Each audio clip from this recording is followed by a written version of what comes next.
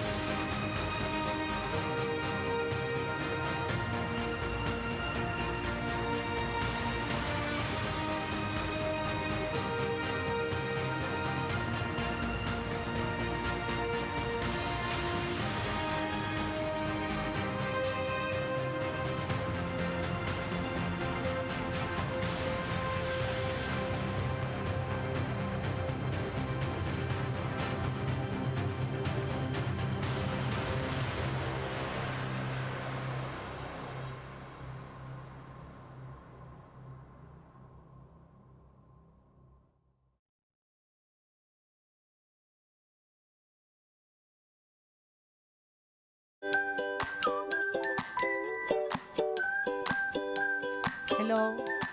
Hello, everyone. I'm Lorena. I will be the presenter for this following session.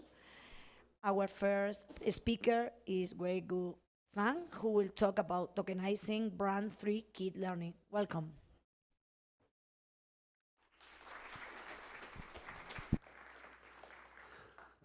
Thank you. My name is Wei-Gu, and founder and CTO of Smart Token Labs. We are a team about 40 people, and we have been working in tokenization for 4 years. And in the last 2 years, we have witnessed a lot of brands take their huge interest in the NFT and blockchain space, and we helped many of them to tokenize their brands. And this is our learning. First, there is a strong demand for brands to connect their audience with an NFT. There is a difference between a brand lover and a holder of brand token that gives the brand access to their audience, allow their users to access the ecosystem and put a value into their loyalty. But there are 2 barriers. First, wallet. Not many people in the brand's audience user base have wallet and it's not easy to get it there. And second, signature. So a lot of users hesitate to sign any message or transaction when they are holding brand tokens, and understandably so. I'm going to talk about 3 cases where we helped brands to tokenize, and I will explain how we overcome or amended these barriers and share our learnings. So first, La Prairie is a Switzerland luxury skincare brand. It's the world's #1. And their user base are high net worth people with a love for art. So they do art exhibition, art review, art auction, and that's basically their market position. What we did for them is a space beyond NFT project for everlasting digital art. However, these are not traditional, these are not technical audience. These are traditional art buyers. And you can imagine most of them never had a wallet before. And the format of the sales is quite traditional as well. You can imagine a giant hall with a rotating light and display of digital art moving slowly, and people holding champagne in their hand. And sales was done in that moment. And you can understand that this is not a perfect moment to teach them how to install a wallet and get the seed phrase. So what we did for them is we allow them to purchase the art with their credit card. And we will send them an email with a magic link that contains the cryptographic information needed to later prove their ownership of this digital art if they need to use that with a smart contract or dApp. So after the sales, the buyers can set up their wallet in a later time. And these sales was linked with their email address, and they need to obtain the email address attestation and link that with their Ethereum address. And from that moment on, dApps and the smart contracts will recognize them as the legit owner of this digital art. This will effectively have pushed the moment of install wallet to a much later date, therefore smooth out the onboarding process. And that's the first example. The second one is actually this Devcon. And the target audience is everybody in this room. This time, understandably, our audience is more sophisticated, and most of us have a wallet. But we still find it beneficial to smooth out the sales process, use attestation, and there are user experience improvements using this technology. So we did permissionless perk, which is a project where third-party websites can recognize Devcon ticket holders and give them special perks and offers. This is done by sending an email to every ticket buyer with a ticket attestation magic link. If you click that link, the cryptographic information to prove that you are a ticket holder is stored in your browser. And later, when you access third-party websites, this information will be working to prove that you are a ticket holder. And again, if you should sign a message or do a blockchain transaction, the cryptographic information will be linked with your wallet that can be configured later stage. Therefore, users can buy Devcon ticket with credit card without worrying about wallet and get the wallet set up later.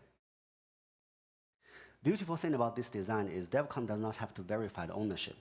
It's not like Google, for example. Every time when you use Google ID, Google has to be online and you connect to them. Devcon can be offline when you're using permissionless perks. So that's what we did for Devcon. And the last example is Shopify, where we worked on VIP shopping experience via NFT. The idea is if you hold an NFT, you can access gated content, special discount, or special offers on the Shopify website. What we discovered is users hesitate to connect to their wallet on an e-commerce website. So we give them our product, Brand Connector, which allows users the option that they can be brought to a safe website, connect to the token to their wallet, choose which token to use in the shopping process, and the proof will be sent back to the shopping website for the shopping experience. And this allows users to not having to expose their wallet address to the Shopify websites.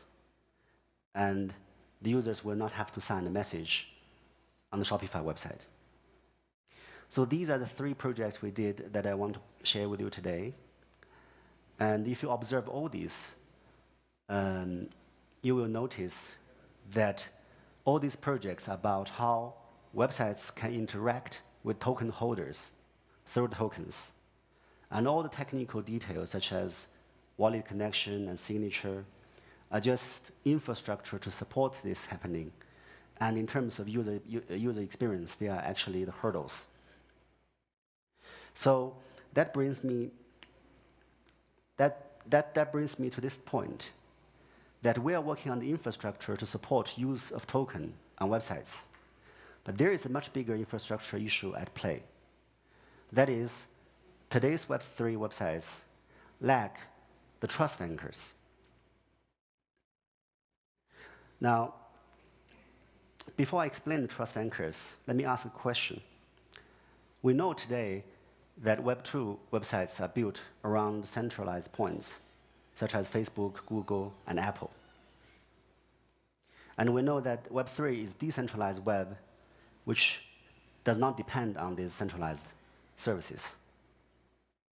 And we have been building dApps for that future. But which dApps we build today can replace Google and Facebook and Apple to provide these essential Internet Central services? I will elaborate this with an example. So suppose you are buying a ticket from a movie theater. Let's say the Minions. You go to movie theater, log in. You probably will log in with Google ID. You probably will pay with Google Pay or Apple Pay. Once you get a movie ticket, it can be saved into your Apple Wallet.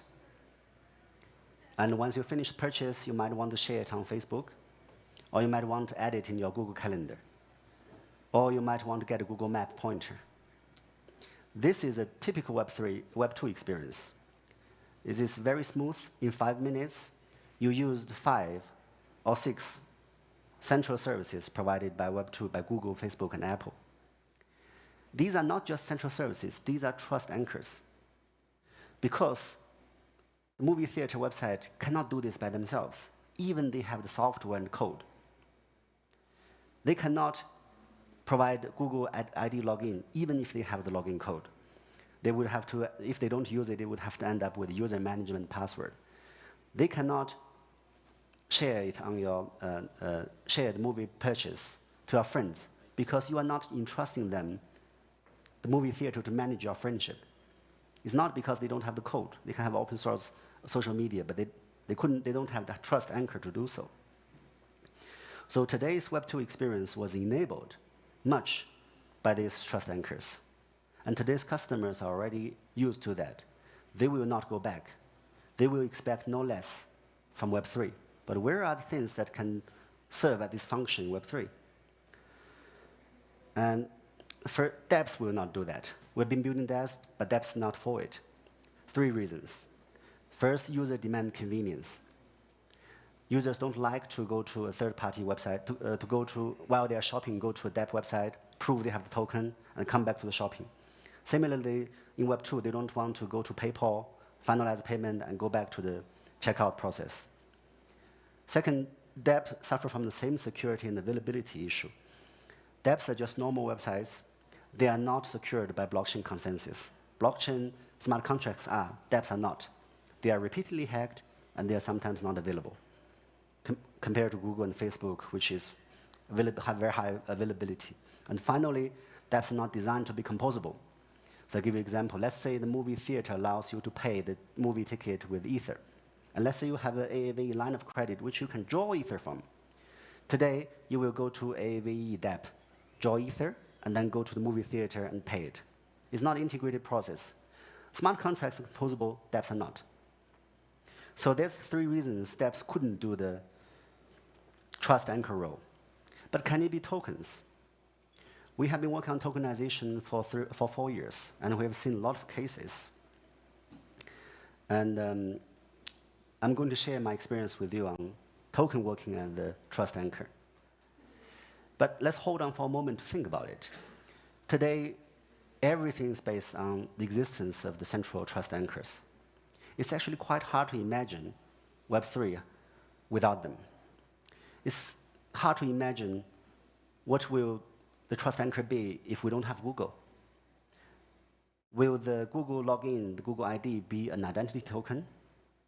Will the Google Calendar become a calendar item token that is in user's wallet? Will the friendship, the connections you have on Facebook be tokens? It's difficult to have a picture of the Web3 with new trust anchors. We don't know what they will exactly look like and how will they exactly work. But we figured out 4 requirements for token to act as a trust anchor. And these 4 requirements are trust, interoperability, privacy, and security. Happen to be TIPS for you to remember, tips. Trust means that users should not trust websites as much as they trust their tokens. Again, take the movie ticket, for example. If you have an NFT, let's say the Minions, and if you want to buy a discount ticket with that, you won't trust the movie theater website as much as you trust your Minion token. You don't want to connect your token there, connect your wallet and do any transaction. The website might be insecure and steal your Minion. So trust anchor should be on tokens, not on the websites that uses tokens. And second, interoperability. That means you should not depend on the websites to have the correct code for your token. So you don't want to go to a website which tells you, sorry, we cannot serve you because we only recognize version 2 of the Minion token. You have version 3. You don't want to wait for them to upgrade. Or you don't want them to, if you have a new token, takes them the next cycle to understand your new token. Therefore, token and the website code should be separate and interoperable in between. And then we have privacy, which simply means that the website should not know everything in your wallet. It's not okay if you go to movie theater and now they know that how much Ether you have or everything you have. And finally, there's security, meaning that you cannot delegate transactions to the websites. Let's say you have the Minion token. Let's say you can lend it to a friend to get a discount ticket. You don't want the movie theater to do the lending, because how do you know the movie theater website is doing it correctly and not taking away your money or your Minion token? So transactions should be done by secure code that comes with token.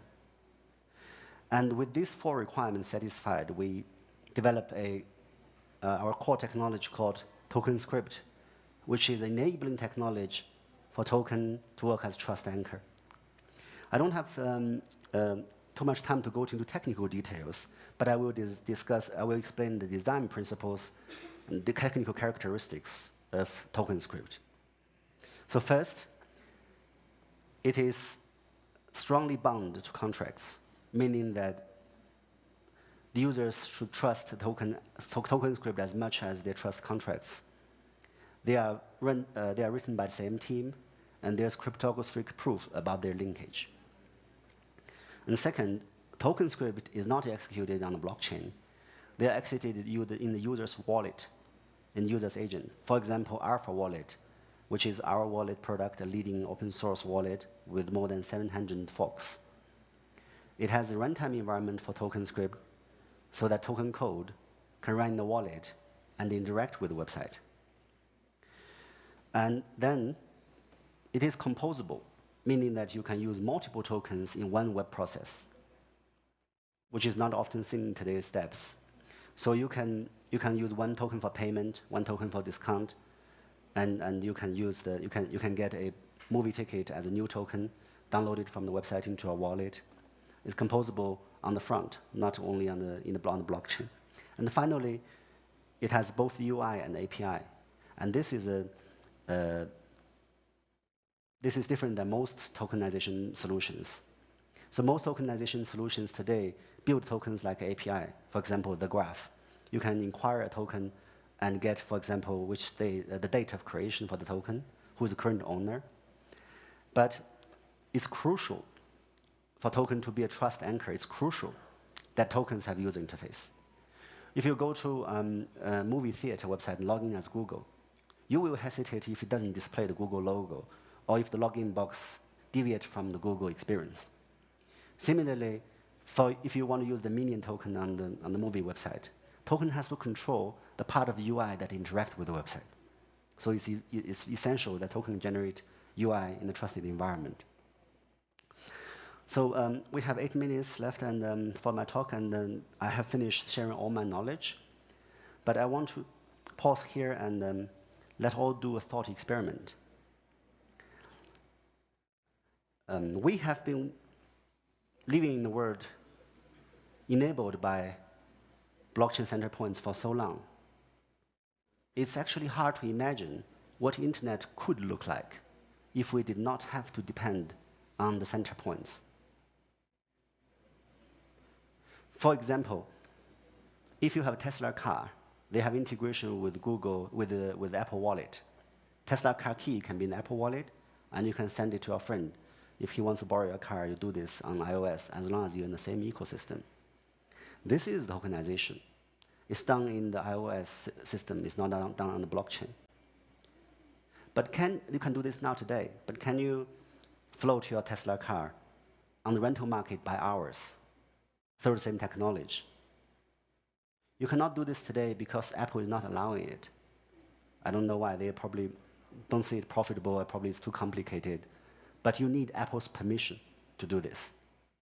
What the internet would have looked like if you didn't have to depend on Google to permit you, Apple to permit you to do this?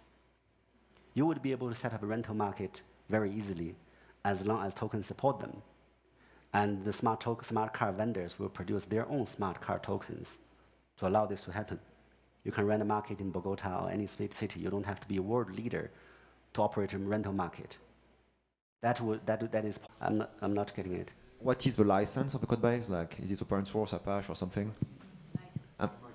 MIT. License. Okay. So our implementation is in MIT license. So that's why we have, actually right now it's embedded in Alpha Wallet, and it's not a standalone product. We will make it a standalone product. So right now, Alpha Wallet has 700 folks, and most of them didn't tell me about it because we allow MIT. Yeah. Yeah. Hello. Yeah. Hello, how are you? I was going to ask, what do you think are the main barriers for tokenizing traditional banking or finance products such as portfolio purchases? And what do you think would be the position of traditional banking system towards this kind of innovations? If his story is proven true again, they will be the last wave to be tokenized. So they will be under a lot of pressure and eventually move their ass. That's what will happen. Yeah.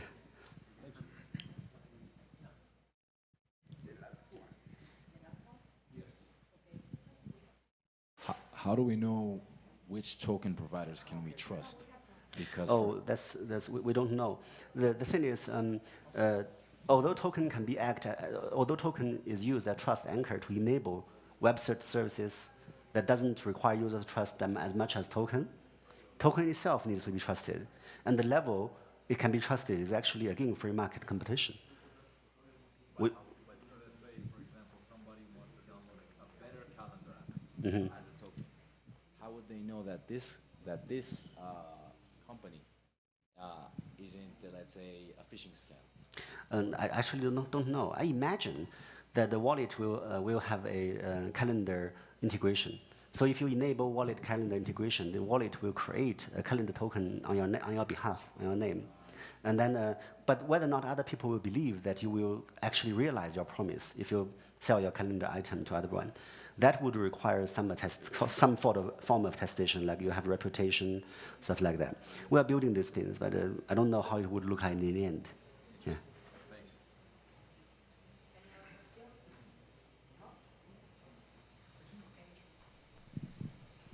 Well, thank you so much. Thank you. For the presentation.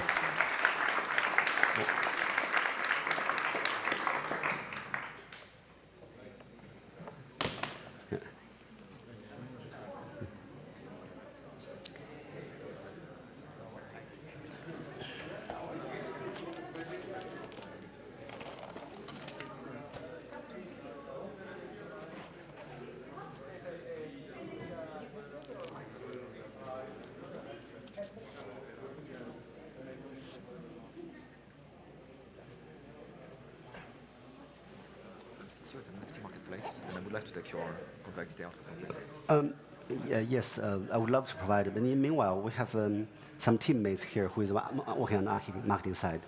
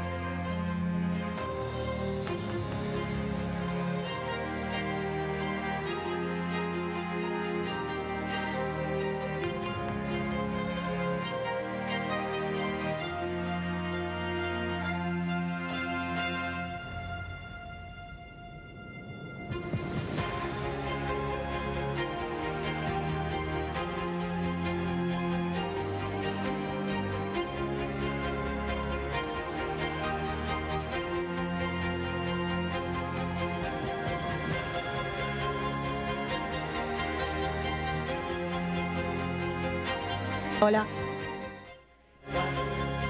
Our next speaker is Fabio from Reflexer DAO, who will talk about Let's Start on Live OT.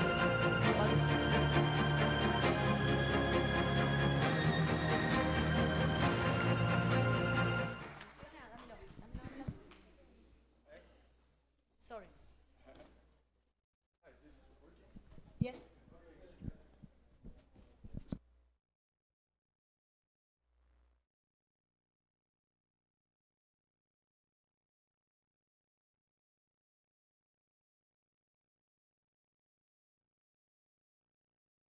I'm from Reflexer DAO, and I'm here to invite you guys to join us in a riot.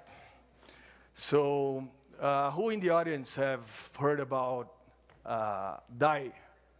Raise your hands. Nice. So, who in the audience has heard about RAI? Nice. And who has used RAI up to now? Yeah, few people. We need to work more on that, I guess. So RAI is a fork of MakerDAO DAI. So with a bunch of differences. It has ETH only as collateral. It has a floating peg, so it's not one USD as pegged to one USD as DAI is. It's self-stabilizing with a PI controller, and it has minimal governance too. That's what we call ungovernance. And we're pretty sure this is the future of finance. So here we have a quote by Nikolai. He's the technical co-founder of Maker and the main architect or the main head behind DAI. And I'll actually read his quote because it's very relevant to the presentation. Until this shit is in textbooks as a historical turning point for theory of central banking, we're still early. So yeah, suffice to say we're still early. So before I go into what the system is and how it works, I'll tell you guys a story, more of a personal story actually. So let's do the interactive thing again, and please raise your hands if you have lived in a place with inflation over 100% a year. Yeah, there's quite a few. It's LATAM, right? So that's great. Kudos to the EF for making the event here. So keep your hands up if you've lived through over 1,000% a year. So yeah, few of them, right? 2,000, 3,000, good times. So I'm Brazilian, and as a kid, I remembered when my family got, their paycheck, we would run to the store and buy stuff. Because if you wait until the weekend, next day, you'd pay, you get less stuff for your money. Basically, prices were raising every day. In a peak inflation in Brazil, we had over 3,000% yearly inflation. Between 93 and 94, the average yearly inflation was over 2,000%. So here we have the roller coaster that it was, right? It wasn't like really smooth. After the military dictatorship in Brazil from the 60s till mid-80s, they left with a really messy economy. So all the leaders that came in, they came in with a plan. Basically, the focus was, how do we deal with inflation? Some of those plans were disastrous, right? They involved freezing prices, freezing wages. In this one, the collar plan, they actually seized people's savings and never gave it back. So it was a roller coaster. Yep. This is actually new to me. I learned this while preparing to the presentation. Here we have a graph of the number of people in the Monetary Council of Brazil, or the guys, setting rates, and the inflation in red. So you see how they correlate, right? So the less people you have, it seems to be better, right? So yeah, and this sharp decline in the inflation was in 94. It was called Plano Real. It was really interesting. I mean, they did some obvious things, right? Cut government spending, stop printing money, right? And they also did one thing that was not really obvious. They created another unit of value. So things were priced in this new unit that was called URV, or Unidade Real de Valor, or unit of real value. But they were still paid in the currency of the time. That was the, what's it called? Cruzeiro Real. And after a while, once people were, free from the inflation mindset, URV became the Brazilian real that we have to this day. This plan was mostly successful. So we went from over 2,000% inflation to mostly single digits since then. So now we think, okay, the US is exempt from this, right? So far, so good, but yeah, actually, they seem to be losing control there. So during the COVID years, they printed 30% of the money supply. And they seem to have underestimated the resulting inflation from it. So they took long to act, and now they seem to be overreacting, throwing the whole world into a recession, right? And now going back to crypto. So we have like a speed run of what we're talking about, right? So, oops. Yep. So we had here the Luna UST, fiasco graph. Basically, let's do another one. Raise your hands if you lost money in Luna UST. So yeah, lots of people. And yeah, please, the other ones should pay a beer, to those guys. So yeah, I know it was painful. So Vitalik wrote an article recently about stablecoins just after the fiasco, right? Comparing RAI to UST. And the main takeaway, for me at least, was that if your stablecoin cannot contract, if it cannot wind down, it's likely a Ponzi, right? So here we have, the graph showing, when Luna or UST had to wind down for the first time. It was ugly. 50 billion was erased from the market in a few. So that's billion with a B, right? So lots of money. Now think about what happens if the USD has to contract, the USD with a D, right? How would it work? So, but I'll leave this, as an exercise for you guys to think about this. So here, having lived through hyperinflation, I can't help but wonder, how do we get ourselves out of this dark age? So these are some of the questions we were obsessed when building RAI. So what if the humans are the actual main source of instability? What if our currency was honest? What if our currency was not a Ponzi? What if our money supply automatically expanded and contracted? What if proper central banking has never been tried? So here's a picture of Milton Friedman. He's a famous economist. And we're trying to achieve, his vision here. So back to what is RAI, we will now go through, now that you guys know why I care so much about this thing, we will go through and explain each one of these bullets to you guys. So, like DAI, RAI is over-collateralized. You open a collateralized debt position by depositing ETH and minting RAI. We call it a safe. It's not to be confused with a Gnosis safe. So the DAI CDP is a safe for us.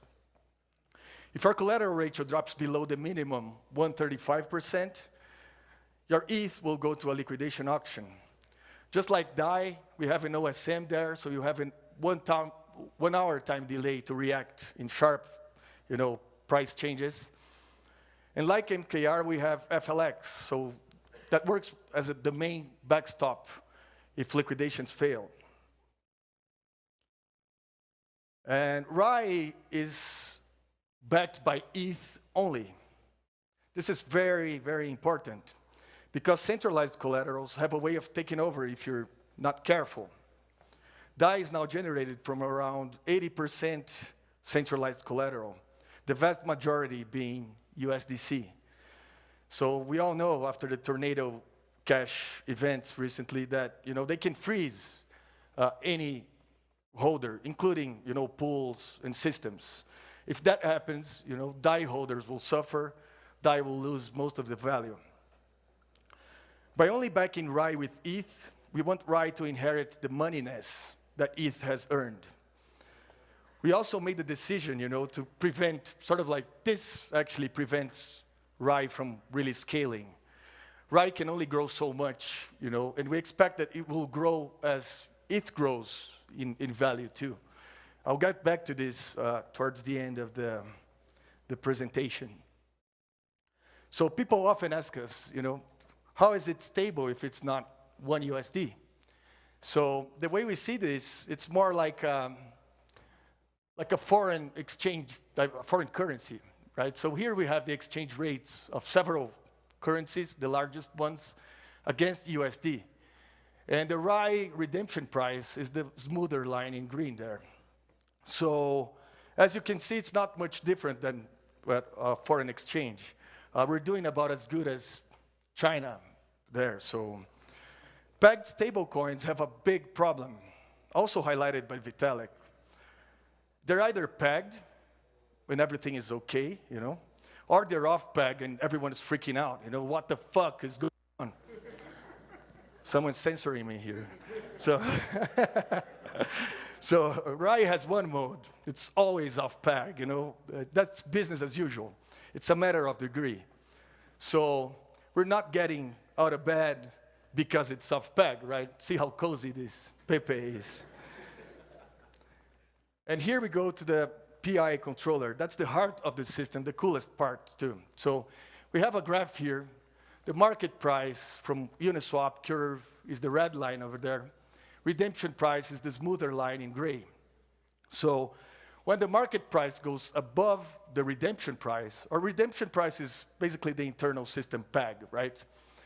When the market price goes above the redemption price, the redemption rate goes down and starts pushing the redemption price down. The opposite is also true. So if the redemption price, or if the market price goes below the redemption price, the redemption rate will go up. And here below we have actually the rates. The redemption rate is formed by two rates. We have the P rate in blue and the I rate in orange.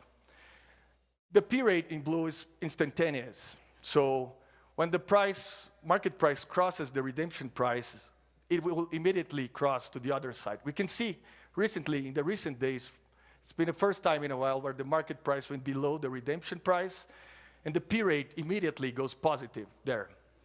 The I rate stores the error of the last 30 days. So it's like a memory. It makes the controller stickier. This is why it's not yet positive, right?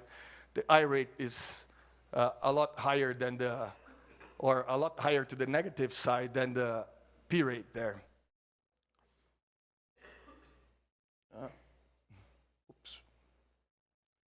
So stability for RAI means balancing RAI supply and demand, and not pegging it to one USD.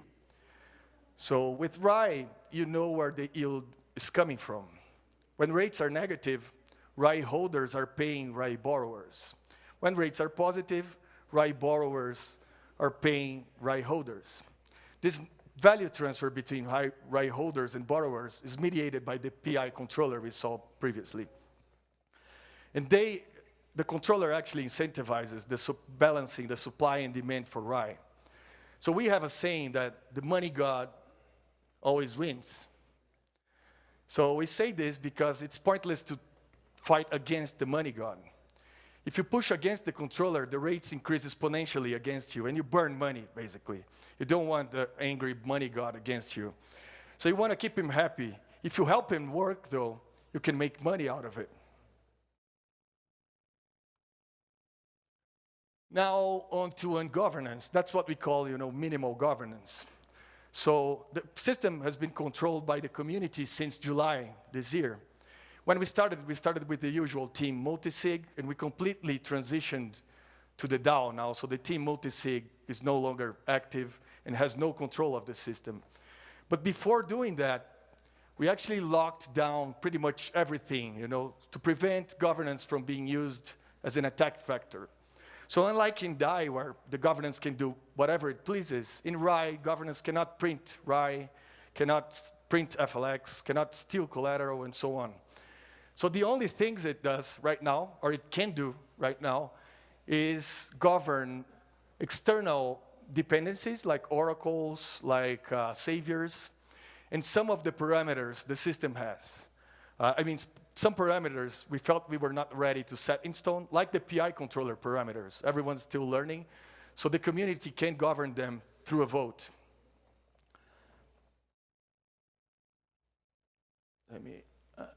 So yeah, and now let's do another interactive thing. Raise your hand if you hate meetings. Well, very few people hate meetings here. Surprised. So we believe RAI represents the future of finance. Central banks in the future will be open source programs. The cost of operating a central bank will drop by 1,000 times, even more, you know. They will run transparently and autonomously. So the way the Fed works today is like MakerDAO. They get together in meetings and they decide on rates.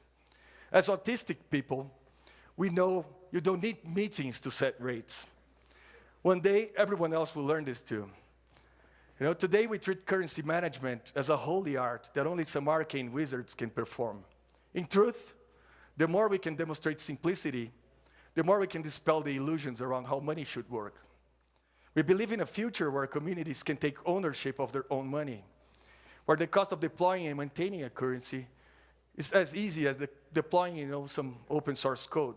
So as Amin said there, we can stay autistic longer than they can stay retarded. Next. So how can you get involved? Just a sec. So ETH lords, you guys should join us, right? If you have ETH as a collateral in a system that has risk from centralized collaterals, you should move, right? Deposit ETH, like borrow RAI, spend it, you know, long RAI, short RAI, do basically work with the money god. This is a tweet, interesting one from Kjörn. It talks about a position Vitalik has in the system. So Vitalik, in the recent months, with the negative rates, he made $75,000 by shorting RAI. So he's helping the money god and making money. You guys should maybe try it too, you know. Also join us on Discord, Meme the Dream, right? Help us write explainer content. There's a really interesting research channel where people discuss monetary policy, control theory, and whatnot. Enlist also in our dev reserve force we're building right now. And there are plenty of bounties available there also. Not only technical, you know, there's bounties for everyone. So check it out.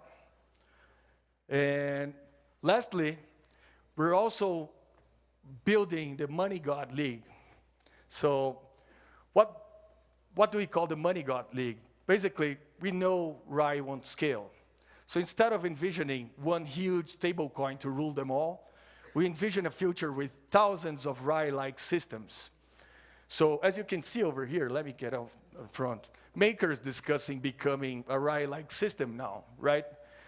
Abandoning the peg so they can get rid of USDC. So maybe they join us in the future, you know, by getting back to the original Nikolai vision there. There's also H2O from Ocean Protocol. It's a fork of RAI that is collateralized by their data tokens. There's also a group working on TAI, which is a multi-collateral version. And maybe you should join us too, you know. If you have an idea, you want to build another flavor of the system, come talk to me. Join our Discord. We're happy to help, you know. The more systems out there, the better, right? Sort of like the Hydra vision of the thing. We don't need a huge stablecoin. We need several smaller ones to contain failures too, you know, and allow for experimentation.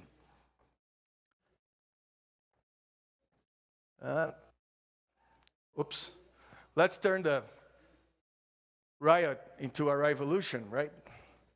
So this meme was made by Charlie Noy from Paradigm. There's some true VC value add here. So I'll leave this running here while I take any questions from you guys. We still have 8 minutes left, so yeah.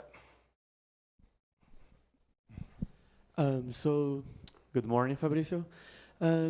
Two questions. So, could it be like a PID controller instead of just PI controller? And could it be checking the price of that corrected by inflation, or that's like impossible to do?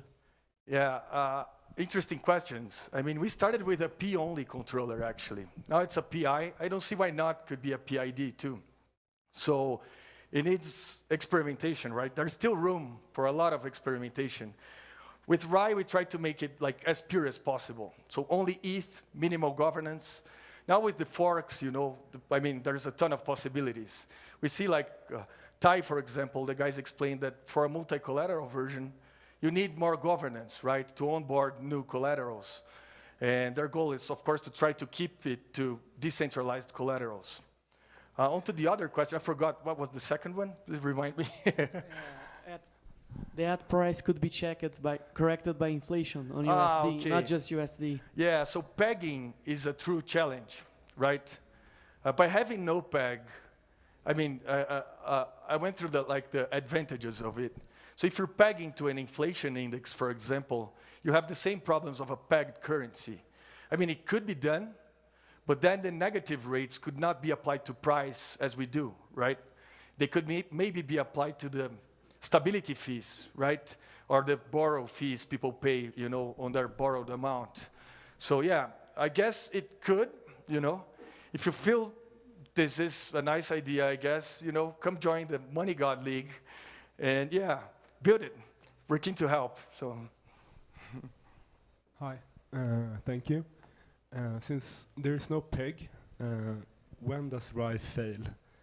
And under what scenarios will this happen? What are the failure modes? Yeah, that's hard to say. I mean, there's no peg, and I mean, there are a bunch of failure scenarios too, right? I mean, we could, as in the Black Thursday, you know, Maker failed to liquidate CDPs. This could happen. Regarding the controller, you know, there are some cases in control theory where the controllers go crazy too, right? You've seen like robots going out of control and spinning like crazy and then destroying. Yeah, that's a PID controller failing. So if that happens, we would need to global settle the system. As Maker did with Psi, we had a proto-RAI before RAI too, we global settled. So if the system becomes unsustainable, it can still be closed down, and then everyone, both safe holders, safe owners, and RAI holders can go back there and get their ETH back. So it's not a complete loss. But we have to keep an eye on this. This is also an experiment, right? So we're trying to be conservative, but I don't know, in future iterations, it could be that, not on RAI, RAI is pretty much closed down, but I mean, on other Money God League members, this could happen. I don't know, we just have to keep an eye to see if, you know, controller is not going crazy on us. Thank you. Yep. This summer during the where are you? Over here in front of you, to your right. Hello. Oh, okay. This summer when it was when the market and redemption price were different for like months and we were seeing like 30% difference rates, it kind of struck me that why can't the system tolerate some sort of steady state error where market and redemption price are just like different for a while instead of the eye just punishing us more and more and more? Yeah, that's actually a good point. This happened at the time. We're not sure why, you know.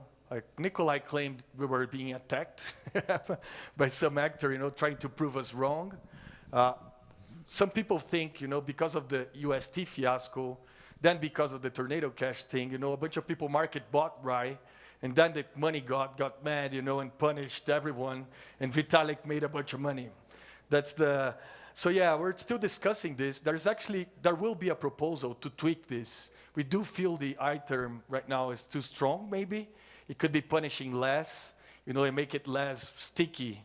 So yeah, please join the discussion. You'll like it. There will be a discussion in the forum soon. And until the end of the year, we will tweak the programs. We try not to tweak them really like too quickly. So we see the results, you know, we see the thing, how it plays out. But yeah, there will be one change in this year. It's been like that for over 6 months now. So, and it withstanded some pretty big shocks in between, you know. We switched from raging bull run to a bear market, right? And then things collapsed, and then people started valuing decentralization more. So yeah, I guess let's see if next year is more stable too with new params, and we will see. The idea is to tweak less and less, and on a smoother way, you know, like until we can set the params in stone and just ungovern the controller too. So, what are the incentives for executing liquidations and maintaining the system health? Like, for example, like Maker has this decaying, you know, auction where, like Aave, you'll find out that there's a lot of people that should be liquidated that are not liquidated, but Maker, everybody eventually gets liquidated. So what's the incentives and how is that maintained, and what telemetry do you have into to see what needs to be liquidated? So when we started, the collateral auction house was a fixed discount collateral auction house. So it provided a fixed discount on ETH, you know, against the market price. Then after 6 months or so, even before Maker liquidations 2.0, we started with an increasing discount auction. So it's pretty similar to Maker. I mean, the implementation is completely different, but the mechanism is the same. And we're decentralization freaks too, so every call for keepers in the system is incentivized somehow. Actually, the system right now for the keepers out there is grossly overpaying calls, so you can make a lot of money by helping the system. There will be a proposal soon to lower the rewards because they were adjusted for gas prices from the bull run too. And now the network is, you know, a lot, I mean, block space is cheaper, so we can lower the rewards and, you know, the system can save money until it's needed to raise them again. For other things, I mean, for everything, there's an incentive there. I mean, it depends on the call and on what you're doing. So. Hello. What's the point of using RAI instead of straight ETH if it's free floating and it's just backed by ETH? Yeah, RAI is supposed to, I mean, it's free floating, but it's way less volatile than ETH. So while it is free floating, it is a stable coin, right? It's kind of like the euro against the USD. You know, of course, it's going to oscillate, right? Tomorrow it's going to have a different price. But it's not going to go crazy on you and crash 50% from today to tomorrow, right? So RAI is a very dampened version of ETH, basically. And early on, it's actually quite interesting because we didn't want to call it a stable coin because everyone called stable coins, you know, the one USD thing. And now we're sort of reclaiming the name. So we feel RAI is the only true stable coin. And all the other ones are what we call peggies or pegged coins, you know. So yeah, that's it. So if you need a stable coin that retains, you know, the moneyness of ETH, there's RAI. That's the goal of it. Yep. As the money god grows and adoption grows as a currency, what do you see or what do you expect from central banks and other institutions trying to corrupt or crack down on coins like RAI? So yeah, the more decentralized you are, the harder it is for them, right? So we're taking our precautions from day one. The idea is to have it, you know, almost trustless in the future. So yeah, they can try to stop Ethereum. I mean, it's going to be hard, right? And yeah, our main goal is actually, you know, some central bankers are actually noticing this. So we feel that central bankers should not be setting rates, right? Because they're people, and they're like subject to politicians, you know, making pressure and influencing them. So in the future, as we see, you know, they need to be very predictable on setting rates. So in the future, as we see, they will have a software, right? Might not be ours, might be theirs, but, you know, they will have a set of, you know, an algorithm setting rates. And then central bankers, instead of monthly setting rates, they will just tweak the parameters, you know, until they perfect their own controller, right? Yeah. Isn't there a danger, though, in where there will be crackdown, let's say, on the use case, and then the attention towards stablecoins like RAI will just... Yeah, I mean, there is. I mean, everyone is noticing this, right? We feel RAI is last in line, though. The risk is there. I mean, I agree with you. But for example, if you look at DAI, they have USDC inside, so, you know, they're one action from Circle from being frozen. They also have, you know, a huge governance thing going with lots of people that can tweak and that can do many things in the system. We prevented that. So we try to close these doors. There's also another thing, right? When you look at stablecoin regulation, we're lucky that regulators think stablecoins are all pegged to one. So I think they're overlooking still, you know, like how RAI works and how stable it is. So yeah, I guess this is going to happen eventually, but we feel RAI is the most resistant of all, you know, and we're keen to improve it too, you know, with new designs, new iterations of it. So That's amazing. yeah. Okay. Thank you. Thank you so much, Fabi, for your presentation. A great presentation.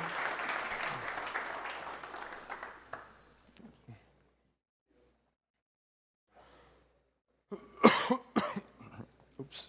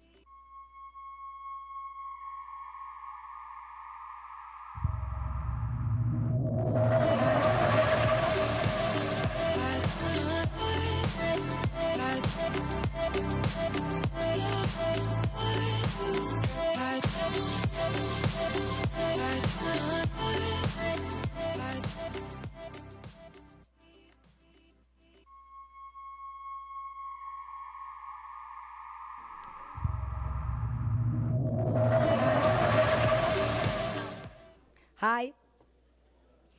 And our next speaker is Stephen Valeri from Ave, who will be speaking OGAO.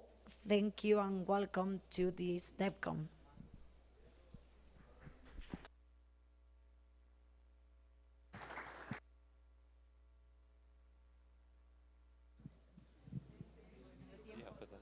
No? Hello, hello. All right, there we go.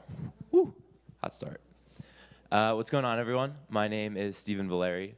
I am a smart contract dev at the Aave companies.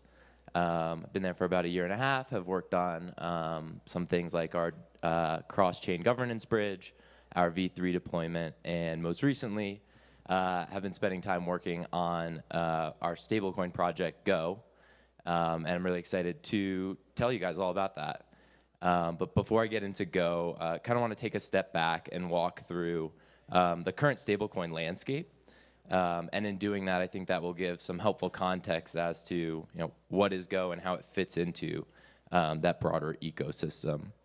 And I don't know who else was here for the previous talk, but it was a great talk about Rye, which is a stablecoin.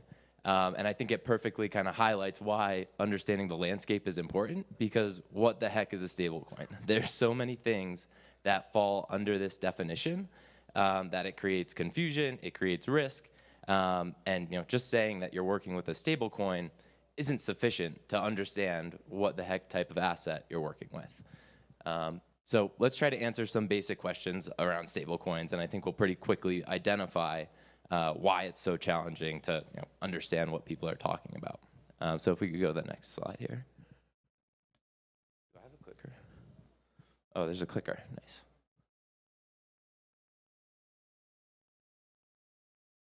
Sweet. So what is a stablecoin? I think at the broadest level, you could say a stablecoin is an asset that attempts to maintain a stable price.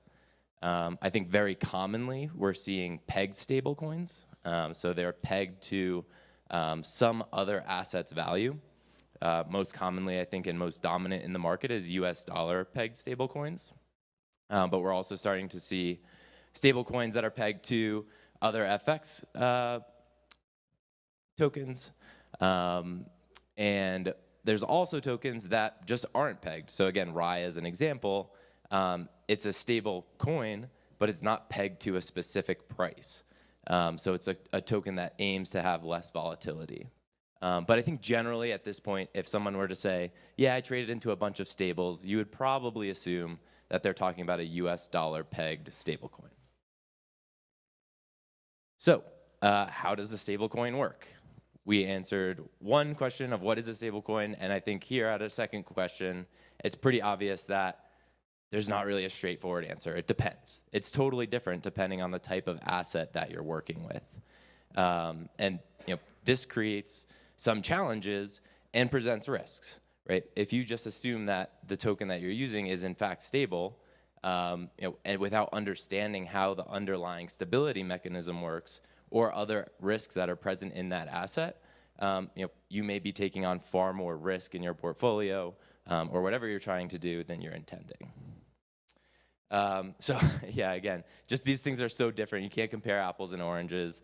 To the users here who know what DAI and USDC are, if you were to ask them, are these the same? People would be like, no, very different. And I thought this analogy played very well. And I've just realized that I'm going to, in fact, be comparing stablecoins throughout this presentation. So maybe not the best analogy. So let's take a look at the current landscape.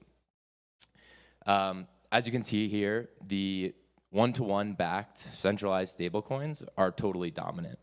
You can see Tether, USDC, BUSD are in the tens of billions in terms of market cap, just kind of totally far and away dominant.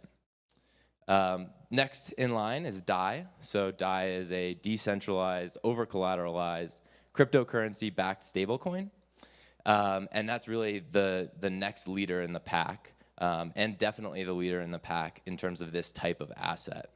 There are other types, there are other assets in this category, like MIM, Magic Internet Money, and then Go, Aave's native stablecoin, which we're developing, will fit into this category as well. Also here, there's other stablecoins that have much smaller market caps, but are using new stability mechanisms, things like Frax, things like Rye, which we'll talk about as well.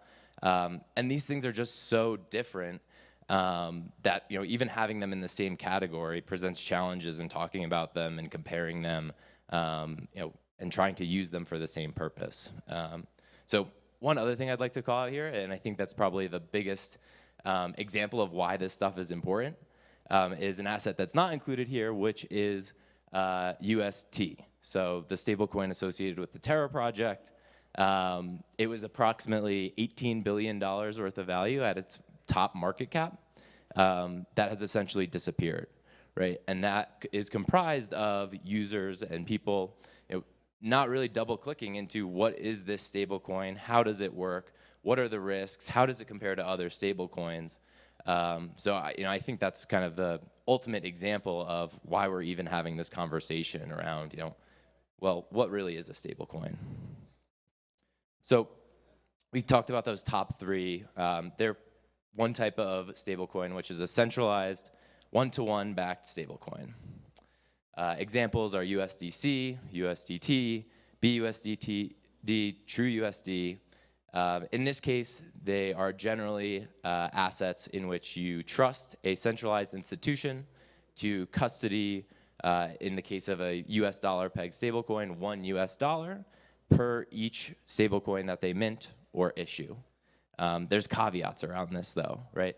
You're trusting them to maybe hold about $1 worth of assets in their reserve for each thing that they mint. And you're also in some cases trusting them to hold about $1 worth of US dollar equivalents. So again, per each of these institutions and their processes and how they work, kind of double clicking into what this asset's actually backed by. Is it one-to-one? What are they doing? Are they using treasuries? Is important. So here we can highlight some of the risks of working with an asset like this. Obviously it being centralized is to some extent counter to the general decentralized ethos of blockchain environments. And in having this trusted entity, we take on risk, right? We're trusting this entity to be managing their reserves appropriately, right? Like they aren't just investing all of that reserves into risky assets. So that's very important. To mitigate this, some companies are using audit firms. So Center with Circle, they hire Grant Thornton, top 5 accounting firm in the world, to publish reports to give users confidence that they have reserves of US dollars, US dollar equivalents that are equal to or more than the amount of value they've issued on chains. Another risk you're taking with this trusted entity is just generally, how do they function as a business? You could think of things like IT security, right? Who has access within their systems to make transfers for their reserves? This is something kind of basic, but very important. And then IT security specific to Web3. Who has access and how do they manage their wallets that can make really important transactions or freeze users?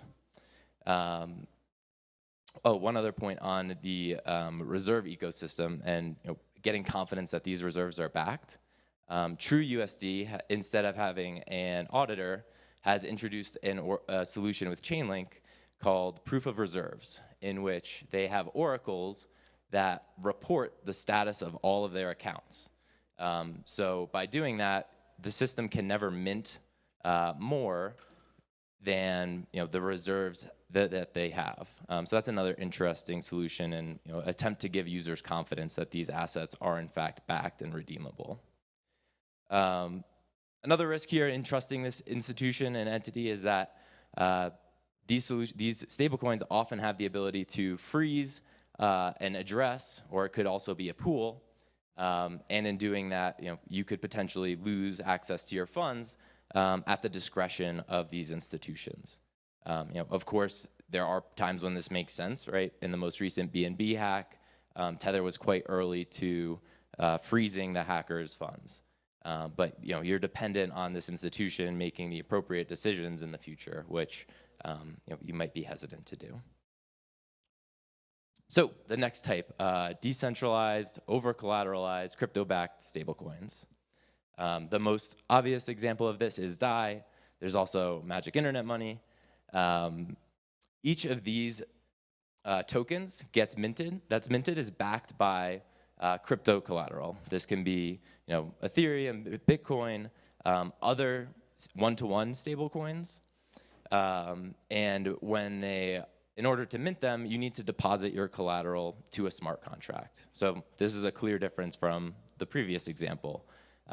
This smart contract is on chain.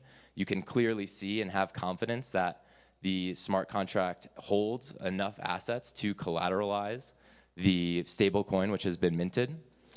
You also have confidence around the rules in which the system works. It's controlled by a smart contract, which is open source software, right? You can see the code, you know how the reserves will be handled, so you have confidence around how that will work.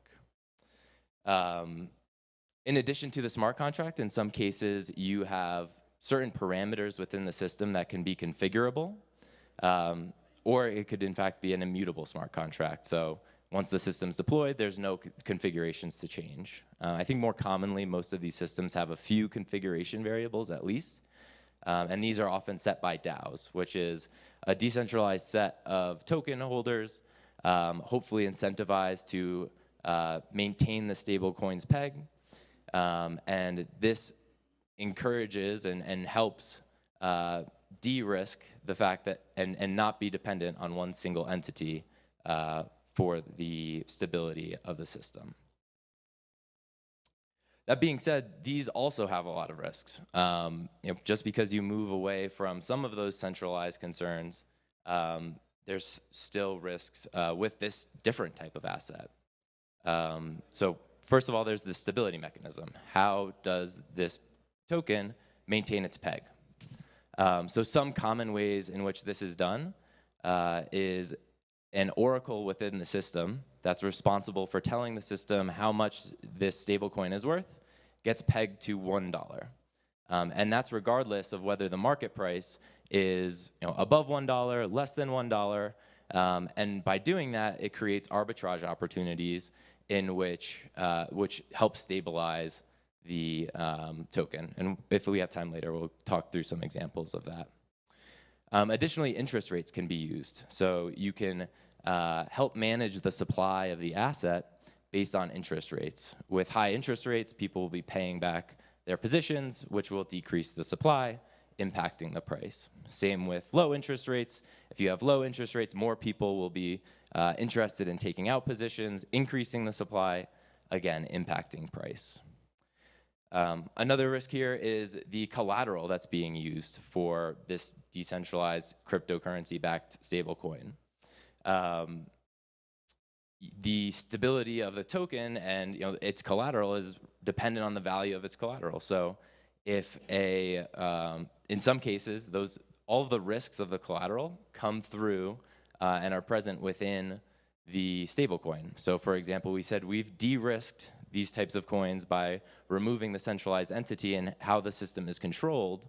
But that being said, while there's collateral that backs a decentralized stablecoin, which is a one-to-one centralized stablecoin, you're still exposed to those risks of how that centralized entity is managing their stablecoin. Additionally, you generally don't want volatile assets. You would like assets that are relatively stable in order to minimize the amount of liquidations that are required and reduce the possibility of having under-collateralized positions within the system. I think that gets to flash crashes. Again, around the price of your stablecoin, when you have an over-collateralized stablecoin, you need the collateral to be worth more than the amount that you have minted. Over time, generally, if the price of assets decreases that are your collateral, that's okay. There's liquidation processes in place in which someone can come, they'll pay off your debt, and they get your collateral. And the collateral is worth more than your debt, so they make out a little bit of extra money. Really, where a risk comes into play is if the price of your asset crashes, the collateral asset crashes so quickly that liquidators do not have time to perform those liquidations. In that case, you result in under-collateralized positions, which likely result in a depeg of your coin.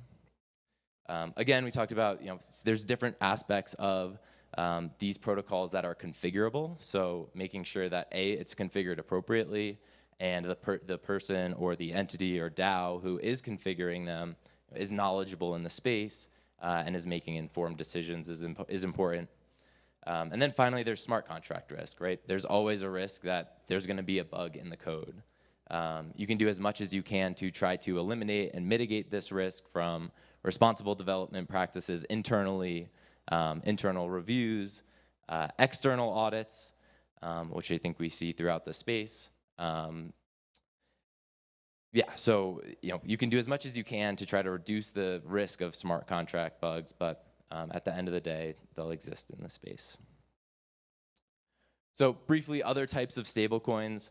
I think we already can see there's a huge difference between one-to-one backed centralized stablecoins, decentralized, over-collateralized stablecoins, and now a couple of others that I hesitate to even try to name what type they are because they're so different and function very interestingly. So one is Frax. Frax is a stablecoin that is partially backed by collateral and then also partially maintains its stability through algorithmically. So obviously that's quite different than a DAI or USDC. Or you could look at RAI, which is a stablecoin that is not pegged to any specific asset. And its stability mechanism works through understanding the redemption rate. So how often are people taking out positions? How often are people repaying their positions? And based on the rate under which that is occurring, the price of the asset will slowly vary one way or the other. And this isn't to give you, a full understanding of what these systems are and how they work, but it's to say these are totally different types of assets that we're talking about in the same category of stablecoins. And now if you go to think about stablecoins or work with a stablecoin, you should say, what is the stability mechanism? How does this actually work? Is it pegged? Is it not pegged? It's more to kind of promote that thinking of what are the risks of this coin, and is it actually going to maintain its stability? Cool. So now I get to talk a little bit about Go, which falls into that category of decentralized, over-collateralized, crypto-backed stablecoins, and it will fit natively into the Aave market.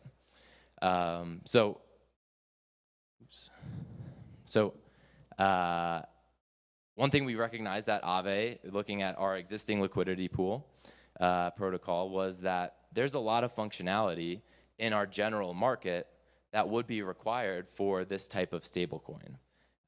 Things like depositing collateral, things like liquidation processes. These things exist within the Aave protocol and also are exactly what you need to facilitate a decentralized stablecoin. So I think that's something that's really nice, even on the development side, is that Go fits into the existing Aave market. So a lot of the processes and ways that you will interact with it should be very familiar to interacting with Go. It's really a new custom asset that's getting added to the market. So while there are differences in the implementation, and we'll go through those in some detail, at a high level, when you go to interact with Aave and borrow Go, it's pretty much the same as borrowing another asset. You deposit your collateral, you borrow Go, you hold it for some amount of time, it accrues interest, and eventually you pay it back. So that's pretty much the same process as any other asset. That being said, when it gets added, the way that this asset is configured has differences, and the differences are what help it maintain its stability. So let's walk through those. The first is that this asset isn't supplied to the market. So if you think about borrowing some other asset, if you deposit WETH and borrow wrapped Bitcoin, somebody else has to have deposited that wrapped Bitcoin in order for you to later borrow it.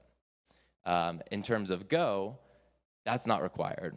When you deposit your wrapped ETH and borrow Go, nobody has to have deposited it. Instead, the protocol reaches out to the Go contract and mints that Go on demand. Same goes for when you repay. That Go is actually burned rather than going back to the suppliers. The Oracle price is fixed to $1. So, of course, other assets, the Oracle reports the actual market price so that the protocol knows, how much value is this asset, how much can you borrow against it, maintaining that over collateralization. In this case, Go is pegged to 1 USD, despite what the market price is. So this helps maintain stability. It creates arbitrage opportunities. Say the price is above $1 in the market. When the protocol thinks it's just $1, you can mint a bunch of Go. That is debt at the cost of $1. You can sell it at the market, say for $1.05.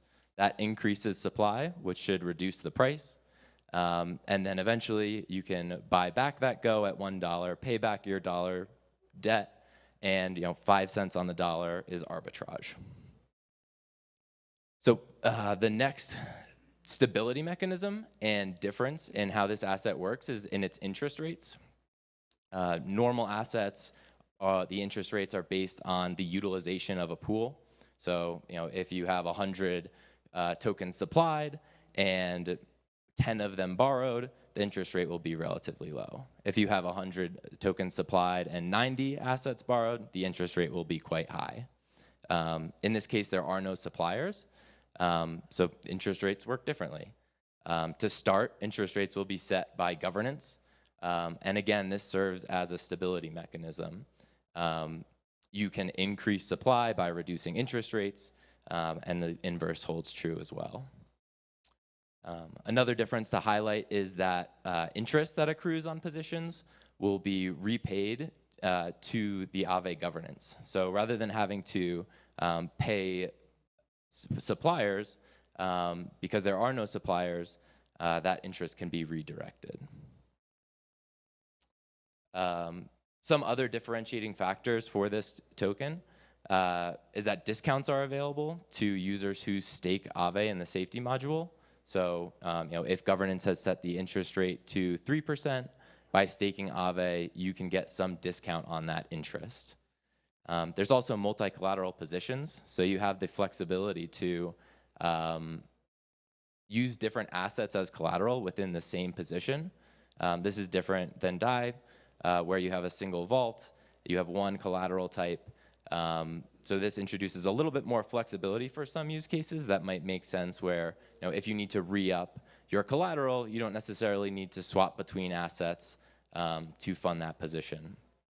And then thirdly, you can earn interest on these positions. So by supplying your collateral to the Aave protocol, other users will be borrowing it, and you'll earn interest on that, which effectively reduces the interest that you're paying on your borrowed positions. We highlighted, and a lot of the earlier part of this talk was around risks, right? So let's talk through what are the risks here and how are they mitigated in the Aave market. So collateral asset risk. The Aave protocol has a pretty strong history of being relatively conservative and effective in managing the assets that are used for collateral and setting the configurations around those. So making sure you have safe over-collateralization ratios, et cetera. Similar goes to the flash crash risk. This risk exists, but we've seen that the Aave protocol is a relatively resilient market that has gone through pretty turbulent times already. Again, protocol configurations pretty similar to collateral asset risk, where we work with the DAO works with Gauntlet, and it was relatively conservative. There's the smart contract risks and stability mechanisms. I think we've covered those enough. So when Go, soon TM, there's a few dependencies in governance right now, including deploying the V3 market, whether we'll be upgrading the V2 market in place or deploying a new market for V3. So there's some dependencies around that, which will, as soon as those are done, we'll look to move forward with Go. And Go's future, we're hopeful that we can move Go to L2s. We think there's a really large opportunity there with lower fees to have this as a token that's used widely, both by crypto native users and more of the general population. Another interesting functionality is that we have facilitators. So Aave is the first facilitator of Go. which means that they have permission to mint more Go. And in the future, Aave governance, I'm getting the times up, let's just talk fast. Aave governance can add additional facilitators which will have the ability to mint Go if they are approved. So obviously there's a lot that goes into that, a lot of reviewing. I think that will probably be more long-term, but something cool to look forward to. And that's it, thank you guys.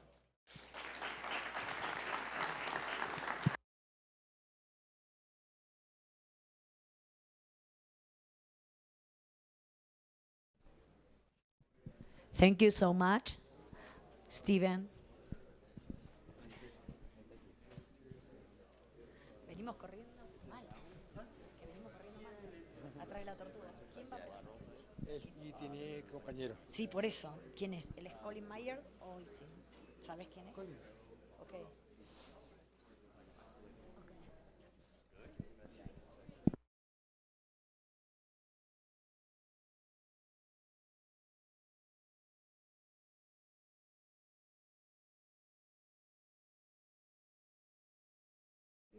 Okay. Yes.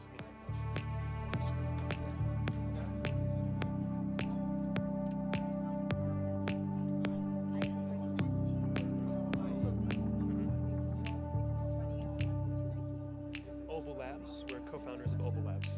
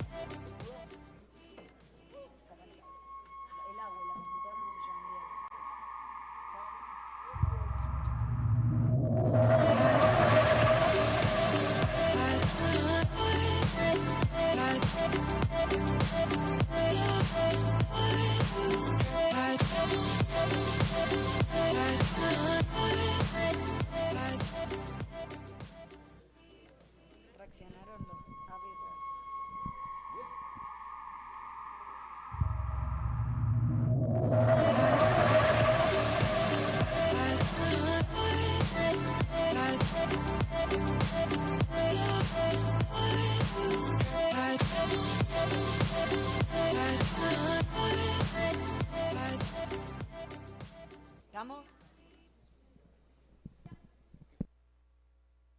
Yeah. Hello again.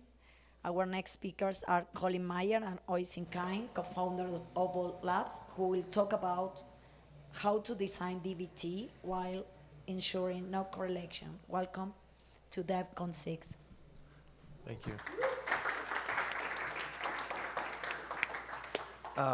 Good morning, everyone. Happy day 3 of Devcon 6. Before we get started today, just want to send a huge shout out to all the organizers, all the people that came from all over the world, and everyone who is at this talk today. So appreciate it. So today, I'm Colin Myers. I'm co-founder of Oval Labs with Oisin.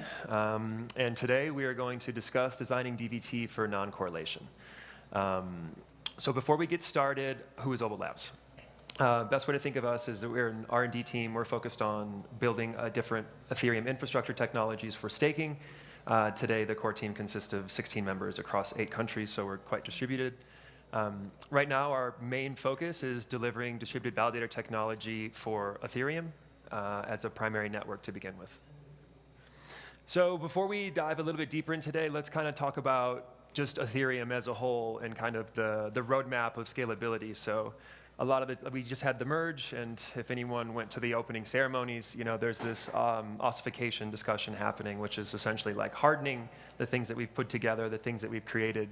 And what we see here are the 3 main areas that we've been focusing on over the past few years to scale Ethereum into its next chapter. So on the left here, the first area is the execution layer. This is the most mature of all the different scalability technologies and research studies that have been done over the years. Cryptographic primitives that are used for this problem are optimistic and ZK rollups. This comes through in the form of layer 2. It's actually been quite interesting this week to see that layer 2 is taking over, as they should. And layer 2, honestly, in my eyes, seems to be the future of what Ethereum will build out of from a research perspective. The second area ties to layer 2, and as it matures more, we are getting in front of the next problem, which is the data layer. So the data layer must also scale while execution scales. Common methodologies used for this is called data availability sampling, and here are some examples of some few projects that are focusing on that. The third piece, which is kind of the most immature, and not only like research and adoption and implementation, is scaling the consensus layer. Like scaling consensus to date has basically been getting to Genesis and then getting to the merge. And now that we're in this post-merge world, we're all kind of reevaluating the consensus layer and saying, how do we scale it more? Today, what we're using is DVT as a cryptographic primitive and protocol to help scale the consensus layer. So now I'm going to take a moment to describe what distributed validator technology is in a bit more words. So at its most simple, a distributed validator is an Ethereum validator that runs across multiple machines. Why you might want to do this is it protects you from a lot of technical and social risks from validation. One of the first ones is software issues. If you're running just one node and just one software client, you know, software generally doesn't like run forever without issue. Similarly, running in a distributed validator makes you more protected from hardware risks. As everyone kind of expects, servers don't last forever and they die regularly enough. Going one bit further, if you take a distributed validator and you run it with other people, so each person only has, you know, a subset of the private key, that makes private key much more difficult, private key compromise much more difficult, because you have to compromise 3 or more different operators to get the full private key to, you know, slash or do whatever with it. And the last one is a bit more abstract, but it's the idea of if your validator goes haywire, they become a bad actor, they've been hacked, remote code execution, whatever you'd like. Generally, you have no safeguard if you just have all of your money with one validator. It's just, you're in trouble. But if you have your money in a distributed validator, you have protection so long as only a subset of validators, you know, become Byzantine or go AWOL or whatever you want to call it. Another thing that's super important is to talk about who benefits from DVT. The great thing about it is we think more or less everyone involved in validation can benefit from it. The liquid staking providers themselves, they at the moment are trusting huge amounts of stake onto single operators, and they're just kind of crossing their fingers and praying that nothing bad happens. They would much prefer to be able to divide their stake across operator, and then if, you know, anything bad happens to one, there's, you know, no risk or no loss to the liquid staking protocol. Similarly, the centralized providers can gain a lot from using distributed validator technology. I had the pleasure of building BlockDemon's ETH2 staking platform at Genesis, and I know that you could reduce DevOps risk of you have to wake them up in the middle of the night when a machine dies if you have a distributed validator. Similarly, you can reduce your hardware costs because most people put a very small amount of validators per any given machine because if it goes offline, there's nothing you can do. But if you have a fault-tolerant validator, you can start to safely increase the amount of keys per node, and that can reduce your operating costs. And then on the more extreme or like the further out there side of things, a lot of centralized operators either ensure their stake against slashing, either on balance sheet or they go to a third-party provider for insurance.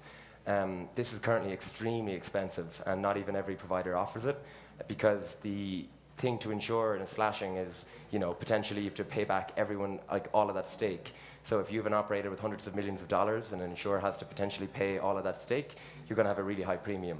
But if you were instead running a distributed validator, and insurer says, okay, what's going to happen if they get compromised? The worst case scenario is much lower, and as a result, the premium is hopefully going to be much lower. The next thing I want to do is have Colin talk a bit about the market for distributed validators. Cool. So how is stake accumulating? These were taken from Elias from Rated, his liquid staking dashboard on Dune. Data in this area, for those of you watching and who are looking at data, this is probably some of the best data on the status of pools and how they've accumulated over time, and I would highly recommend it. So where are we at today? This chart here starts on the left at Genesis, which was December 2020, and it shows the dramatic increase in pooled assets as a percentage of total staked assets over time. So as we can see, it's kind of quite frankly like exponentially growing. Today, numbers, where are we? There's about 6 million ETH locked in pools. That equates to around $8 billion today. And it represents nearly 37% of stake in the network. So the 37% of stake in the network is like probably the most important thing I want to touch on, as it ties to like what our thesis is, which ties to how we believe DVT should be designed. We believe that over the next 12 to 18 months that pooling will become dominant inside of most networks, especially Ethereum, and we suspect that more than 2/3 of stake in the near future will be inside of pools. DVT is today on the focal roadmap of pools to help decentralize and to help build themselves out. Therefore, we believe that DVT saturation inside of these pools will also end up being 75% plus. Lastly, this is important because DVT is ultimately a security protocol. It comes in a middleware, however, it's based upon security. So different than MEV Boost, right? You use MEV Boost to get more. With DVT, you use it to protect the largest reward, which is consensus rewards. We believe that DVT adoption will be kind of a winner-take-all market due to its security premises and the purpose of what it's used for.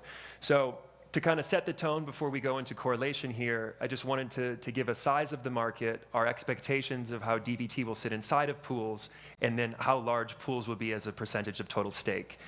Therefore, if this thesis does play out, it's incredibly important that DVT stays helpful at scale instead of becoming more correlated and unhelpful. So now we'll spend a little bit of time on slashing, what it is and what it isn't. So slashing. The best way to think of slashing for those of you as if it's a new concept is slashing is like the defense mechanism or the immune system of proof-of-stake networks. And what it's here to do, it's here to punish you for not following the rules in an attempt to keep the network credible and to follow the rules of the protocol. Today there's two primary ways to get slashed. The first one is a double sign. Back in proof of work, this was called a double spend. And this has been mostly predominantly what the top slashing event in the network to date has been through. And we'll get into how that's happened. The second one is a bit more abstract.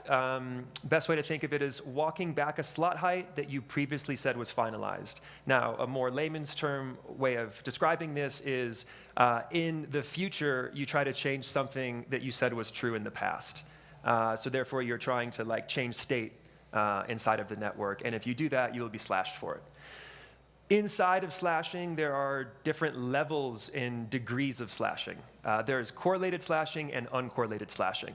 Uncorrelated slashing today is predominantly the most of what's taken place in the network. We've been fortunate enough on mainnet to not see a large correlated event aside from maybe a couple small incidents. And in an uncorrelated sense, you can expect to lose up to a minimum of 1 ETH based on the state of what's happening in the network. When it comes to correlated slashing, I won't spend a whole lot of time digging into it, but what everyone needs to know is that in the event of like a network-wide event, correlated slashing can result in a validator losing all of their Ether, up to 32. Which is much more of a catastrophic event. So as we begin to look at the future of slashing, there's certain technologies, best practices that have kind of gotten over this uncorrelated slashing. We'll definitely see a few in the network, it's okay. But now what we need to begin to prepare for is, as stake scales and there's more products and more infrastructure providers, how do we prevent correlated slashing? Because it's what could take the whole network down or take all of validator stake. Okay, so what is an activity penalty? This is super important because it's not slashing. Many people who are coming into the space now try to say that inactivity is a slashable offense. By definition, it's not. And the way that we should think about inactivity is if your machine goes offline, it's okay. You can take the time to bring it back up online, and you can expect to lose what you would have made. So there is a penalty associated with it, but it's not a slashing, and it's not because you broke the rules. It's just due to downtime. Inactivity can also be more severe in scale. So if a large portion of the network is inactive, a big driving force in the ETH2 economics and design is this average % uptime in the network. So if that drops below 66, the inactivity penalty across the whole network will grow and grow and grow in an attempt to push Ether out to rebalance it to get back to 66%. So when it comes to inactivity, large inactivity events will result in sizable offenses for people. Still don't want to call them slashings, but you can think of this mechanism as a way to rebalance the system to promote 66% of machines to turn their machines back on. Sweet. So now we've discussed a bit what is distributed validator technology, what it's useful for, and then we had a bit of a refresher on slashing and inactivity.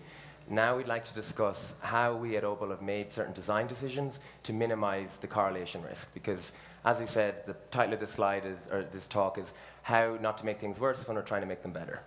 So the first thing I wanted to talk about is the private keys, because in a validator, the private keys are more or less everything. We've taken the decision to not allow any one entity to have the full private key. That's not the customer, that's not any one operator. Instead, all of the operators come together and they do a distributed key generation, which means they all take part in a bit of a protocol and they contribute some entropy to it. And at the end, they all get their private keys and they get a proof that everyone took part and followed the rules fairly. But there was never any moment where one person had the full private key for the validator. This is super important because if somebody does, they can run it in a validator and get you slashed. We don't put these private keys, more or less anywhere. They're created on the machine where the validator will run.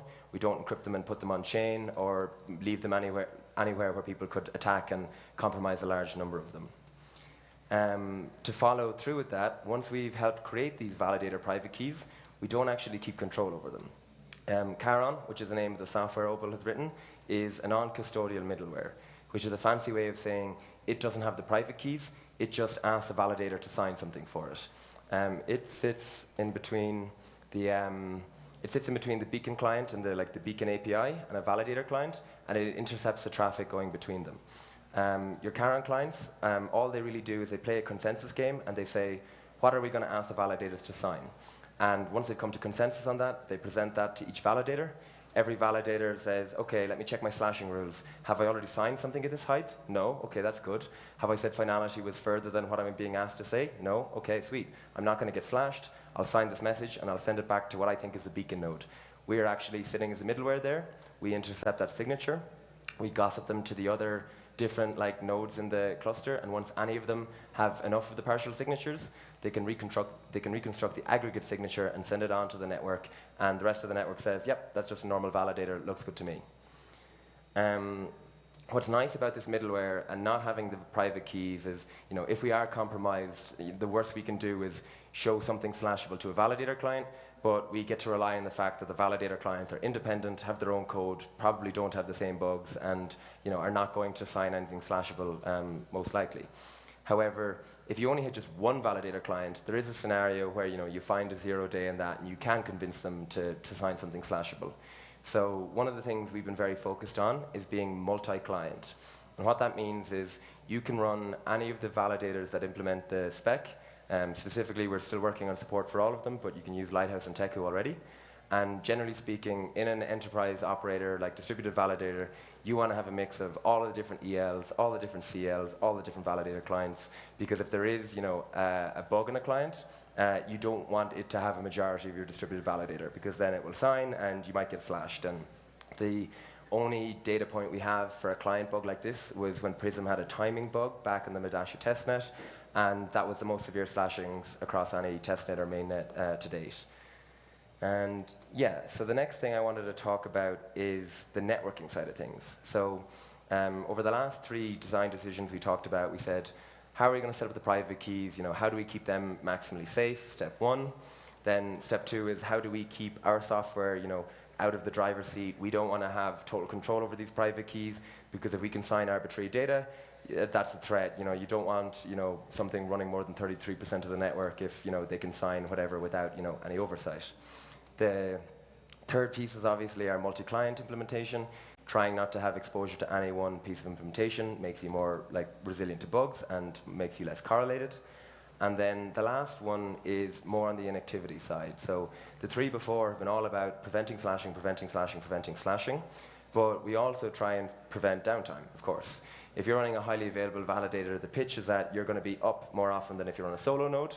And similarly, if we had a distributed validator architecture where something goes wrong and we knocked off every distributed validator all at once, the inactivity penalties would be rather severe, and we would make things worse when we were trying to make them better. So how we have architected Karen's networking stack is they're totally independent from one another. One group of people running a distributed validator over here has no common infrastructure with someone running it over in a separate place. We think this is super important because it allows you to have non-correlation, effectively.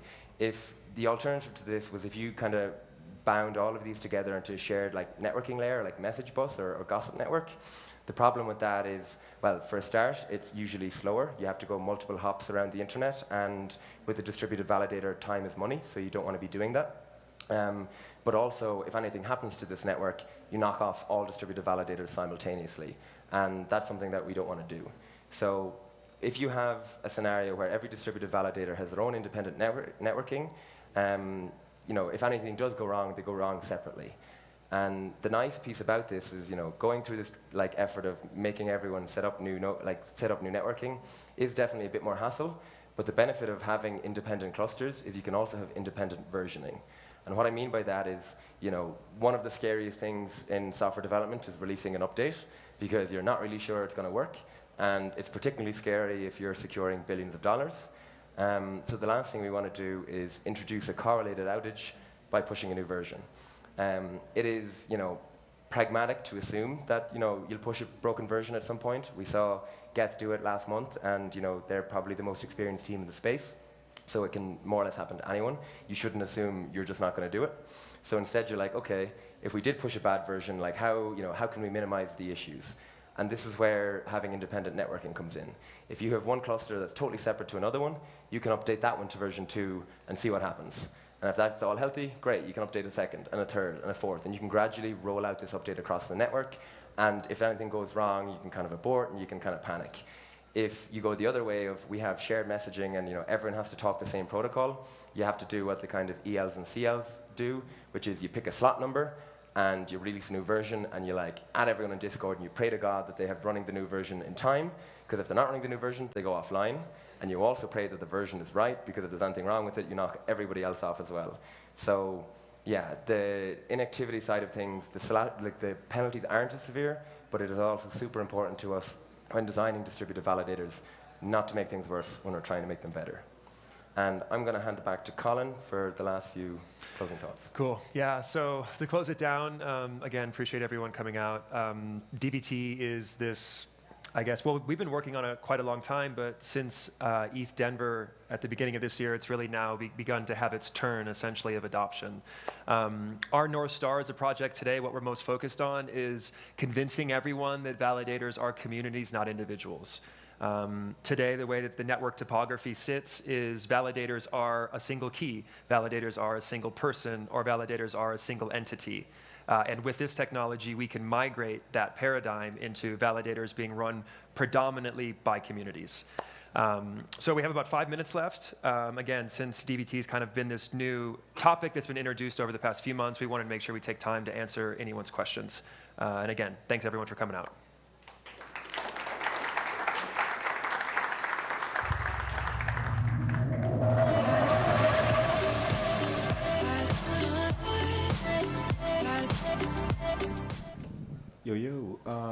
So question, you mentioned before how you have, or you try to keep it decentralized by having everyone set up with different, how can I word it?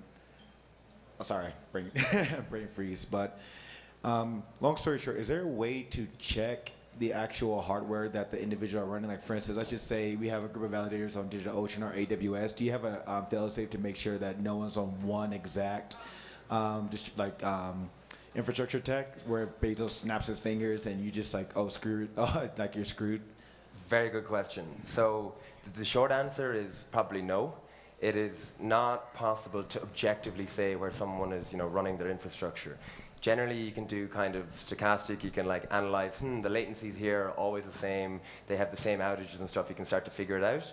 But yes, when we were designing Obel, we were really worried about what we call the lazy validator, or trying to like programmatically disincentivize bad behavior.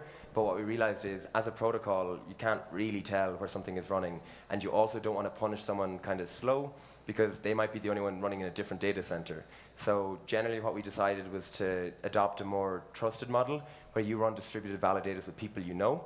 So you're setting it up with companies you know, and you're making like an agreement to run them together. In the kind of far future, we would like to have a more permissionless scenario where you're running with people you don't know and don't trust. But as you said, there's then no guarantee that people aren't Sybil attacking you, and there's not actually 3 people running this when you think they're independent.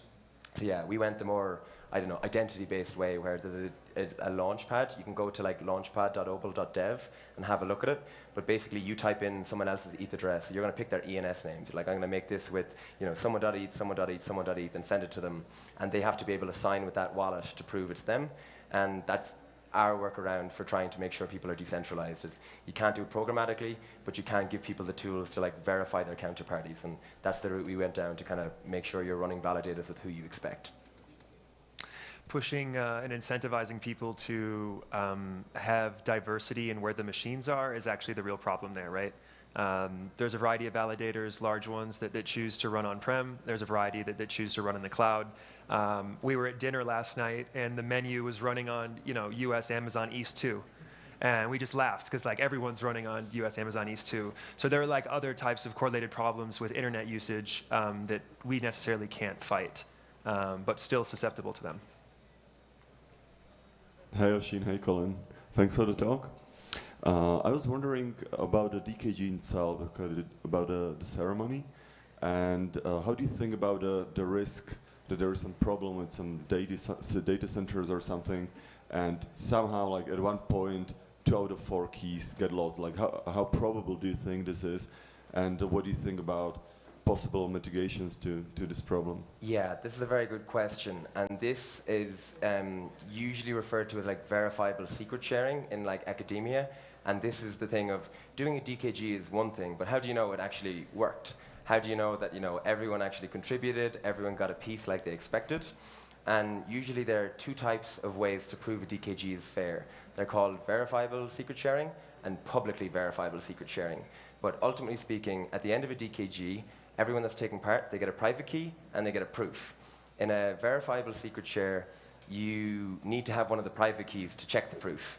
In a publicly verifiable secret share, it's like a zero knowledge proof. Anyone can just check that it's verified.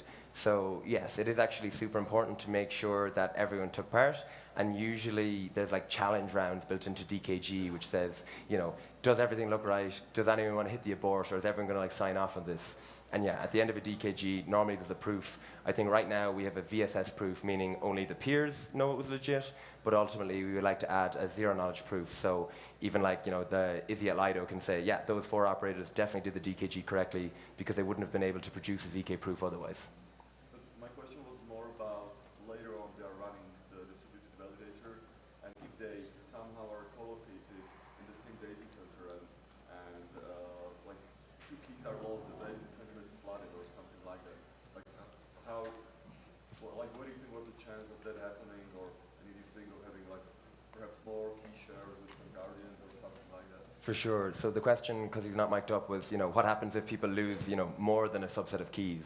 And honestly, the answer is if you lose, you know, more than the threshold, you're probably out of luck, to be perfectly honest. So generally speaking, that's why you want 4 different operators, and they should all make, you know, independent backups. If you have 2 operators that didn't make backups and left them in the same data center and everything blew up, yeah, that's probably a big problem, to be perfectly honest. And yeah, that would be one of the ways where forced exits would be nice, because then the person at the withdrawal key could be like, uh-oh, please send it back to me. But what would realistically happen is right now, you'd be offline, and you'd be offline until you hit 16 Ether and get kicked out.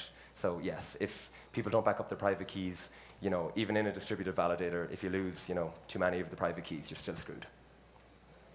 So much for the presentation, Colin and Carl. Thanks, everyone. Thank you very much, everyone.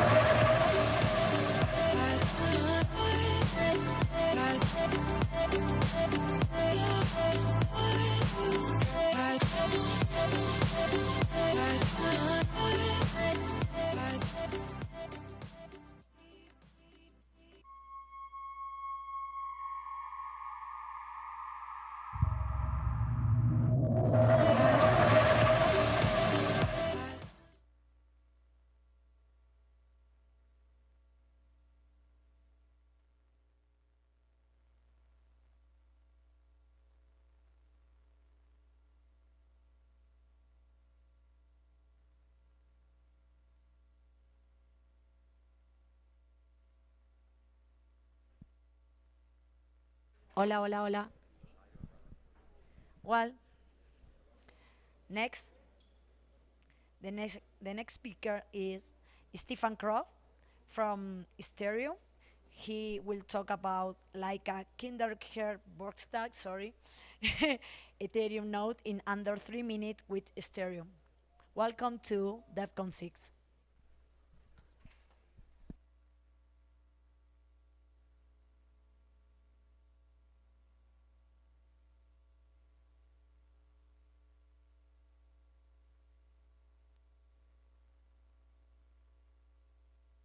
That works? Yes. Perfect. Now we can go. So, Sterium, the Ethereum node setup.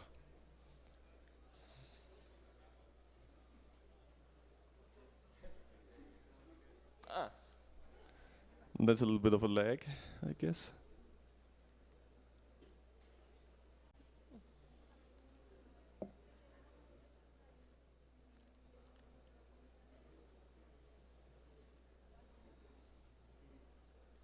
Maybe I need to stand over here?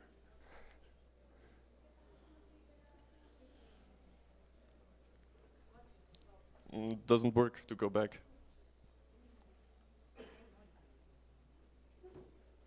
No, it's not working now. Please. No worries.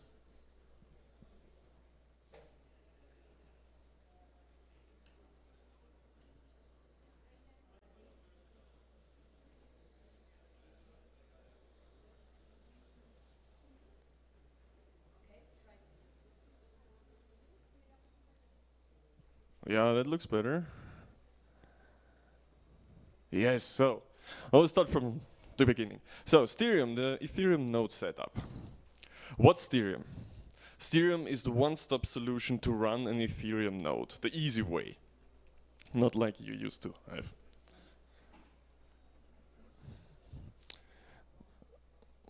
Doesn't work. Yes. So Sterium originated in the beginning of 2020 when we started with a Docker Compose setup. And now we have a full-fledged UI that is focused on ease of use and flexibility. So how do you set up Sterium? So the requirements are you need some kind of a desktop, like a Windows, Linux desktop, or a macOS. And you need some Ubuntu 22.04 to run the node on. We will support other operating systems later on, but for now we're stuck with Ubuntu. And this is how it looks. You download the software, start it, and this greets you. So you just enter your SSH credentials of the Ubuntu I mentioned earlier. We support password authentication as well as SSH keys, of course. Then the Sterium launcher checks your operating system, if it's supported or not. It gives you a thumbs up. After that, just click on the one-click installer, and you can choose between running on mainnet or testnet. In this example, we just run on testnet and set up a staking node. After that, you can see the setup already pre-chose a execution client and a consensus client. This is of course changeable, so the user can easily, with just clicking on it, choose something else. Right now we support 3 execution clients, 3 different execution clients, and 4 different consensus clients. You can also use checkpoint sync if you like. It's a little bit faster than syncing from scratch. The next screen will just confirm what you just entered. It shows you where it will get installed and what gets installed. And you might notice there's also some monitoring tools installed, namely Prometheus and Grafana. And then the setup already starts. It downloads some operating system packages, installs them. That's all for making Sterium work on your Ubuntu. After that, it also configures the firewall and, of course, writes some configuration files for Sterium itself and the services. And that's how it looks when it's done. Then we have the control page. This is really nice because on the left side you have all the services that are running. And in the middle and the right side is a big panel that shows a lot of widgets. Some of them are still work in progress. But it shows you the sync status. It shows you how many peer counts you have from the different services. Also some other stats from the host like CPU usage and memory usage. And that's done in 3 minutes. So how about staking? Well, that's the staking screen. Looks quite similar, right? And it's pretty easy to stake. You just drag and drop the files, the JSON key files, on the Sterium launcher, or you press the big button on the bottom. And then a file selector appears, you can choose them, that's it. Next, the Sterium will ask you where you want to stake them. You might notice the small button at the bottom. So we will soon support multiple validator clients to stake on. Then you just enter the password and the staking process starts. The import process starts. If it's successful, so if your password was correct, Then the staking starts already, and the staking key gets listed in the list. On the right side, you can also modify the graffiti you will use, and of course, you can remove the keys in case you want to migrate to another Sterium server. On the top of the page is always two small buttons. That's for Grafana and Prometheus. You can easily access them. Just click on the button, and Sterium will open up a tab or a window of your default browser of your OS, and make an SSH tunnel to access your Grafana and Prometheus directly. So how do you configure and make it a little bit more customizable? What we see here is the service configuration. We have an expert mode where you can basically configure the whole thing. You can edit or add and remove flags from Tiku, for example, here. You can also tinker with the Docker settings that we use. The other two options are a little bit easier to configure because it's not text-based. It's just select how much memory limit Tiku has. And of course, for stakers, very important, the default fee recipient. We also provide an update panel that shows you not only the launchers version, but also the nodes version, and of course the service versions. All available updates will be, of course, on this panel, visible to the user. Also some other settings for Sterium itself. Well, what's next for Sterium? First of all, in the next couple of weeks, we will release a new update that will introduce custom installations. These custom installations will allow the user to not only remove services they don't like, but also add new services. It will also enable them to run multiple consensus clients, execution clients, validator services on the same machine. This is just a small peek of what features we already implemented and what will come in the near future. So we also have an impact booth just around the corner. If you have any questions, please drop by, and we will show you how to set it up and answer all your questions, because unfortunately my time is already running out. See you, bye.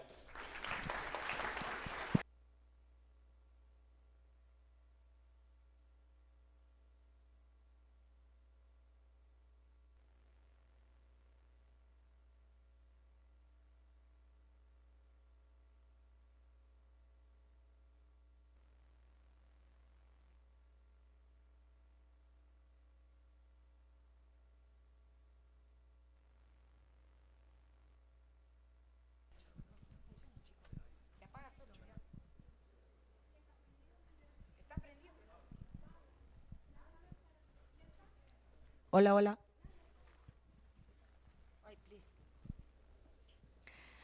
Thank you so much, Stephen. I will present Frank in according to his own word. He's a hackathon bounty hunter. Well, he will talk about MEV, NFTs, ERC 7214 for blockchain atomic arbitrage. Welcome to Devcon VI. Thank you. Hello. Yeah, welcome everyone. Thank you so much for the introduction. Today I will talk about atomic arbitrage or NFT arbitrage, and we'll show some ways around it. And just waiting for the slides, I guess. So who in the room is familiar with MEV? Just maybe raise their hands. So like 60, 50% is good. And who's familiar with arbitrage? Also kind of 50-50. Yeah. Let's see.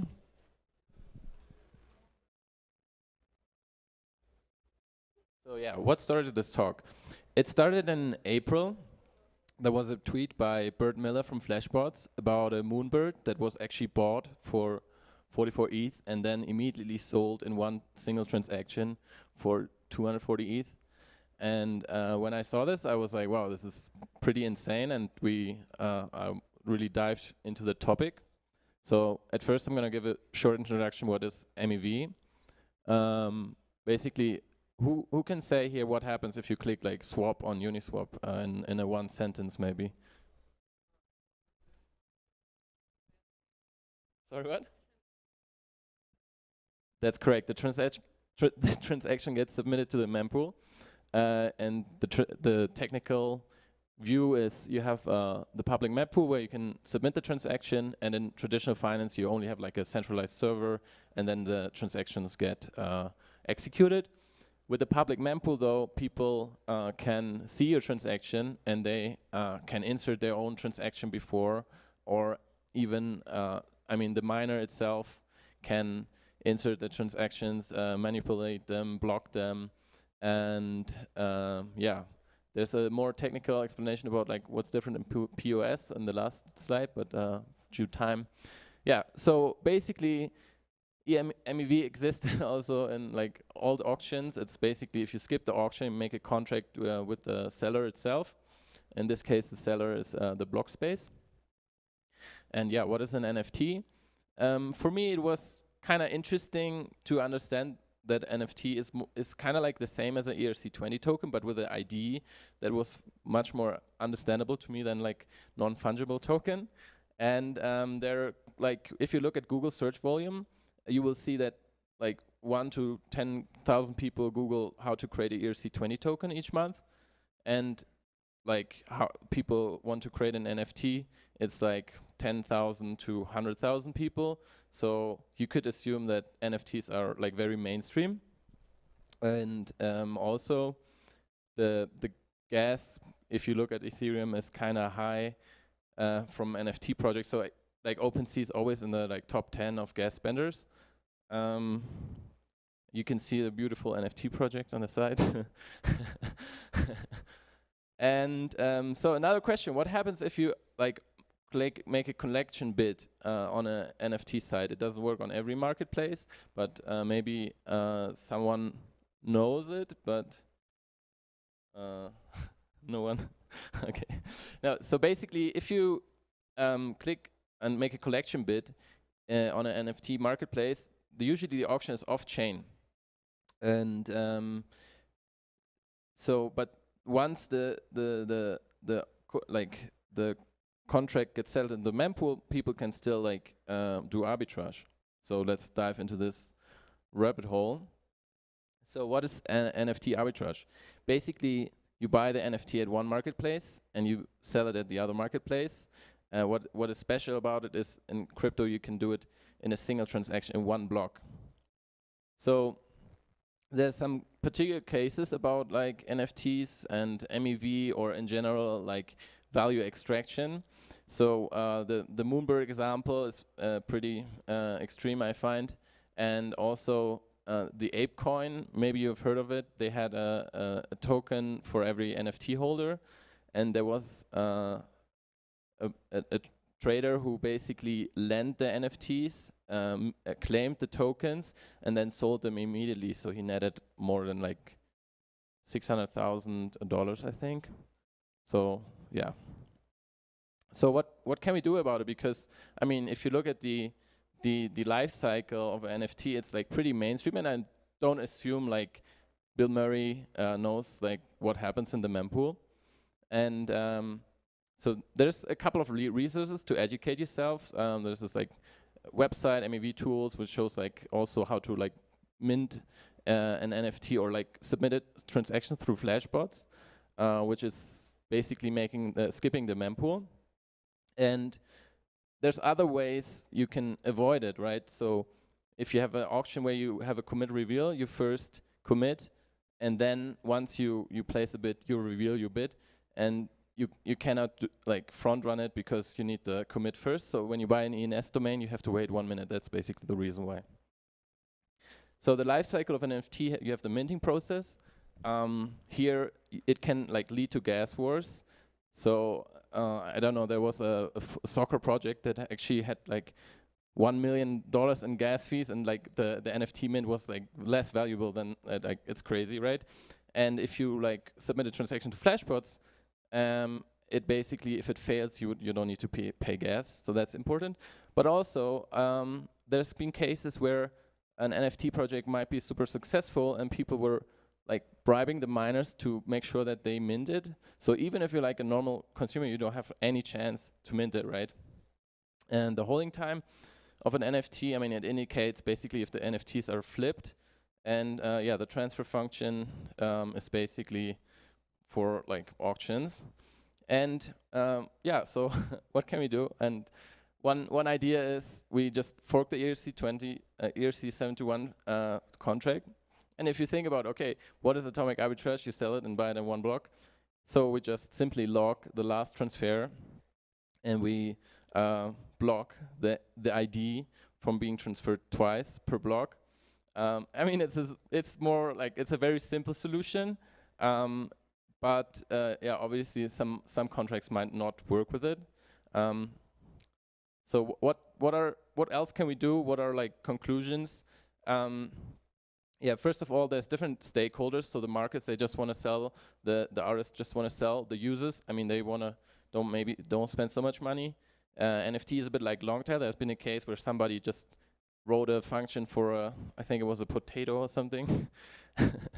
And the volume is like pretty variable, so it might not be the best trading for like a high volume trading company. And yeah, there's like different resources. We've been working on a extension which shows like MEV activity, phishing activity, and yeah, time is over. Here's the sources. Thank you so much. Thanks to Alan, Bert Miller, and so many more. Maybe I forgot some. And you can find me on Twitter under Film France. Thank you so much. Thank you, Franz.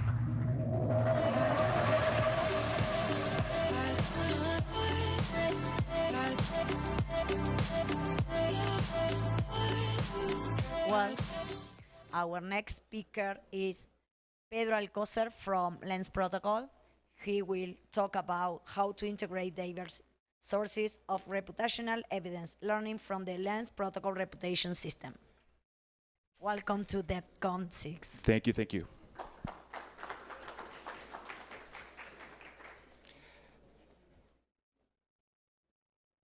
Hey everybody, so I'm Pedro Alcocer. I am a staff data scientist at the Aave companies, and I'm the lead data scientist on the Lens protocol. And my talk today is going to answer this question: how do I integrate different sources of reputational evidence? Reputation is something that lots and lots of teams are working on right now. And I'm seeing some patterns that I think are less than ideal, and I want to sort of address that. My whole talk really is like in this slide, right? So the answer to the question I just asked is what I want you to do is represent your beliefs about your reputational signals as beta distributions, and then do Bayesian updating to combine them. And I'll sort of explain what all these things mean. Okay, so this is what you should not do, right? So lots of teams, what they're doing is that they're taking a weight vector and a signal vector, they're doing the dot product, and out comes your reputation, right? Another way to think about that is like this. So you have your weights, you have your signals, you multiply them up, and then you sum them up, and then out comes a reputation number. I think this is less than ideal, and I'll explain why. So information about the variance of your signals is lost when you do what I just showed. And variance is important to know because it's a measure of quality. It's how you represent the quality of the signal. And I'll explain a little bit more about what I mean by quality in a minute. So what it means if you were throwing away the variance is that you're throwing away quality information. So now you don't know if your final reputation is coming from lots of like sort of low quality signals, or maybe a combination of high and low, or you don't know anymore. This is what weighting looks like without variance, right? It's just one number. So in this case, it's maybe like 0.8. And that's really all you get. You get this like one weight. But what if you did it like this, right? So you still have this 0.8 sort of mean point estimate, but now you have like confidence intervals around it, right? So the underlying distribution behind this weight is actually something kind of wide, right? This is what I would call a low quality signal. Versus something like this, which again is mean 0.8, but has much narrower confidence intervals. So we're much more confident about the value of this weight than the previous one. This is a high quality signal. So, now if you have these two signals, one with sort of a high value but maybe low quality, and maybe one with like a low value but high quality, what are you doing to combine these? How do you do that? And part of the answer is that you have to represent these as beta distributions. So a beta distribution is just a kind of statistical distribution which is bound between 0 and 1 and takes two parameters, alpha and beta. And I'll explain sort of what these parameters mean in a moment. So like to just do some concrete examples of some potential signals. So a really high quality signal is like, do you have a POAP from Rave, right? So this is a very difficult to Sybil signal that maybe I would say maybe 1 out of every 1,000 users who have this Rave POAP are Sybils. They somehow Sybiled it. So that's pretty high quality. Versus something like having an ENS address, which is harder to Sybil. It's like medium hard to Sybil because you still have to pay for it. But it's, that's anybody can sort of get many ENS addresses. So, the beta distribution comes in where, the way to think about the alpha parameter is that it's the number of non-Sybils that you have in like your sample, and then you fix the beta parameter to 1, and you sort of adjust the alpha parameter accordingly to sort of match this like real intuition about like 1 in 1,000 are Sybils, or 1 in 100 or 1 in 10 are Sybils. So then to combine them, we use Bayesian updating. And for the beta distribution, Bayesian updating is really easy, because all you have to do is just add up the alphas and betas. So to give you an example, if I was combining the 3 signals I just showed, I'd add up the alphas and the betas, and I'd get this outcome like posterior distribution that better represents my belief about the true reputation and sort of how confident I am in the final value. But here's like a little bit of a more wild example. So say you had 50 signals and they were all low quality. So beta 3-1, it's very like 1 in 4 are Sybils. But if you do Bayesian updating, you combine all these beta distributions, the outcome distribution is beta 150, 50, which is actually a pretty high quality distribution because the confidence interval is really small on it. So to sort of motivate this whole thing, so let's say you have these 2 outcome reputations. Again, like let's say this one is like that, it has that mean. This one is like this and has this mean. The means are identical, but this one we're much more likely to trust than this user, who might actually be kind of low, potentially, or maybe really high, but maybe low, right? So whereas in this guy, we really know that that's sort of where reputationally this user lives. So again, to come back to my original slide, which hopefully maybe has a little bit more context now, and maybe it's a little bit easier to understand. What I want you to do is to represent your beliefs about reputational signals as beta distributions, and then combine them using Bayesian updating. So that is essentially Bayesian inference in like 7 minutes. So thank you for listening. I am still out of breath from this altitude. My name is Pedro Alcocer. These are my contact details. I'm going to be releasing a lot more information about this kind of approach, which I think is kind of a very useful approach. It's the one we're going to be using for the Lens protocol reputation system. So you can find me on the Leaf apps at palco.lens, the Bird app at Palco, and then on Telegram, Palco XYZ. Thank you. Much, Pedro. Thank you.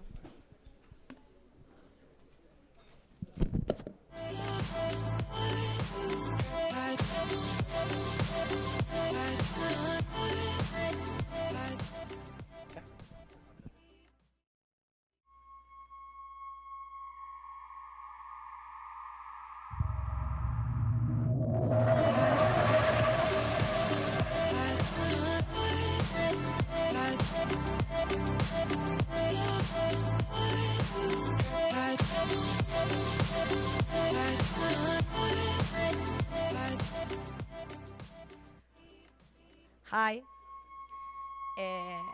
Our next speakers are Brian Moreno and Carolina Pinzon from Shopify. and they talk about the challenges and learning of implementing wallet connection on mobile. Welcome to Devcon 6.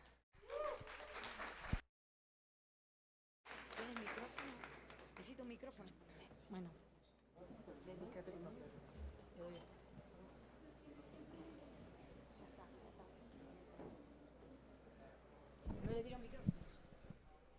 All right, thank you all for coming. We're going to be talking today about the challenges and learnings of implementing wallet connection on mobile apps. So first off, my name is Brian Moreno, and I'm a full-stack developer at Shopify. I come from Belo Horizonte, Brazil, but now I'm based in Berlin, Germany. And I'm Carolina, but I prefer people call me Caro, actually. And I'm from here, from Bogotá. I currently live in Canada, in Vancouver. And yeah, I've been a front-end developer at Shopify for the past 2 years. And Shopify, I don't know if you know, but it's #1 e-commerce platform for all business. So whether you want to start or grow your own business, this is the place that you can do it. And more specifically, in Shopify, we worked at this product called GM Shop. Exactly. So what is GM Shop? Well, GM Shop is our take on token-gated commerce on a mobile platform. So the premise is, what if we could unite brands with their most loyal fans and granting those fans access to exclusive products, like gated by the NFTs they already own? And to build such a product, the first thing we need to do is to let the users connect their wallets and to know which NFTs they own, right? So our constraints were to build proof of ownership in as few steps as possible in the most seamless way, like the best UX experience as possible. And that's what we set out to do. That's what we learned. Yeah, so we're going to share a little bit like our journey that we did. The first thing that we did, we wanted to do an MVP just to prove that like this could be done and that we could connect our wallet. And we focused on MetaMask and Rainbow. And we did like, we started using Wallet Connect. I don't know if you have heard of it, but the React dApp, which is like a out-of-the-box application that you can install and use. And yes, this works for the MVP, but we started seeing that it was like really flaky. We didn't have the robustness that we needed. And we started like, okay, let's try different things. The next thing that we did was for MetaMask specifically, we looked into deep linking connection. And we actually found like really good results, especially on iOS. This was what like the protocol that we used, and this it also worked for Coinbase Wallet.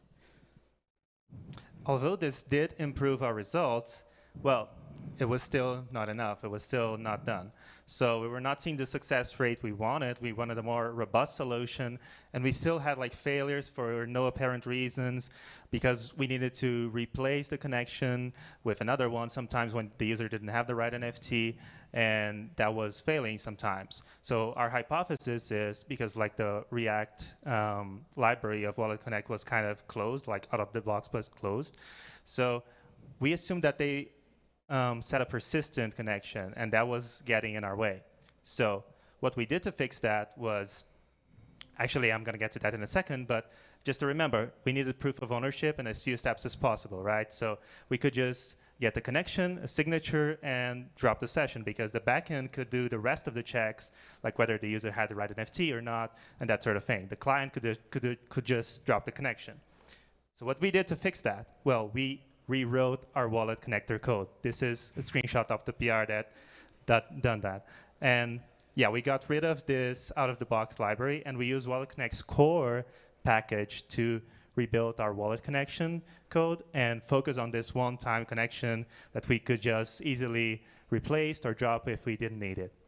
And well, the results were pretty good.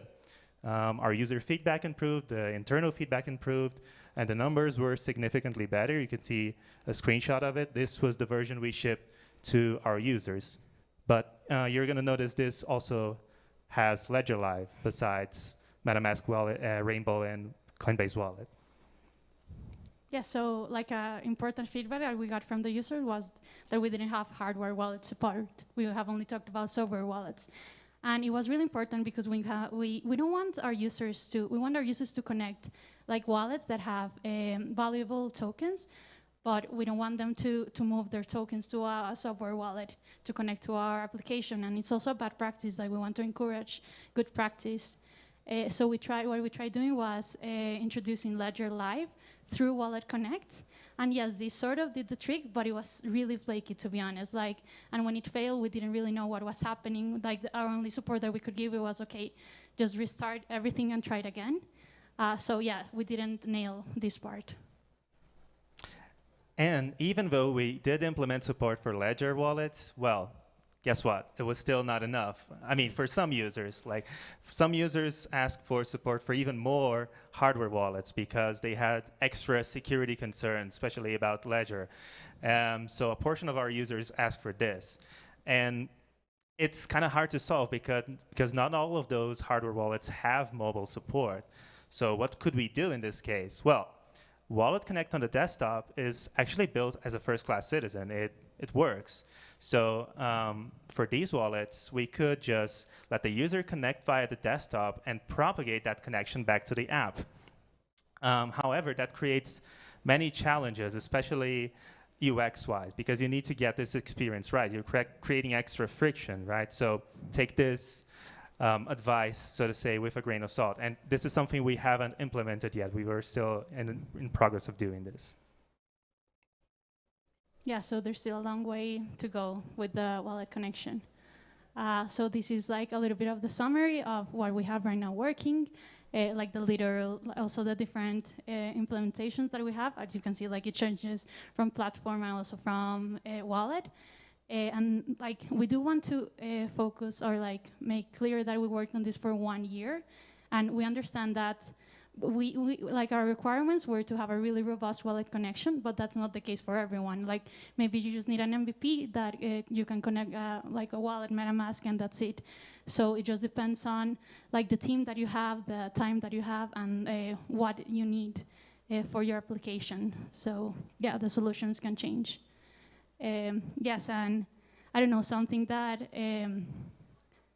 made me think about all these mobile and Web3 gap that we have is that I have been working on Web3 for almost 5 years, and honestly, this was the first time that I worked on mobile during that time, and that shows us that, like, yes, as Brian said, Web3 is desktop first, basically, but in order for us to reach the gap, we need to make it mobile first.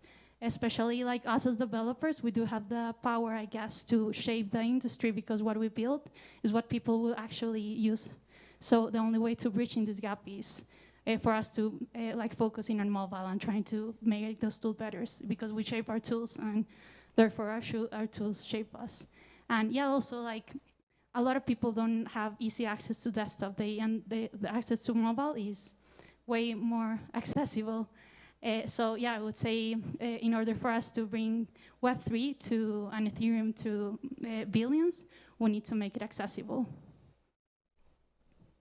And that's pretty much it. Thank you very much. And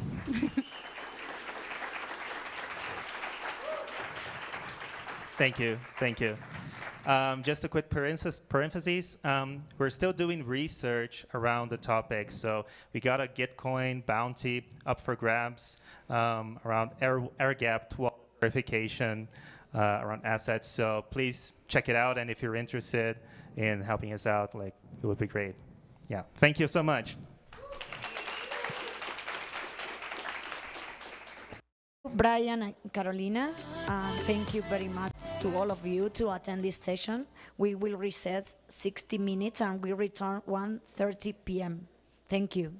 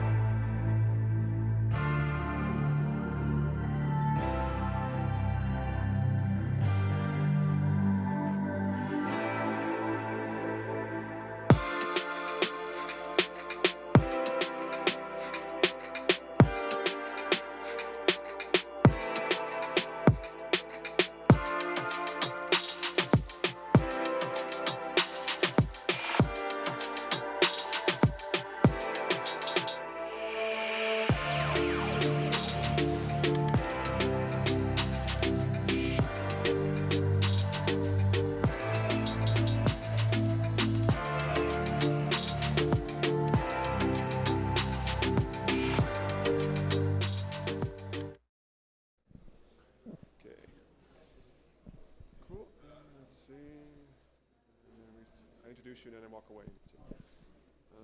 Okay, thank you for the stream. Good afternoon, Devcon. Has everybody had lunch? Yeah. Yes? Oh, great. Then we're all well fed and rested for the next talk. I'm Robert. I'll be your host for the afternoon. And most of the time you won't hear me, but our amazing speakers. And the first one's already here. And he will talk about... oh my God, the schedule got mixed up. Give me 1 second, sorry. This has never happened before. Yeah. Okay. Yes, thank you. Sorry, Roberto. Roberto Saltini with a talk on the formal specification and verification of the distributed validator technology protocol. Give him a warm welcome. Thank you. Hi, everybody. Well, thank you for making it today. As the title says, I'll be presenting on our work on formally specifying and formally verifying the distributed validator technology protocol. And the way I'm going to do so is by answering to 4 key questions. Why do we need a distributed validator in the first place? Why do we need to formally specify and formally verify the distributed validator technology protocol? How does our formal specification look like? And finally, what have we actually achieved so far and what is left to do? But before diving into answering to these questions, some due acknowledgements. This work has been carried out by Consensus R&D, but as I received a grant co-funded by the Ethereum Foundation, OBOL, and SSV Network. Also, I'm here presenting the work, but this was done together with Tanay Tran, who is one of my colleagues in the distributed system formal verification team at Consensus R&D. So now that I've acknowledged everybody, I think so at least, I can start answering to the first quick questions. Why do we need a distributed validator? Now, if you are here before the talk by Colin Oisin, you may already know why, but I'll briefly go over it. Actually, the way I go over it will be by answering to another question. What can go wrong with an Ethereum validator? Well, there are 2 things, at least, that can go wrong with an Ethereum validator. The first one is that your Ethereum validator might fail. And let's see what this means. Now, you have your slots. In some of the slots, you have the proposer, in other, you are a tester, and your Ethereum validator is working. What this means is that it produces blocks, you get rewards. Produces attestations, you get rewards. But now, suppose that your node fails. Well, what's going to happen is you start missing your duties. So if you miss a block, you don't receive rewards. If you miss an attestation, you don't receive rewards. You also get penalized. What this means, basically, with what can happen with a node failure, is that you miss the rewards and you also can incur penalties. The second thing that can go wrong is that the validator key might be compromised. And let's see what this means. Assume you have your Ethereum validator with your validator signing key. Now a malicious node is somehow able to steal it. What this malicious node can do, can actually produce, for example, 2 attestation, slashable attestation, signed with your validator signing key, and package all of this into a slashing proof, signed with the malicious node signing key.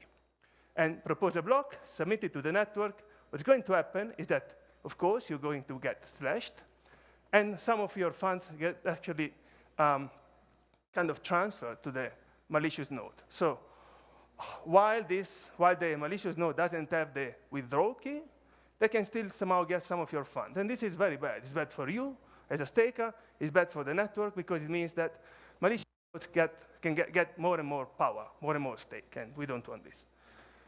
Now, the way to fix this is not as straightforward as one might think.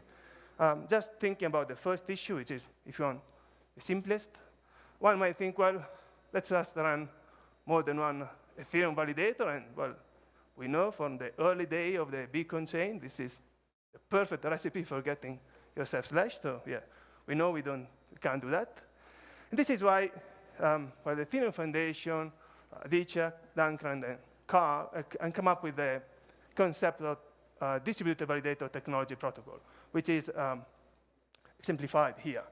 So what you need, essentially, you need a coordination layer between the different nodes.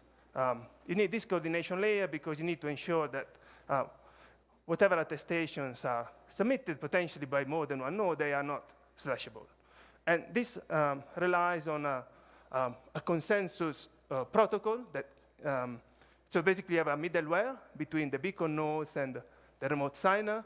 And this middleware, which is called distributed validator client, runs underneath a consensus protocol plus another layer on top that ensures that, or must ensure that you never get slashed.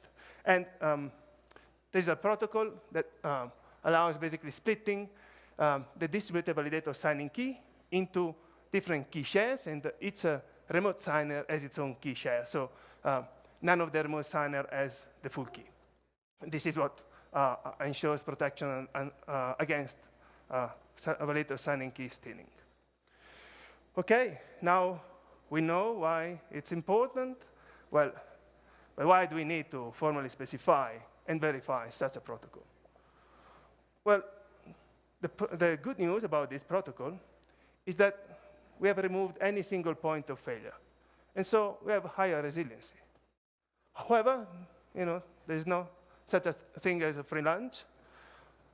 We have increased the complexity of the system. Now we have a distributed system in place of a single piece of code. And so we have higher chances of bugs. And this is where formal verification can really help us. And to give you an idea of how it can really help us, I want just to draw a comparison to testing. And the key concept here is that formal verification is exhaustive and testing is not. To give you an idea, with formal verification, we can consider networks of any size. You pick a number, we can deal with it. You can't do that with testing. You have only small network sizes. And it's very important when it comes to Byzantine behavior, because with formal verification, we can really consider any Byzantine behavior. With testing, even with fuzzing, you can only consider a limited set of Byzantine behaviors. Perhaps a node doesn't respond, but you can't really exhaustively consider all of them. Also, if you want to make sure that a property is ensured, well, and this property actually doesn't hold, so there is a bug in the protocol, well, with formal verification, it can be detected. With testing, maybe yes, maybe no, it depends. It's not exhaustive, so you might get lucky. Moreover, if a property is actually true, well, with formal verification, we can prove that it's true. With testing, we cannot do it because, again, it's not exhaustive. So this is the benefit. This is why formal verification is very well suited for this protocol. Now, I want to give you an idea of what formal verification consists of. You have a formal specification, which essentially is a mathematical definition of how the protocol is supposed to behave, which says basically, when you receive message X, you need to send message Y. Then you have a property definition, which is a mathematical definition of the properties that the protocol is expecting to guarantee. Something like never commit a slashable offense. All of this is kind of packaged together in a formal proof, which is a mathematical proof that the protocol specification ensures the properties. Now, what we do, we take this a step further, and we work with machine checkable proofs. It means that our proofs are checked by a computer. And this provides a higher guarantee that the proofs are actually correct. OK, now we know why we need to do that. And now we can have a look how the specification actually looks like. Now, the specification is not a piece. It's not a single piece. It's modular. We need to specify different things. We need to specify how the single node, the DVC, the middle layer, behaves. But we also need to specify how the Byzantine node behaves. And actually, what we need to do is specify what it cannot do. So there are things a Byzantine node cannot do. It cannot forge signature. Also, it cannot change the state of another node. So all these things need to be coded in the specification. We also have a specification for the consensus protocol. This is because the DVT protocol is agnostic of the consensus protocol used. And so what we need to do, we need to specify the behavior that we expect from the consensus protocol. We also need to specify how the network is supposed to behave. For example, which sequencing of messages you might have. And I'll go over on this one in more detail later. And all of this is put together, is linked together in the distributed validator specification. What we have actually, we also have an actually executable reference implementation that implements the single node specification. And all of this is written for this project in Daphne, which is a programming language. It has a Python, JavaScript-like syntax, and it's a formally verification-aware language. And so I'm going to go over a bit the spec by starting from the bottom. As been a bit, say, vague, abstract, I want to give you some practical code to look at. So I start from the executable reference implementation. What I want to show here, this is the method that is called when the consensus protocol decides on a new attestation. What I want to show here is that the code is pretty easy, I would say, to understand. It's really, I think that any developer will be able to read it. It's really a mix of JavaScript and Python. You have some statements that are required for formal verification. Those are the top. If you are just interested in, say, looking at the reference implementation and having your own implementation, you can just ignore them. There are also some specific syntax, like this one at the bottom, which is kind of the equivalent, in some sense, of exception propagation in some of the common languages. But aside from this, it's pretty simple. And this is one of the reasons we've chosen Daphne for this project to basically make it as easy as possible for the development community to really use this protocol. But now let's go up a bit. Oops. OK, how does the actual specification looks like? So what the specification does really defines how the system transitions from one state to the next. And the system state includes the state of all the various nodes, the state of the network, the state of the adversary, the state of the consensus. So all this is encapsulated in different fields, I say, of the system state. Now the transition says, well, on a given event, which can be a new set of duties, time to execute the next duty, message received, you move from one state to the next, like from the yellow state to the green state. One very important characteristic of the way this specification is written, which is common also to our TLA plus way of writing specification in TLA plus. We allow non-deterministic behavior. Now, what you have on the, and explain why this is important. What you have on the left-hand side is not really non-deterministic, but close to it. So what can happen is that from one state, you might have more than one event that can move you to two different states. So for example, a node might receive a message from node 2 or perhaps from node 3. And this is what allows to capture network asynchrony. So, and this is one of the important differences to testing. We can really reason on any possible sequences of messages. Any that you can imagine, this is coded in. The other point I want to make is really about the non-deterministic behavior. So from one state, the same event can get you to two different states. And now, why this can happen? Mainly because of the adversary. So if you have a given state, the adversary can behave in multiple ways on an event. And this is what allows us to capture this.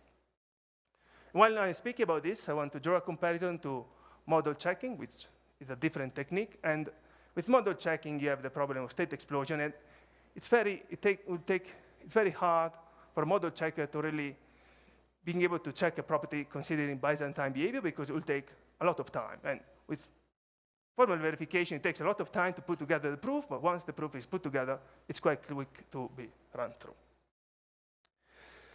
Now, I want to show a bit of code again, how actually the formal specification is written in Daphne. Let's focus on the top of the slide. So let's assume you have this transition from the yellow state to the green and purple state when the gray event is received. The way we code it, we essentially have a function that takes a source state, an event, and the destination state, and returns a Boolean. Now, the way that the transition is encoded is that the function, if the function returns true on a given source, event, and destination state, it means that the system can transition from source to destination given the event. If it returns false, there is no such transition. So in this example, it returns true for yellow, gray, green, and purple, but not false for any other combination. And this is, you can see at the bottom, is coded in, this is how it's coded in Daphne. Now, this is essentially a simplification of this. But this is expressed using first-order logic. And now, this is something we don't see often in standard programming languages, but it's not much of a stretch, I'd say. What you can see here, this is essentially an end of different state transition. And here we have the state transition for the honest node. And you can see here we say basically this must true for all honest nodes. That's what the for all does. And then we put this in end with the state transition for network, adversary, and consensus. And now what you can see here is this exists is what gives us the non-determinism, because we're saying this function returns true as long as there exists a set of messages received, messages sent, and decided value such that they satisfy all the various constraints and the end expression at the bottom. Now, before going into what we actually achieved, I need to make sort of a disclosure. There are parts of this, say, system that needs to be trusted. So these are the parts that need to be trusted. And these are the parts that actually we don't trust. Now, if you look at this, it seems the area is wide of the trusted and non-trusted, but the area doesn't really represent the value of complexity. Also, it's not really a problem of formal verification. It's a sort of existential problem. You need to assume how the adversary will behave in your system. Even if you just write software, you write tests, whatever you do. You need to assume how you have a consensus that or a library that works correctly. You have a network. You assume how the network will behave. Same things for properties. You assume that you have a set of properties that are those that you are really interested into. So it's just something that, yes, formal verification doesn't solve, but it solves a good chunk of problems in ensuring that, well, your single node, as it is specified, will guarantee those properties. Also, there are things one can do to increase the chances that the trusted part is correct. One is to keep the trusted specification as simple as possible. One is to have a peer review. Also, for the tool, it's important to use formal verification tools that have good support. We use Daphne. Daphne is very active. Bugs get fixed very quickly. Also, in distributed system, usually you have two types of properties. Safety properties, which say something bad will never happen. And you have liveness property, where they say something good will eventually happen. Now, if you formally prove that a specification guarantees both, it really increases the chances that the trusted part is correct. It's quite hard to put together a specification that guarantees both properties, and this is incorrect. So now we can go over what you actually achieved so far and what is left to do. So on the right-hand side, you have what we've been able to prove. On the left-hand side, you have the assumption.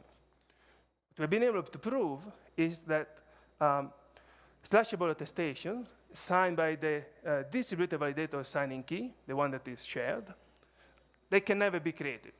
In other words, the account associated with the distributed validator signing key can never get slashed because of attestation signing. And this is done under the assumptions you see on the left-hand side. And the assumption is again, we allow for any message delay. We don't constrain this at all. We allow messages to be lost. We also allow the beacon nodes. Okay. the Bitcoin nodes here to be actually out of sync for this proof. We don't require them to be in sync. They could be serving completely different duties, and the proof still hold. And then we have some assumption on the number of nodes that are either Byzantine or with a compromised key to be less than 1/3, and this is theoretical bound on consensus protocols as well. We assume that signatures cannot be forged and they are unique, and also that you have a sound 2/3 threshold signature scheme. And under these assumptions, we've been able to prove the property. We've also been able to prove that the reference implementation adheres to the specification. Now, what this means is that if you deploy a system running the reference implementation of the distributed validator client node, what you get is a system that ensures the non-slashable attestation property. And so looking at what is left to do, so we put together this proof, we have the specification, we have the reference implementation, and it's all open sourced on the GitHub repo that you can see here. What is left to do is to extend the specification and the reference implementation to distributed block proposing and block header signing, to extend the formal proof of non-slashable attestation to non-slashable blocks, and then to add the proof of liveness, as I mentioned before, so proving that a distributed validator will always eventually create a valid attestation, valid blocks, and valid header signatures. And this is all for me. Thank you for listening.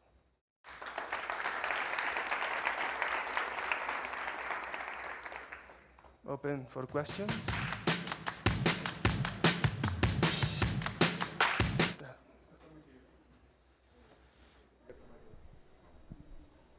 Questions? You were first.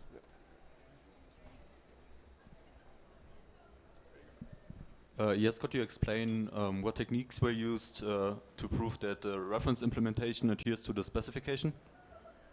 So, okay, so we have used the refinement technique. So we proved through refinement, basically, yeah, showing that if there is a relationship between the reference implementation state and the specification state, and on a transition that is maintained. How far away do you think we are from being able to use validator pools for either ETH2 or other protocols? Probably this is a question I need to to defer to someone else. Sorry, yeah, it's only this is about implementation. So yeah, I don't have that answer. One more. Yeah.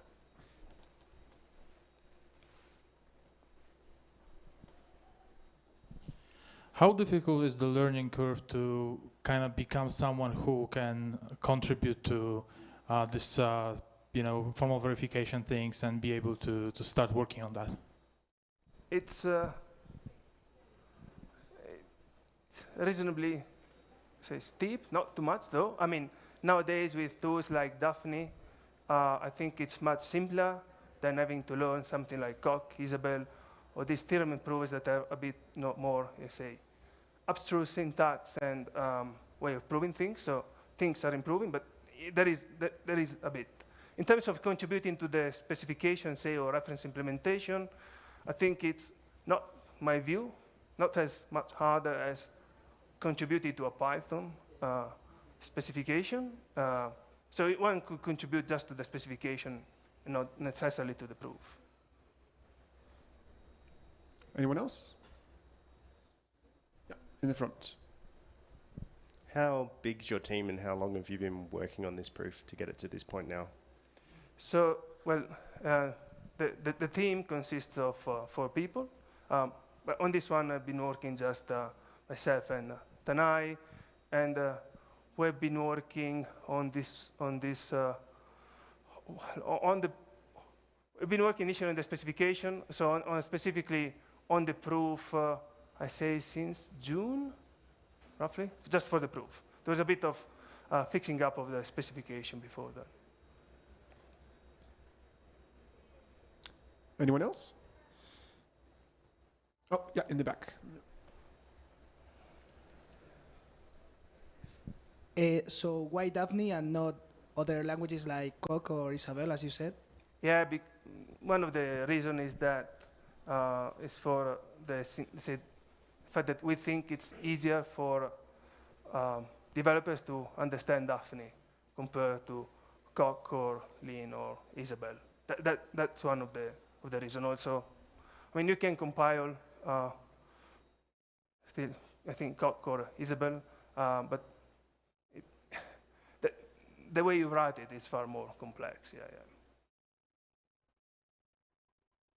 Also, okay. I think I'm not pretty sure. Like with Daphne, you can kind of use but as a construct that is as the concept of classes and state. So it's very similar to programming, and you can leave some of the things unimplemented and open for external implementation. Anyone else? If no, then I'd like to thank you, Roberto, and please give him warm welcome. Thank you.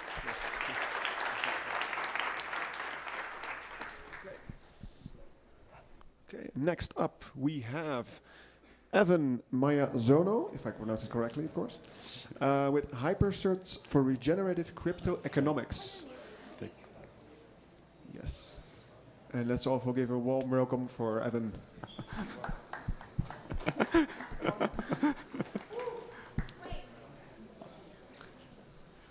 Let's take a moment for everyone to settle in. All right. Just a minute. Yeah. I acknowledge that there is a significant topical shift between the very concrete of formal verification and the very high-level proposal of a novel economic system. So, okay, I'll leave you to it. Thank you very much. Is there a good place for me to stand specifically? Okay. Welcome. Thank you for coming to hear about Hypercerts. Actually, quick question. How many people have heard of impact certificates generally in the audience? Okay. So this is going to be a proposal for a system that looks very, very different from what we have now economically. I want to come to you as if we are people in a barter economy discussing what money could look like. And if you imagine trying to explain the mechanics of a supermarket to someone from a barter economy, you can imagine how weird and incomprehensible some of these things will be at first. I hope that you'll bear with me and that eventually we'll get to something that seems very compelling, makes a lot of sense, and feels like the kind of thing that you know where you could take this and start building on it, extending it, incorporating this into things that you're working on. My name is Evan Miyazono. I lead network goods, formerly PL research at Protocol Labs. Protocol Labs you might have heard of for IPFS, Filecoin, libp2p, one of our many other small projects. I'm talking about none of those. What I'm talking about is going to be a new project that's about, we proposed this about, I think 9 or 10 months ago, and we've been sprinting on it, I'd say, for the last 6 months or so. Overall, the structure for the talk is that I'm going to talk about trying to get this clicker to work. Is there a... Oh, okay. Apparently there's a line of people waiting to come in. So I will slow play my opening and say that the overall structure is going to be what was possible yesterday, what is now possible today, and where we think that we should bring tomorrow. Starting off generally with the claim that we didn't really have much in the way of tracking of actions yesterday compared to what you might imagine. Yesterday, people did things. You might even say people just did the things instead of trying to do additional things in addition to doing stuff. I would generalize this to say that, like, specifically I'm thinking that you can make things, you can talk about things, you can fork projects, steal things, modify them, share them, but there is seen and unseen impact. And all of you are familiar with the kinds of things that I would say are seen if you're talking about things that are seen by the economy, this is really obvious. You have things that people can pay for or not. When we talk about things that are unseen, the specific framing is these are externalities. These are indirect costs or benefits, respectively negative and positive externalities that affect third parties based on things that are done somewhere else. You can see very concrete examples of these. I have two things that you might do: create a parking lot or create an apple orchard. With both of these, there are clear costs to making it. There are clear benefits to making it. And then there are also some things that you may or may not be able to capture or describe very clearly.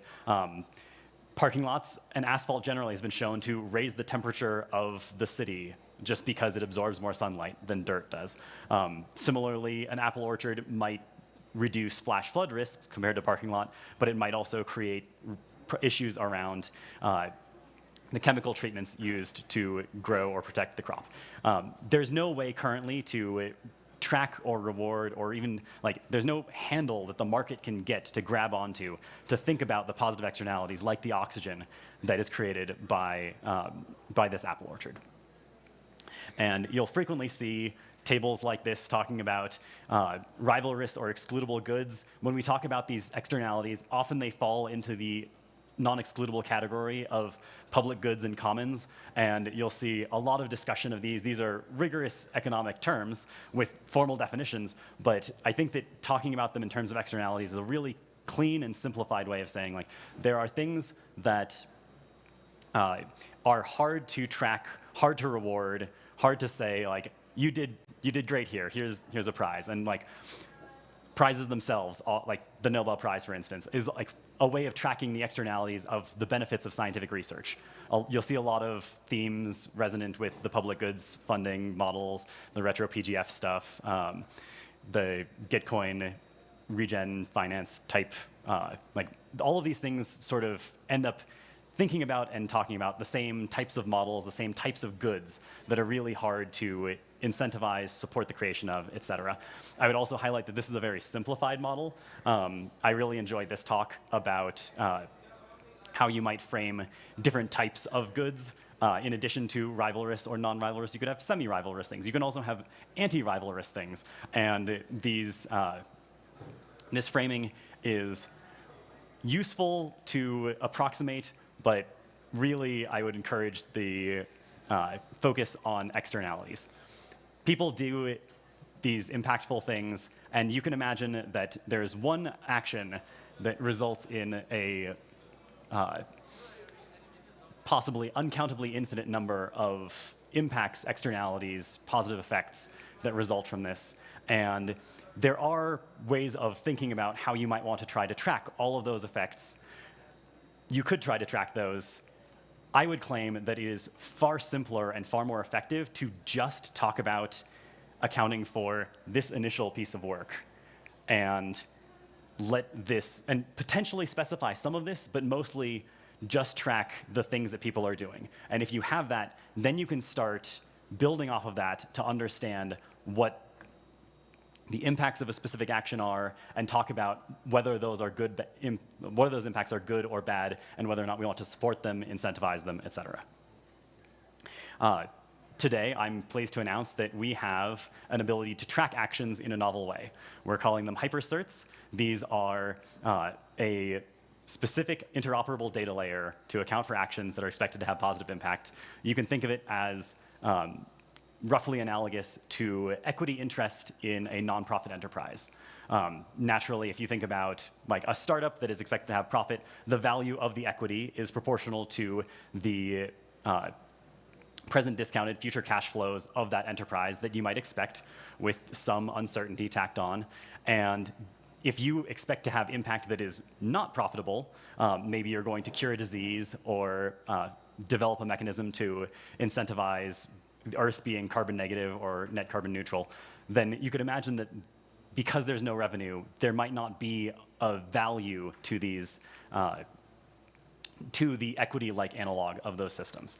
And instead, we have an expectation that we could design and implement a paradigm shift that is a tool, this tool actually, coupled with really a philosophical change about how we think about and how we reward things that we think are useful or valuable.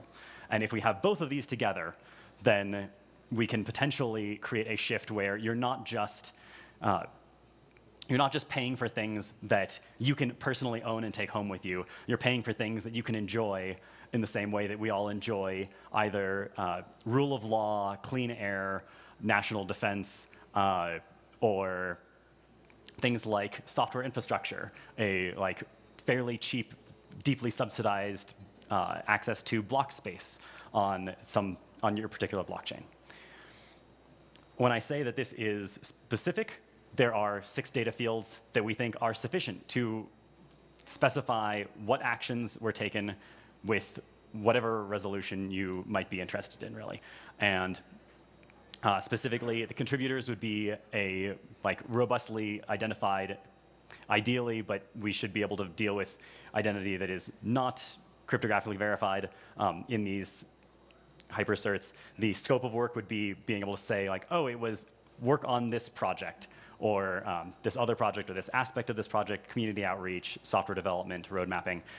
The time of work would be when the work was done, in contrast to the time of impact, where you could potentially talk about how this particular work had impact that was at this time, last year, versus the impact that it will have in 5 years, and think about those as separable objects. In addition to the scope of work, where maybe your apple orchard both reduces flood risks and provides carbon sequestration and oxygen. And the rights would be this generalized field in which you could incorporate bragging rights or you can embed and transfer bragging rights, IP rights, et cetera, with the Hypercert object itself. And these aren't, at this point, wholly abstract. Well, actually, I'll get to that in a moment. One thing that's very important when you're talking about this data structure, this data layer, is the ability to do robust accounting. You could imagine that the way that you would generate these might not be splitting them in the ways where the pieces are most recognizable as valuable for their output. So you could imagine generating these as the work you do on a project quarterly, but the thing that you really want to support as the thing someone really might want to support would be specifically one feature that was built, and that's the feature that makes this product particularly useful for them. Or you could imagine one particular type of outreach that led to a huge growth in users and a whole new use case that made this project particularly valuable to a user or a community or a company.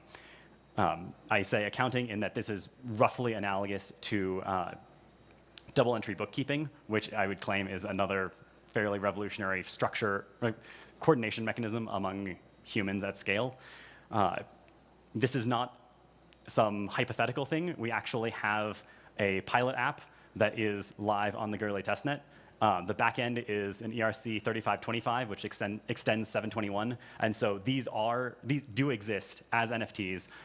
We've partnered with Kevin Owaki and others at Gitcoin to make fairly nice rendering SVGs for these, so that when you look at them, you can see not just some set of text fields, but this is very generalizable. And my claim is that tomorrow people actually, so you can go on to pilot.hypercerts.xyz and mint these, play with them, and I will be sharing the roadmap later on what this looks like and what our plans are for a broader launch. And the claim is that tomorrow people will use these to coordinate in new ways. This is my hope. I think that this would be, if possible, if adopted, a significantly brighter future in which anything from creating novel knowledge to open data to scientific breakthroughs to community support to carbon sequestration could be things that you can suddenly support efforts from, in the same way that I can't, as an American citizen, support a particular NASA mission because there isn't a physical affordance for me to do that, in the same way that I can support food banks and homeless shelters. And Hypercerts should generalize that to be able to support any kind of action that people are taking. It is worth noting that when we talk about hypercerts and impact certificates, people typically think that all these actions have to have happened in the past. And I want to hopefully disabuse you of that notion and explain that there is an incredibly impactful way that you can influence future decisions with retroactive funding. And that is what we're targeting for our first use cases for hypercerts. Specifically, you could imagine that, I do not have a laser pointer, I do not think. So this is a diagram that shows progression of time. You can imagine that typically when these actions take place, that you want to see the impact before the public is willing to provide money to this for having been successful. And it would be really nice to be able to take that money from the future, pull it back into the present, and use it to fund this action. Whenever you see this as an economist or in finance, you can see that this bottom line, this role is played by an investor. Typically, there's some benefit that is expected to be taken because there's some possibility of failure, and so you expect that risk to be offset by profits. But generally, you could imagine that there could be impact investors who are investing in activities generally, and I think that we should try to, and we're targeting the creation of particular bounty/prize programs with nonprofits who fund science or environmental programs, to set up programs where they will fund, or they will pledge to award the team that succeeds most in pursuing some goal. And they will reward not just that team, but also anyone who contributed to that team, and do so in a proportion that the teams and contributors and collaborators agree is fair at the time of collaboration. So you can start to see the analog to equity interest in these projects. There is no profitability of these. It would just be a chance at potentially sharing in the reputation and funding from a prize. But you can start benefiting from all of the de-risking that you get from retrospective funding. There's like the grant maker who's funding retrospectively knows exactly what the outcome was, and so they know exactly what that they were getting what they're paying for.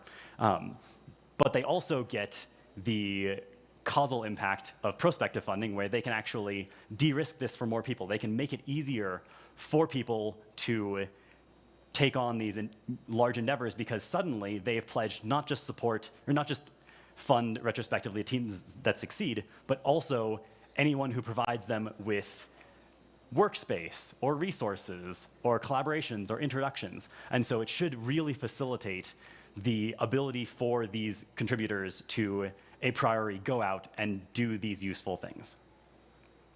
So overall, I will admit, you do not need hypercerts for this. You could do this with napkin agreements in the same way that like many cap tables are set up initially with like a signed napkin of like, okay, the founders it's 60-40 or 50-50 or whatever, and that's good enough. That is possible here. The reason hypercerts get interesting is because I foresee and predict and hope to help create an ecosystem where it's not just one-off programs. Sometimes you'll see these programs cascade, where maybe the contribution to a small-scoped retrospective funding program ends up being integral to a much larger effort. And you could imagine this very easily for some particular carbon capture technology that becomes integral to a larger program around capturing at gigaton carbon scale globally. And so I think that these things will cascade in time, and you'll see these embedded in each other. And when you start doing that, having a robust and very formal and consistent way of accounting for and listing all of the pieces of impact becomes very useful, because you want to be able to either trade or exchange or share or attribute within each program in a way that is visible to and measurable in the larger program. I expect that these will also have a property where you'll have multiple funding programs simultaneously running, where the same activity could apply, and when that work is being done, you'll need to do splitting and merging of these contributions to say which parts exactly were being rewarded by which grant program, even though it may look like a monolithic activity from one company or one team or one DAO.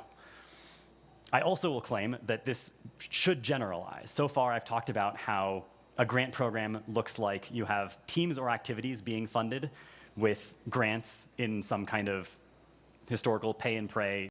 As a grant maker, you kind of just have to send the money and hope for the best. And this could be done by some simple format. And I'm proposing that we use Hypercerts for this. Of course, actually, I should mention that the breakdown of these into categories, I think, are useful layers of abstraction, because for many of these, you can actually separate, or you can replace the component with other things that you might want to use, depending on what you're trying to achieve, what level of consensus you might have. I think it's very important that we also be able to fund things retrospectively. So not just teams and activities, but also outcomes, outputs, and the impact that those outcomes have. And when you have this, it starts to become interesting to look at how, instead of grants for retrospective funding, you could have bounties and retrospective evaluation for these, grants for prospective funding, you could have bounties and retrospective funding for the retrospective outcomes or outputs. And there is no real bound to the type of decision mechanisms you could use for this. And so to name two completely different things that definitely don't cover the space, but just give you some inspiration of how you could start thinking about using these. You could imagine having a retrospective funding program on a subsequent Gitcoin grants round where we use quadratic voting to price the Hypercerts for useful breakthroughs in cryptography, for instance. And in addition, you could imagine bringing on, or bringing salience to those projects for prospective funders and impact investor types to subsidize future work that could be incredibly impactful, but perhaps cryptography researchers can't spend time on because grant makers are focused on what Google and Facebook and Amazon think are interesting research projects within those countries. Alternatively, you could imagine actually just using Hypercerts for internal performance tracking. My entire team working on this is interested in using this to attribute and share and track and list, like, oh, thank you for helping me with this project. I'm going to give you 5% of the impact certificate that I'm minting on this work that I've been doing internally. That doesn't even need to be sold. Just having a useful metric to track what people are doing and look back on this in a way that is consistent, I think will be profoundly useful. And there are many things you could imagine in between of high net worth individuals wanting to fund programs, of endowed nonprofits trying to use this for increasing the impact that they have in their investments, or becoming prospective funders in these. And I think that this becomes incredibly impactful if we can convince at some point or if we can convince nation-state scale funders, sovereign currency issuers, that they can fund these, because I think that there are certain aspects of modern monetary theory that imply robustly that this could be scalable to fund all sorts of public goods at a scale that we haven't actually seen yet and cannot currently sustain in our current economic paradigm. So that's getting a little bit abstract. As far as timeline, the plan is to run a security audit and launch this possibly this quarter, ideally within the beginning of Q1 on mainnet, and have people start to actually use this. We're going to be deploying hackathons, recruiting program managers and grant programs, funders for both prospective and retrospective funding for impact certificates. We definitely plan to integrate with Gitcoin and the Gitcoin Passport because of our current collaboration and their enthusiasm. And we don't yet have full merge and split capabilities yet, or the ability to have attestations. I didn't get into at all the fact that you need external evaluators to decide how much they think, or how valuable they think the impact for an outcome actually is. That needs to be a deeply subjective thing. And in the same way that, like, I can look at strawberries in the supermarket and say, do I want to pay that for it or not? Do I think this is worthwhile? You could imagine having a robust market clearing price, even the absence of robust intersubjective agreement on the value of some of these things, because if someone's willing to pay for it, that economically will set the price of that positive externality, or the work that result in that positive externality. We do have a roadmap that has us supporting the allocation of $50 million in impact certificate, in Hypercerts specifically, by Q3 of next year. I would say we are roughly on track for that, and would love to encourage you to keep on us to make sure that this is happening. This is not a business model. This is a pure public good. We are not taking fees. We have no plans to take this and extract money from it. We think that this is just going to enable a revolutionary coordination model for humans. In terms of the people actually doing this, my team, or my sub-team, the network funding team, and we're also working with Ray Guild and Kevin Iwaki and Octavian at Supermodular, and obviously I have to thank Protocol Labs and Juan for their support, and would definitely encourage you to take pictures of this. I think we'll link this talk and the slides on hypercerts.xyz once the video is up. And in addition, I also wanted to plug Funding the Commons. It's a conference we're running fairly frequently. I think the target is to do roughly 20 next year, 2 large events, many pop-ups, large number of community events. This is actually the shirt from the one that we did on Monday at Shelling Point. And other than that, if you are interested in helping implement this, either tooling, front end, back end, helping audit the smart contract, we are putting together a decentralized, a permissioned decentralized organization to try and make sure that when this is ready for humanity, that it is in the most useful form. I am at 50 seconds left, so I'm happy to take one question. And that's what I get for ending so abruptly. Actually, no, yeah, thank you. First of all, let's give an applause for this presentation first.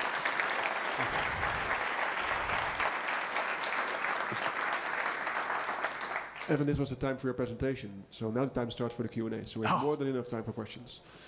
Who's first? Hi. So when I was listening at this, I reminded like stack ranking at companies where to show like your performance, you have to show individual contributions. Like, okay, I did this, I did that. Have you talked about people on this sector about this, like discussions, informal, whatever? I don't think that our plans currently have been that you can define these at whatever resolution you want. So if you want to define it for your team and you never want to break it down into individuals, you don't have to. The idea of being able to merge and split these is purely because in the same way that it's easier to create a liquid market for art if you're not selling an entire collection all at once, it might be that people want to support individual contributions to a project, and it's unfortunate that you have to decide based on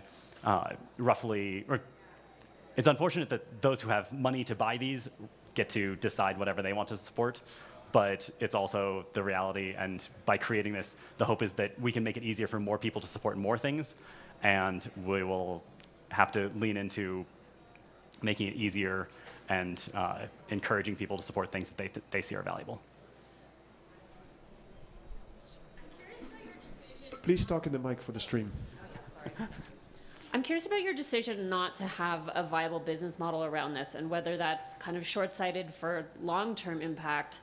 And I don't know, I see this a lot in crypto where there's these sort of very short projects that don't have really like long-term sustainable, structures, I suppose. So I'd love to hear more about why you've chosen to do that. I have so much thinking about this, and I'm really glad you asked. I will not get into all of it. I would be happy to take additional questions in the hallway, but the top level take is that my team within Protocol Labs is actually intended to fund unprofitable, impactful work. And the only reason that works is because we can roughly draw a boundary around an ecosystem in the same way that a nation can draw a boundary around an economy, tax certain things within the economy, and then fund infrastructure.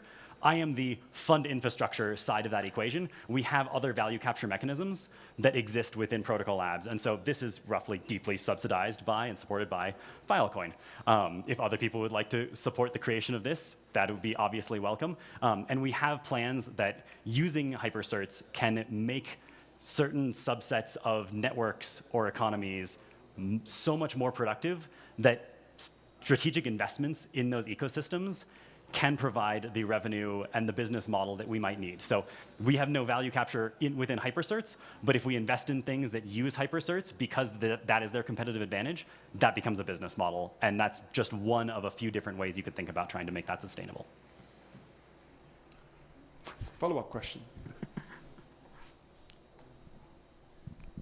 I'm curious also about the duplication of credit for one impact moment. So, yes. For example, if you have 1 million vaccines that are created and the funder of the vaccines gets a hypercert for funding them. The transporter gets, credit for that. The injector gets credit for that. Like, how do you ensure that you're not giving away 5 million vaccines worth of credit for 1 million vaccines worth of execution? The hypercert itself should include specifically what it was that they did, and then if you wanted to, you could merge the whole thing together in proportions that the initial issuers thought was fair, merge it into one thing, and reward the whole thing monolithically. There's also an important factor where you need to be able to scope, or you need to be able to have anyone say, I think this is the impact or the value of this particular hypercert.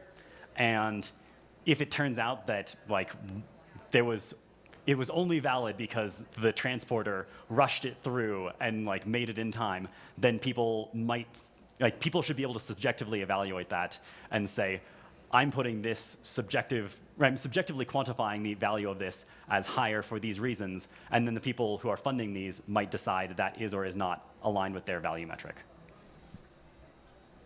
Hey, thanks for the talk. I'm Marco, I'm with SSV DAO, and I'm wondering, have you thought about how, this would be a good tool for DAOs, like DeFi DAOs or DAOs in crypto in general, to implement? And how easy would it be to implement something like this, or what could be the benefits? I really do hope DAOs implement this. I think that DAOs are going to be closest to understanding and extrapolating the potential for this framework. I do think that there's a challenge around the fact that this is not a source of funding. And if DAOs reach for hypercerts as a way of raising money, No. I mean, like the DAOs that have money, but for example, allocating money, yes. We want to help to grow the ecosystem, right? We need a lot of infrastructure built for the DAO that is currently being built by grants. You'll be able to identify perfect analogs for this, but I'm really excited about one application where for a Filecoin conference or an IPFS conference, we could say $50 off your ticket if you have a hypercert that shows you've supported either one of our, either IPFS or one of its technological dependencies. And then for a $50 discount, we sell all of our hypercerts for $55. So either you're donating $5 to us, or we are subsidizing you onboarding and funding the projects that we depend on. And then you can demonstrate that support by bringing a hypercert and saying, look, I decided to support this particular JavaScript library that libp2p depends on, that IPFS clearly depends on. And as a result, Protocol Labs can create a network effect and start subsidizing the creation of public goods in this way. And I would hope that DAOs and other conferences could start doing this, and you could see this start to spread and really increase the amount of public goods that are funded. And we're going to the final question. Hi, Evan. I've been involved in quite a lot of long-running and some short-running non-profit projects where further down the line, it's very hard for everybody to remember and achieve consensus on who made what contribution. And is there any sort of deadlock resolution or conflict resolution in the job of in the system for when you're trying to get around to quantifying the subjective, as you said? Yeah, I think that it needs to. Or does that just stay in the human sphere? I think it lays in the human sphere. Quantifying the subjective since 2021. I think that it needs to be taking only what is incredibly important to have in the data model itself, having that on chain, and having everything else be something that some evaluator has attached to one of these impact certificates and saying, this is why. This is the person who actually contributed this thing, or this contribution was the most important. And then at some point, because these exist in a market, hypothetically, then the market would decide which of those subcomponents are valuable. You could also, and should also have robust systems where eventually sovereign currency issuing countries are deciding that they are using their governance structures, or even network states could be issuing their own currencies and doing this, where they're supporting the creation of infrastructure as they see fit. And then you can see more robust governance systems other than just markets showing up for that. And with that, thank you, Evan, for your insights as well. Thank you all for your questions. Now, before I announce the next talk, everyone who wants to go to another one right now, please take a moment to go to the gates. We have quite some people waiting outside to get in.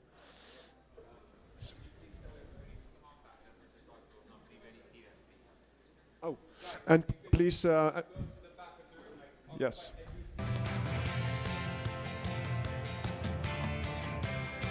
please use the back part as well.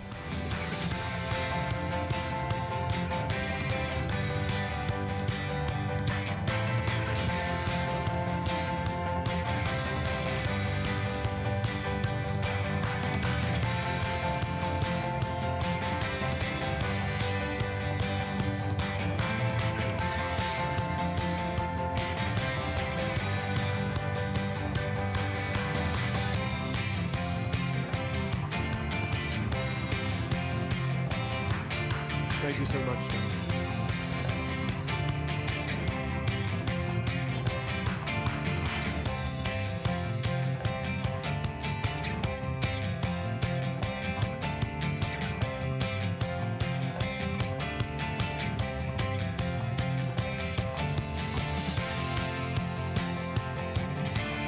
Everyone can come in.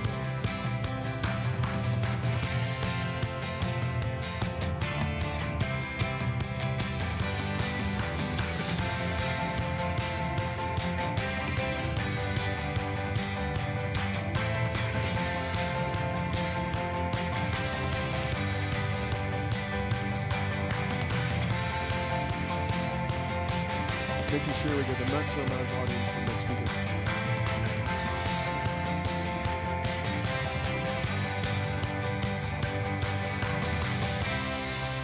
Welcome everyone, please take a seat as far in the room as possible so we can use all the seats.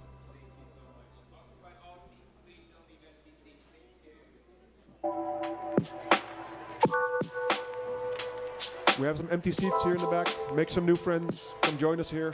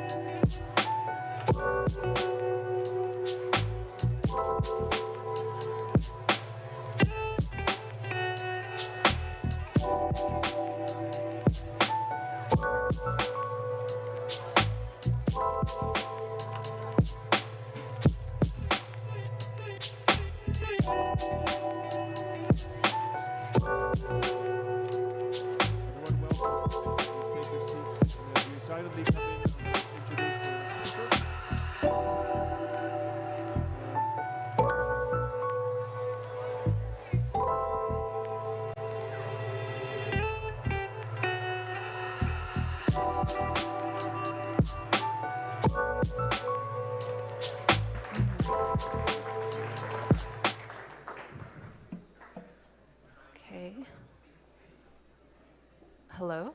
Okay. Hi, everyone. My name is Jolene, and I work at Flashbots Research. And today I'm going to be talking to you about evaluating the architecture called proposer-builder separation, given the things that we've learned and the insights that we've gained since the deployment of MEV-Boost. And I'm also happy to take some questions at the end if we have time. So as a brief introduction, what's the point of this? How are PBS and MEV-Boost linked, or how are they different? So probably most of you are familiar with these ideas already, but just to make sure that we're all on the same page, proposer-builder separation refers to an architecture that separates the functions of block building and block proposing within the core Ethereum protocol. So instead of the block proposer, in this case the validator, going to the mempool and building their own block, which they would then propose to the rest of the network, all block construction would be outsourced to actors that we called block builders. So the idea is that the only thing that the validator would have to do under full PBS would be to choose the highest value block that's presented to it when it's time for its slot. So block building is you can think of it as like a revenue generating activity. There are economies of scale involved in it and opportunities for things like private order flow that might give you an advantage over other builders. So basically there are incentives for block builders to centralize and to become more powerful as time goes on. So that's a trade-off that was kind of known about and made and accepted at the time, that PBS would take this centralizing force out of the Ethereum consensus layer and put it into the builder market. And then, logically, the only kind of interface point would be where the validator is sending these calls to the builder market and picking the best block that comes back, like I said. So the idea is that kind of stuff can get very ugly in the builder market, but we don't care because the core of Ethereum, the consensus layer, is safe from the effects of MEV. So where does MEV Boost come into this, and how is this related? So MEV Boost allows validators to engage in an experimental version of PBS on this builder market. So it's completely optional, but if you have a validator and you're now running MEV Boost, you can outsource your block building to a kind of a burgeoning market of block builders, relays, searchers that are all competing to give you the best block. And the reason that this happened was because if you're familiar with the old Flashbots auction, this wasn't going to work after the merge, so we knew that we needed to kind of upgrade it and do something different. And so Flashbots worked with the Ethereum Foundation to make this piece of open source software that could act as a prototype for this longer term MEV solution for Ethereum, which was PBS. So in this way, we are able to test this idea of PBS through MEV Boost rather than kind of putting it in the protocol and then being in trouble if it doesn't work or something bad happens. So here's a quick diagram of what I'm talking about when I say the builder market. And I really just want to go through this quickly just to make sure that we're all on the same page, because the later things will be a little confusing if you don't understand this. So what we have right now, kind of on the left-hand side, is a validator running MEV Boost. MEV Boost allows it to connect to this builder market. If the validator is not running MEV Boost, officially, it should not be participating in this builder market. So in order for this to work, there are certain roles that need to be carried out in the builder market.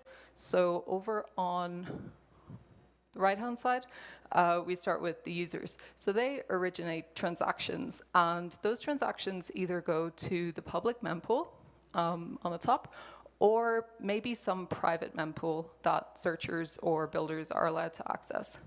And then we have searchers who would be monitoring the public mempool, as well as any private sources of transactions that they have. And they would be forwarding their bundles along to these specialized actors that we call block builders. Block builders will be receiving bundles from searchers. Maybe they're also monitoring the public mempool. Maybe they also have their own private sources of transactions too, and they will be trying to build the most profitable block for a slot. So they'll forward blocks to relays. And the relays here, it's different to, if you're familiar with the Flashbots architecture before, the relay here kind of has a different role. So it allows validators to register with it. And then when a validator requests a block for a particular slot, the relay will forward the block that has the highest payment attached to it. And then that validator will receive that payment for proposing this block to the rest of the network. So when I say the builder market experiment with MEV Boost, this is what I mean. And when we talk about full in protocol PBS, we are trying to figure out a version of this that has the important bits that enable this market kind of baked into the Ethereum protocol. So that means no MEV Boost and probably no relays as well. So the question that I wanted to ask and kind of try to answer in this presentation is, how is this experiment going? So MEV Boost and this early version of the builder market it's been alive for about a month now. So can we tell if things are going the way that they thought we would?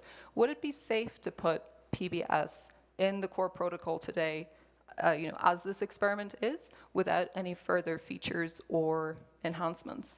And are there any warning signs or maybe early indicators of things that we should be worried about? So when I was thinking about this question, like how could we tell if the experiment is working, I started thinking about PBS as a kind of an organizational principle. So it seems to be very widely accepted that this kind of clean separation between the MEV activity and the rest of Ethereum with only this market in between as an interface point is desirable. and also possible. So it's probably not very helpful that the idea of PBS is, I think, relatively simple and easy to understand. And sometimes we can be biased towards things that are like that, when the real problem that we're trying to address is much more nuanced and complicated. So the previous question kind of turned into these questions. Is abstracting the MEV away from the core protocol a good abstraction, or does it leak?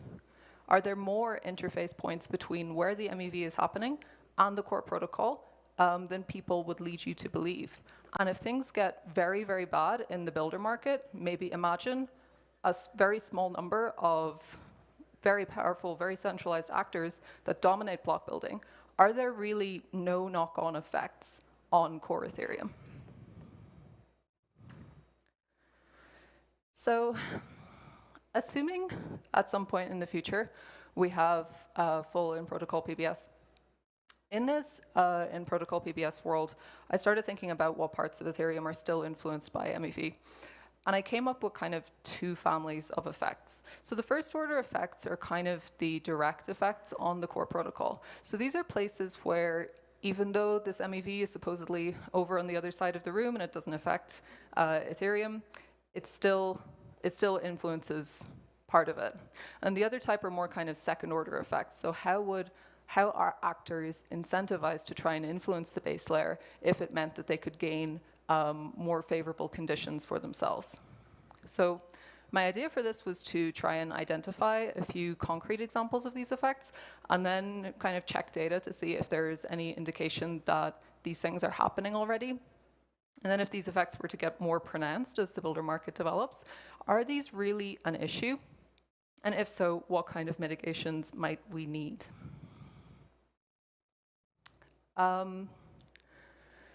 So let's have a look at the first kind. What parts of Ethereum are still affected by MEV under full in-protocol PBS? So there might be more than this, but these are the main ones that I came up with for now. So the first one is the contents of the block. So we are now getting these blocks from the builder market. So now all transactions in the block can be directly influenced by MEV. And this wasn't the case before, because it was possible for miners or validators to kind of opt out of using MEVBoost or MEVGETH if they really wanted to.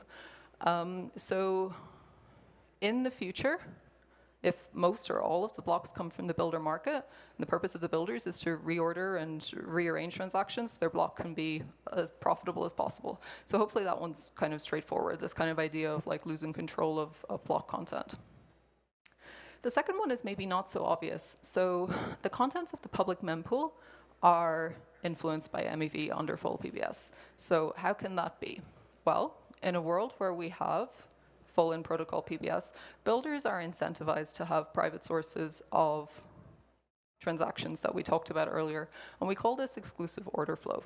So if builders are competing just on the contents of the public mempool, there's no difference between the kinds of transactions that they have available to them, then their success comes down to maybe their algorithm or their trading strategies. However, the more order flow that they have access to that other builders do not, the more likely it is that they can build a better block with that.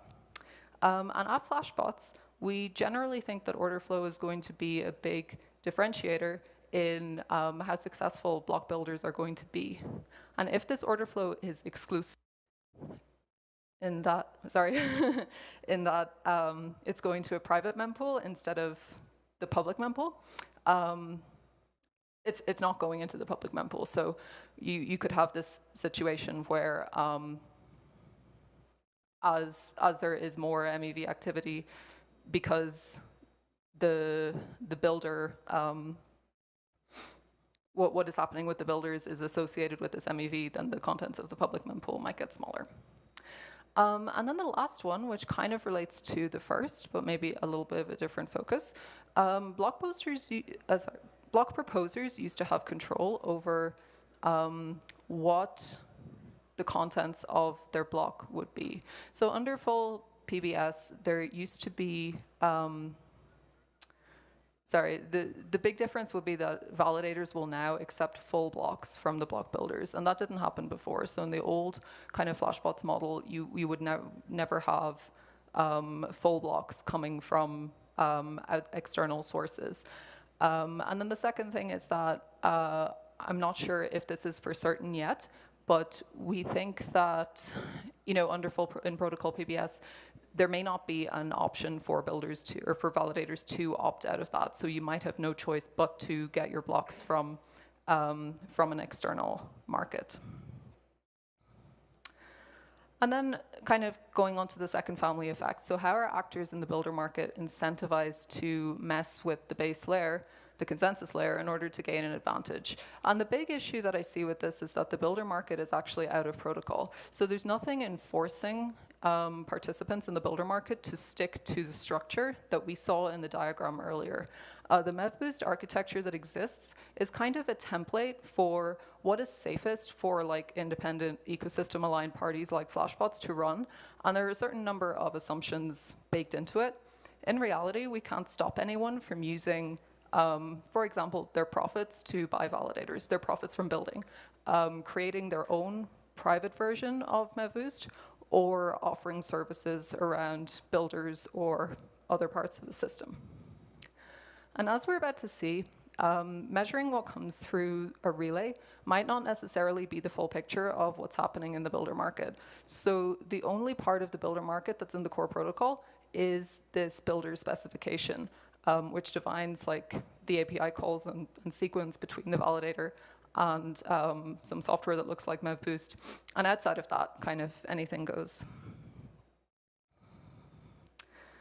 So by now, we've identified a few kind of concrete areas where we think that MEV might still affect the core protocol under full PBS. So what can we do with this? Well, there have been a lot of really awesome data collection efforts by various parties in the ecosystem in the last few weeks since the merge. What if we took a look at some of these and see if there are any clues based on these areas that we've identified that this prototype builder market via MEV-Boost is starting to affect the core protocol in an undesirable way? And so the first question that we want to ask is, going back to what we identified previously, how much block content right now is currently decided by the builder market? So here is a graph that measures how many blocks have come from relays since the merge. So as you can see, as of today, we're up to 60% of blocks coming through relays. And I looked at this graph last week, and it was about 45%. So it's increasing quite quickly. And again, it's important to note here that this might not be the full picture. So many of these dashboards measure what comes from relays, and this might not be an accurate reflection of what blocks are coming from the builder market as a whole. So it's probably best to think of this as a lower bound on how much block content is coming from the builder market that seems to be increasing over time. And then on to the second question. So is the public mempool changing since MEV-Boost launched? So here's a graph of the count of unconfirmed transactions in the mempool over the last 30 days. And if we look back at when the merge happened, September 15th, it looks like something may be different. So the baseline seems to be a little bit lower. And what I would expect to see over time, if my speculation is correct, is this baseline kind of trending downwards. However, I don't think I could say at this point that this is definitely because of MEV. My plan is to keep monitoring this and look into other things that might be affecting the mempool since the merge. And the next question is linked to the idea of things kind of getting nasty in the builder market, and if there are actors with big advantages that they might use, they might be in a position to use those to start to influence the base layer. So are there early indicators that builders are centralizing? So this chart measures block builder success since the merge, so percentage of blocks that landed that came from a particular builder. So if we think of that 60% that we saw in the diagram a few slides ago, how many of that 60% came from a particular builder? The orange one is Flashbots. So that doesn't really look great right now. However, if you look closely, it does seem like Flashbots is losing its lead a little bit as time goes on, or as some other people have pointed out to me, that the non-Flashbots slice looks as though it might be kind of diversifying a little bit. But the point that I'm trying to make with this is that it doesn't look like Flashbots, is as the dominant builder, has a lead that's growing and growing over time. But this is probably another good thing to keep an eye on. And so when I talked about actors trying to influence core Ethereum in ways that we haven't thought of yet, I think the big one for me is whether builders and validators will eventually decide not to bother with the out-of-protocol builder market and just start making deals with each other directly. And this is the kind of activity that's much more difficult to see. We really need to keep in mind that the builder market, so this thing that validators are able to send their requests to at the moment, and what goes through MEV-Boost and the relays is not the same thing. So what we would need to find out here is if there is a way to tell if there are blocks produced via some external source that are not going through MEV-Boost or a relay. And I think this is possible, but I didn't manage to do it in time for this talk. But by examining this number over time, we could deduce that perhaps builders are being connected directly to validators and bypassing the relay components entirely. Because if you're a big party with a lot of order flow and either access to a lot of validators or perhaps the means to acquire validators, you don't need to participate in all this relay and builder competition business. So I think we want to keep as much of this activity in the light as possible. This is something that I think is really important and we'll continue to work on. So, looking at the indicators that we found, are these things actually problems? If the trends that we identified continue and possibly become more pronounced, what negative effects on Ethereum could we expect? So we saw previously that we are currently around 60% of Ethereum blocks now coming from the builder market. So extrapolating from this, should we be worried if 90% of blocks are coming from the builder market? And I think the main problem with this is censorship. And hopefully you can see by now why censorship is the big kind of topical issue with PBS that a lot of people are talking about. If the centralizing dynamics that we're expecting start to play out, it's possible that 90% plus of blocks start to come from a few actors. And as we know, it's easier to censor at the block builder level than it is to censor at the consensus level. We also saw that there seems to be a decrease in transaction volume in the public mempool post-merge, and if that speculation is correct, and it turns out that this is a symptom of transactions being diverted from the public mempool and into private pools, what implication might this have? And one of the solutions that people propose, or maybe one of the kind of additional features that people want to see for MEV-Boost or full PBS is this idea of a fallback solution. So that would be allowing, if something goes wrong, you allow your validator to build blocks locally and then compare those to builder market blocks that have been produced. And then you would only accept the builder market blocks under certain circumstances. So the issue here would be if the public mempool maybe got so small that effective fallback solutions like this either weren't possible or relied on the validator being altruistic, and that building from the public mempool alone is completely not competitive compared to the builder market.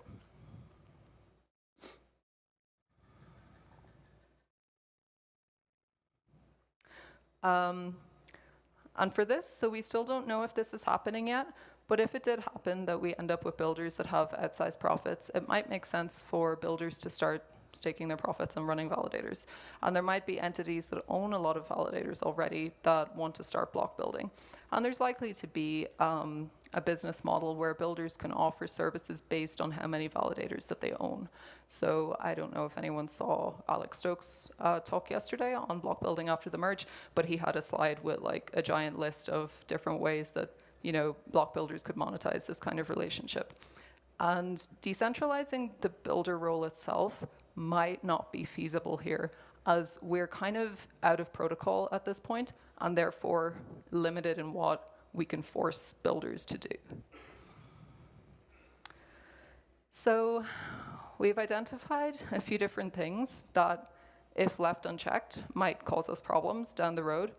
And I think there's good awareness around most of these already, especially the censorship resistance schemes, which is very topical. But there are a few other things that, given these early indicators, might also be a priority. So censorship resistance, I think we know about that already. It's something called transaction inclusion lists, I believe is being actively worked on by Flashbots and other people in the Ethereum ecosystem.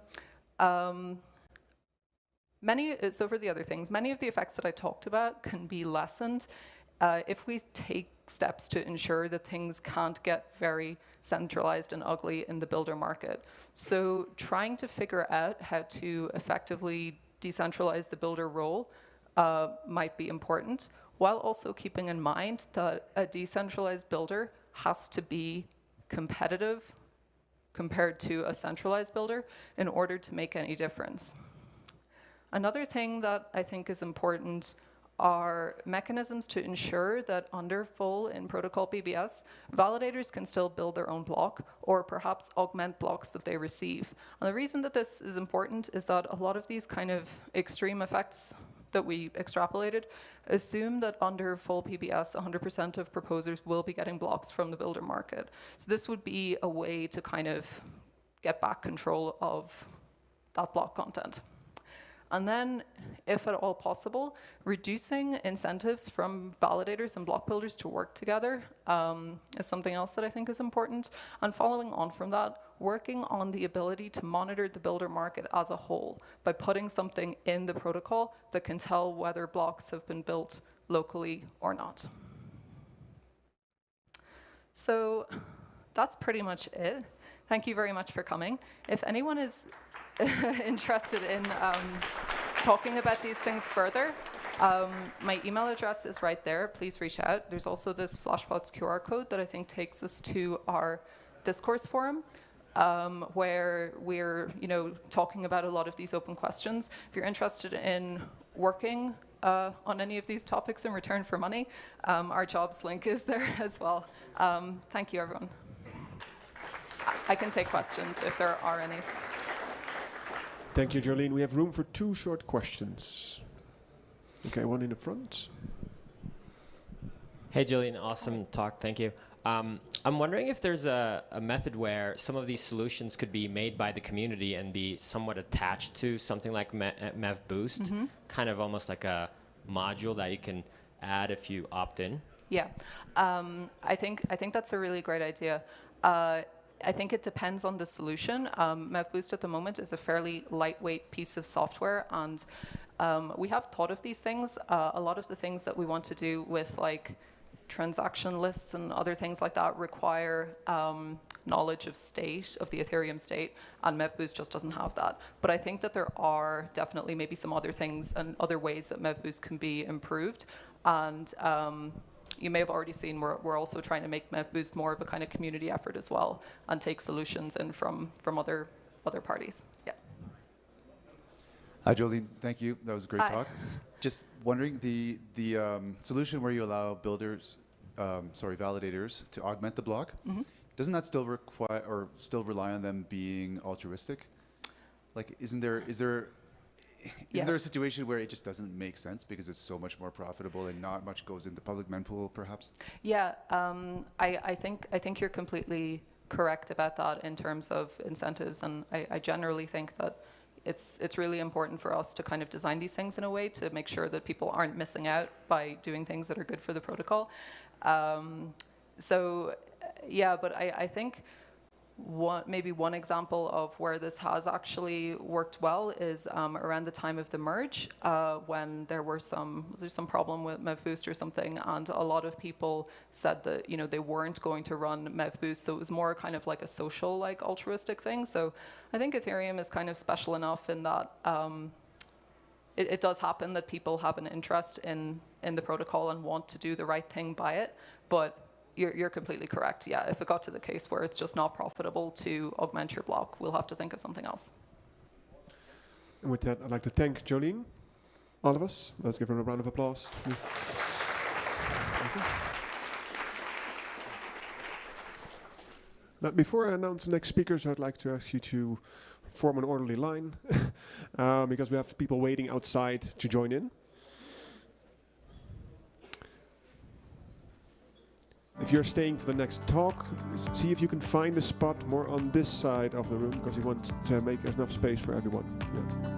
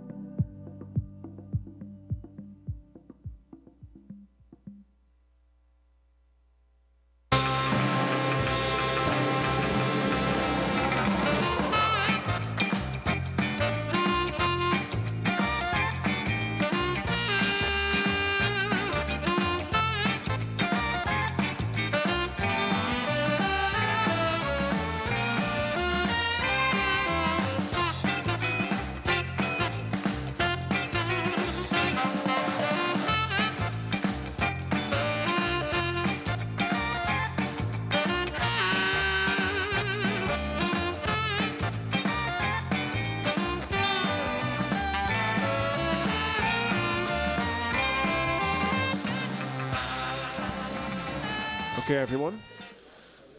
Thank you all for coming. Be careful. Please, for the last people to come in, take your seats. And we have one spot over there left, one in the back over there left, if you want to sit.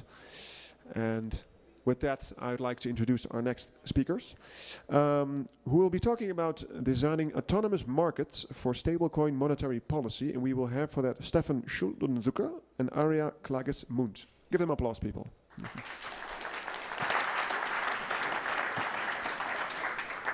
Thanks. Yeah, great to be here. So I'm Stefan, and today I want to talk about some of the design work we did for our stablecoin that's called Gyroscope. And this is joint work with my co-founder, Aria Klages-Munt. So imagine you want to build a stablecoin. So you have a cryptocurrency, and you want to keep it stable.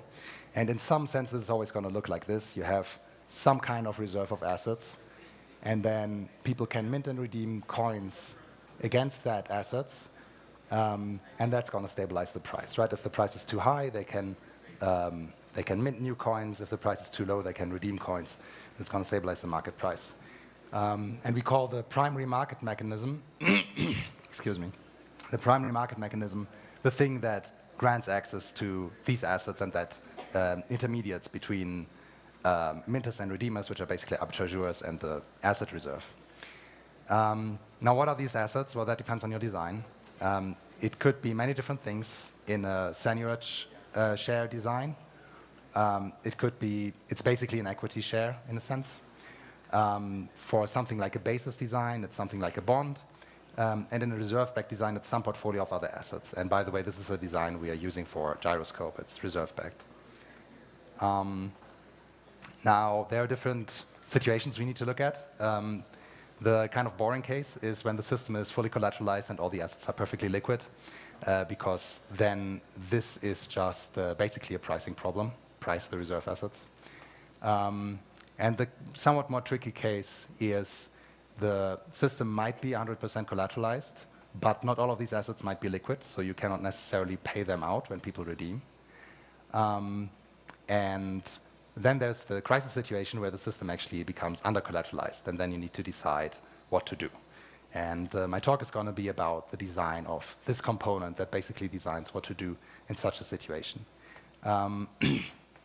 What we are implementing for Gyroscope is a reserve of only liquid assets. So we are not really considering this case, but it would be a maybe straightforward extension of what we're doing. So let's look at some examples of this.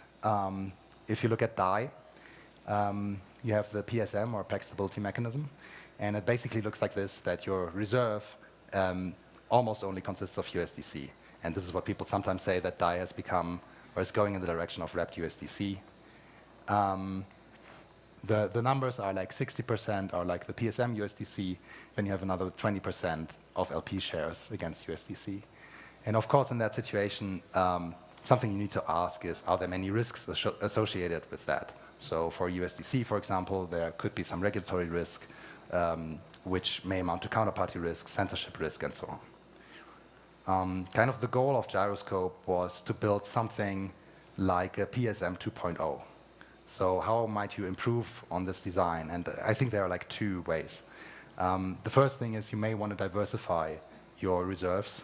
You may not want to hold only USDC.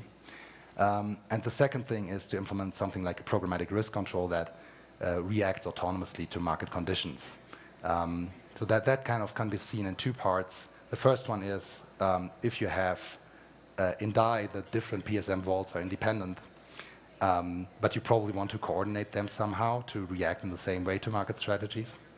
And the other one is to price the stablecoin depending on market conditions, especially when the system, should the system become under-reserved. And this is kind of where we're going. So kind of to build such a system, there are like many different challenges, and I just want to give you like the super quick overview. Basically, we want a picture, right? So we have a reserve that consists of different asset classes that are probably structured in some way.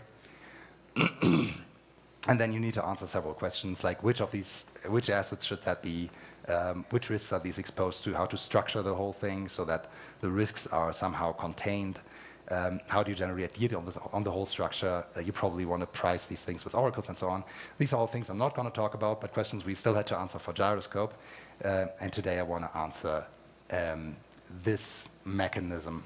Basically the question is, someone comes to your system, the system may be under-reserved or illiquid to some degree. They want to redeem a stablecoin. What is the amount of assets you offer them?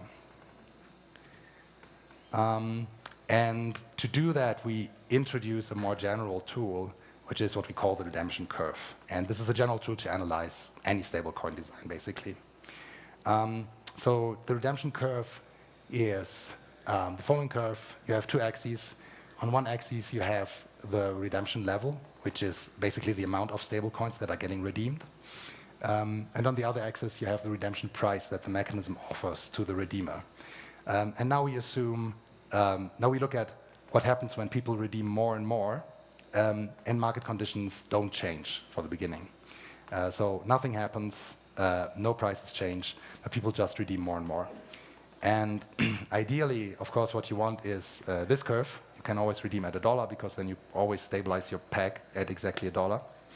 And the higher your curvature here is, the less you support the peg as more and more people redeem.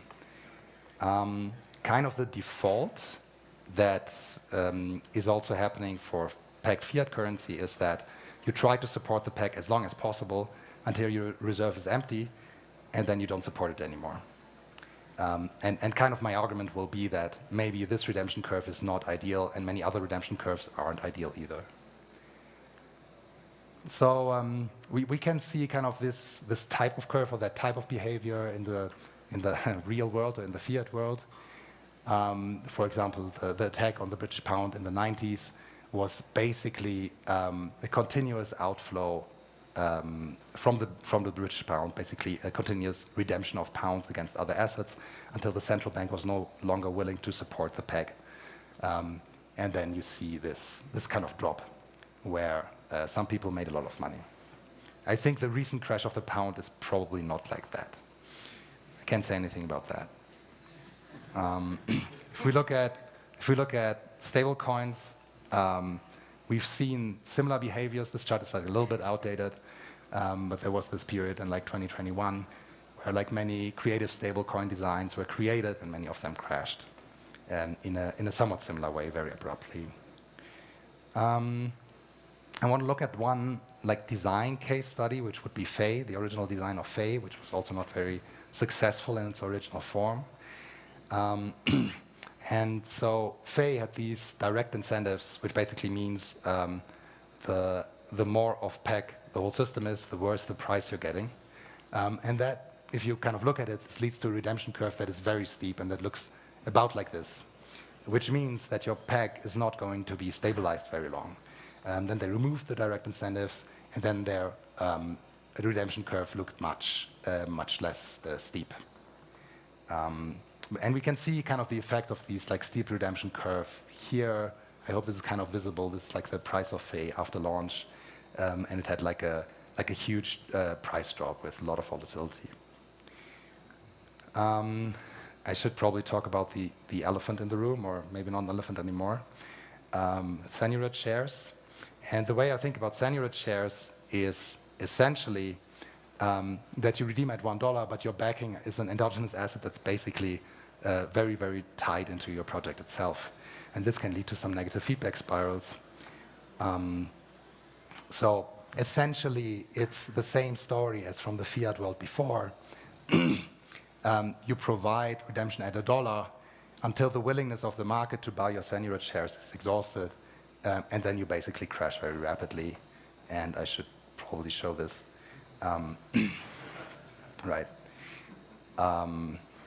This is the supply, right? You have this supply inflation at the same moment, but it doesn't really matter because people don't want to, the amount of seigniorage shares people want to buy doesn't increase, or the amount of dollars people want to put into seigniorage shares, I should say. I should point out one thing about this particular talk. This was when I gave the first version of this talk.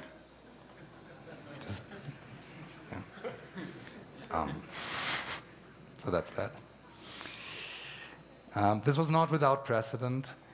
We had a very similar system called Iron, you may remember, which also crashed in a very similar way. So here you have the stablecoin that crashed, and at the same time, the endogenous collateral crashed also.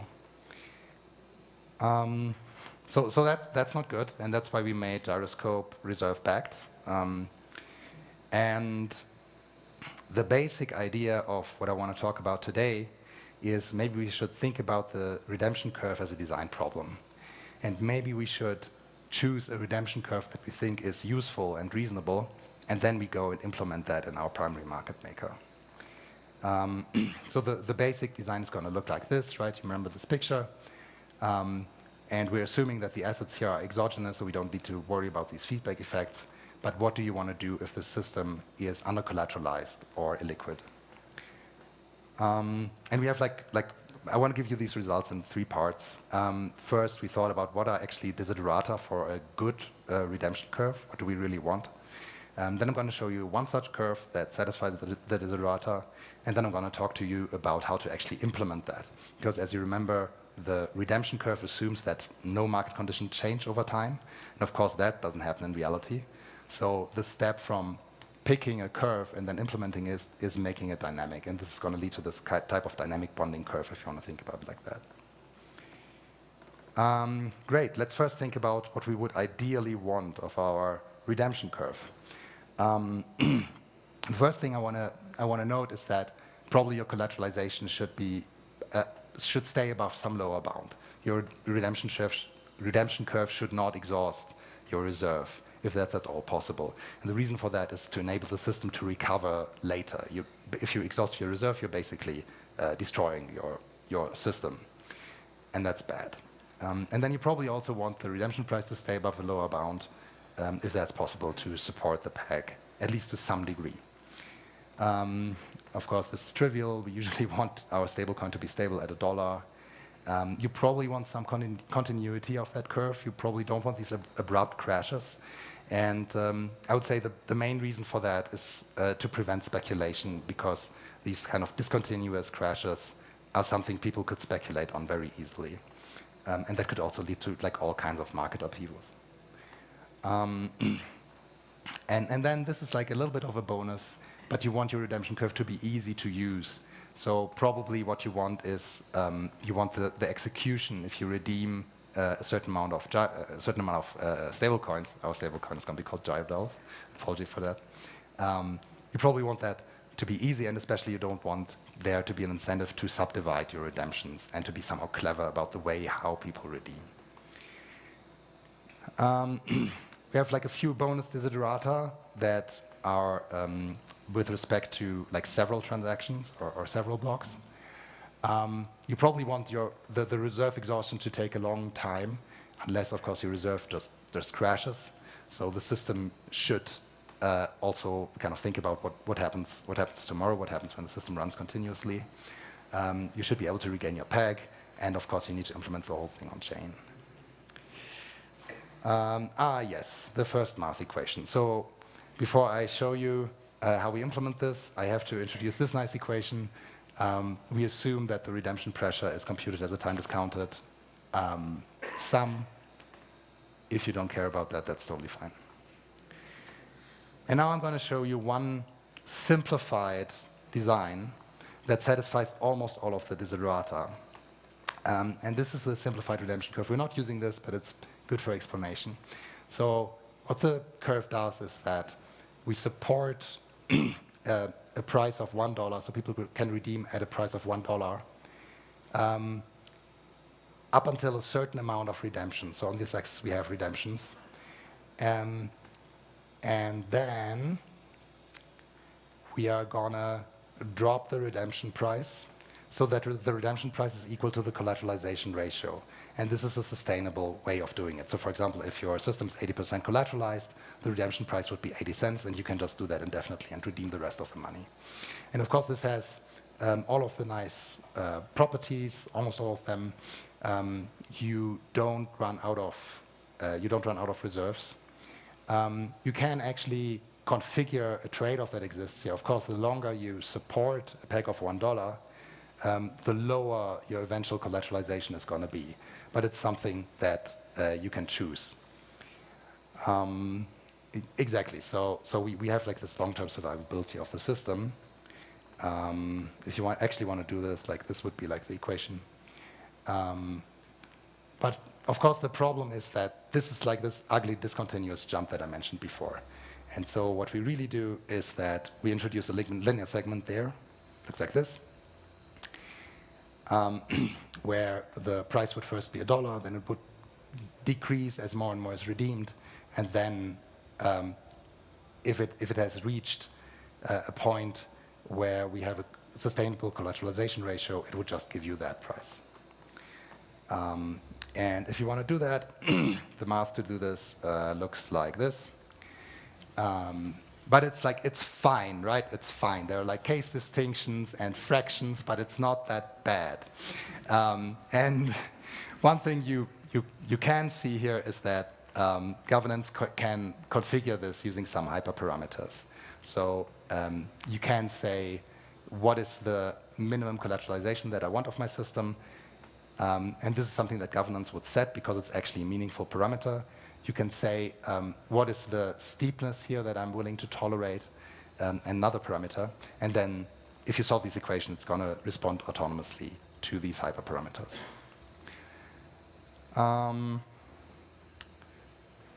Now, this curve is beautiful. but it has a problem. It's not very useful because it doesn't reflect reality, because we assume there is a redemption pressure of 0.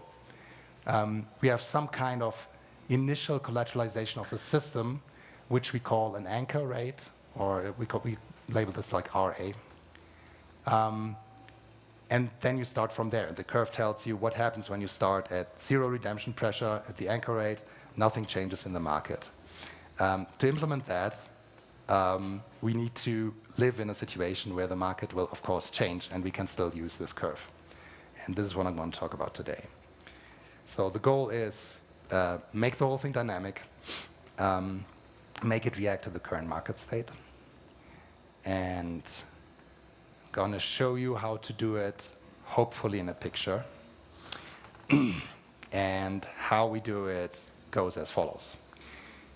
I showed you this curve, and if you know your anchor collateralization, which is on this axis, and you know a certain amount of redemption pressure, then you can go and integrate the curve from before, and it's going to tell you what your collateralization at that point is going to be, and that's up here.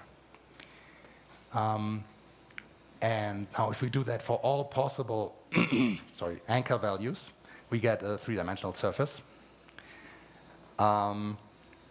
And what we just discussed was, if you know this and this, you can compute this.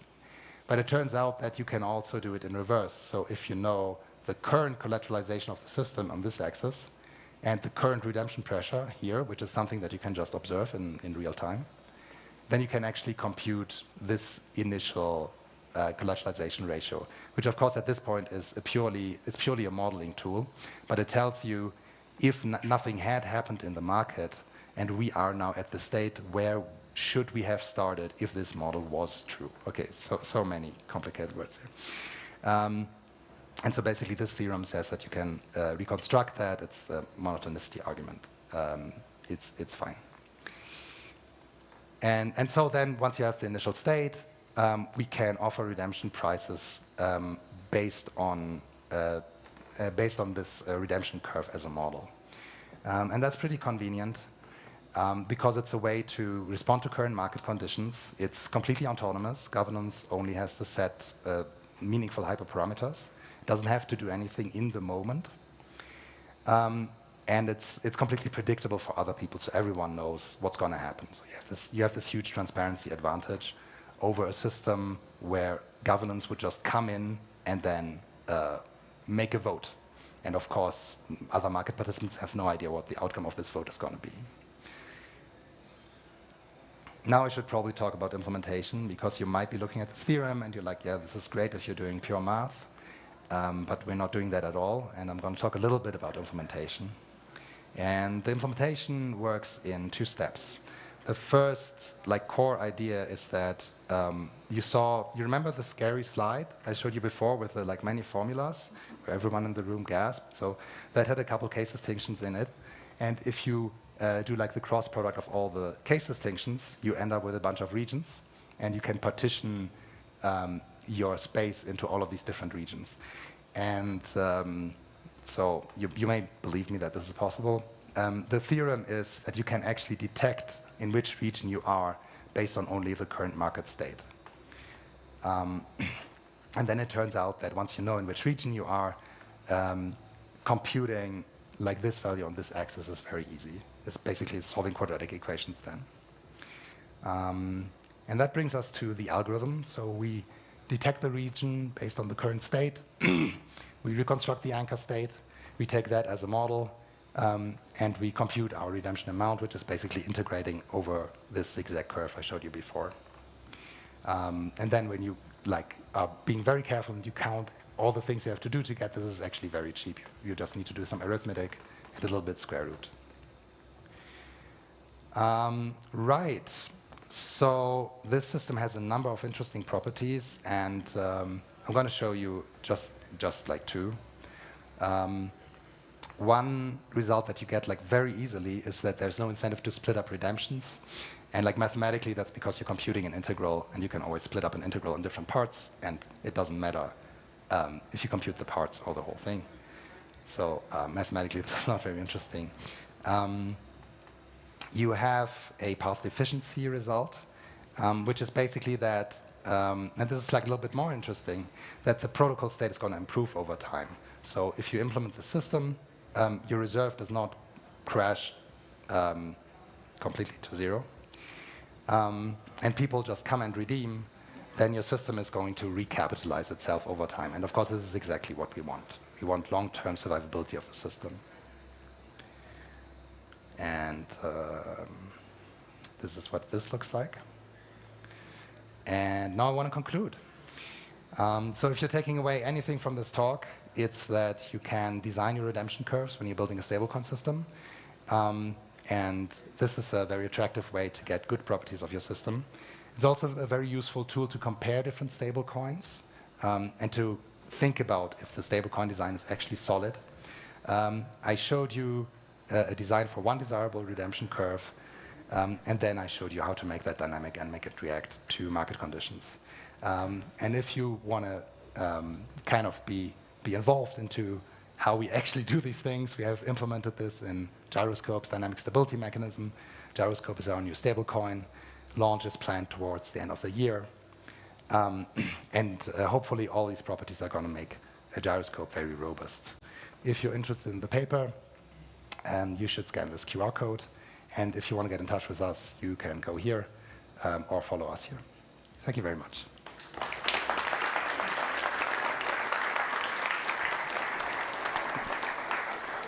We have room for some questions. Let's see.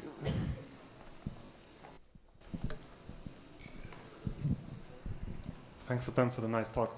Why did you guys choose a piecewise linear approach, for example, and not something that's really smooth, like a sigmoid or something like that? Are there nice properties that you get out of this than you would not get otherwise? Yeah, let me just jump back to the slide. So the should I give the honest answer or the lie? No, I'm going to give the honest answer. So the honest answer is because it's easy to implement. Because, and like the reason is that this is linear, so its integral is quadratic, and solving quadratic equations is easy, and solving anything else is hard.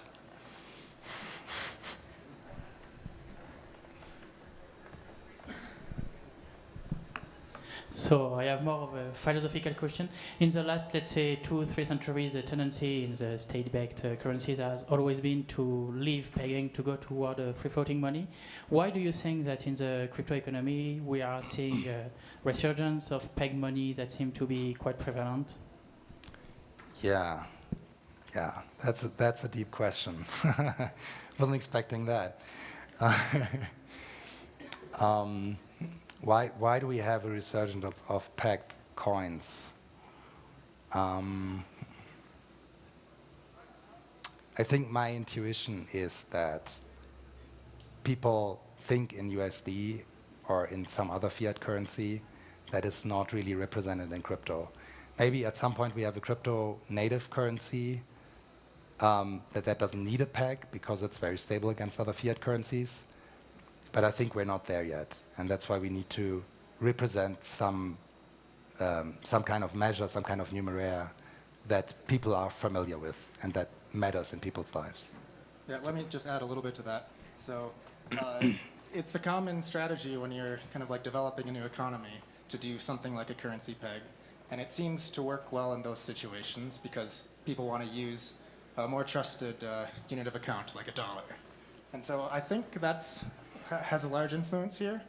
But I also just want to note that the autonomous monetary policy that we've been developing can be more general than just maintaining a currency peg. You can choose parameters in different ways to do more arbitrary monetary policy too.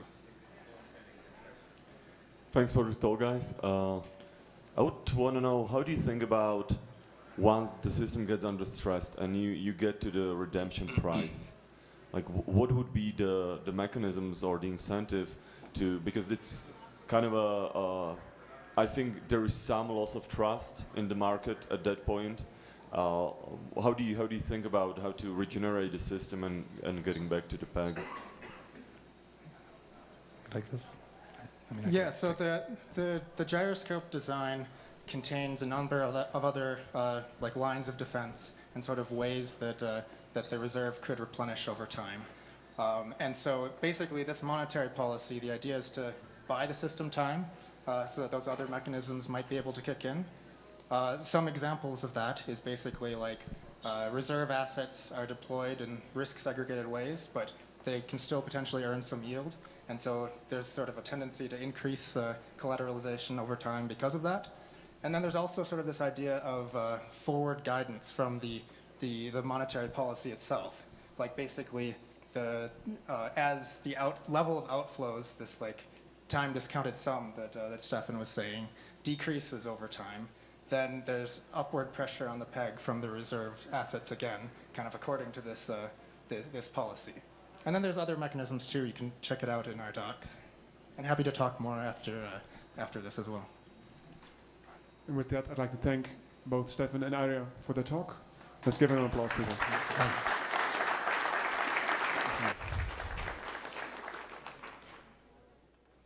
So let's take a moment for those who want to leave.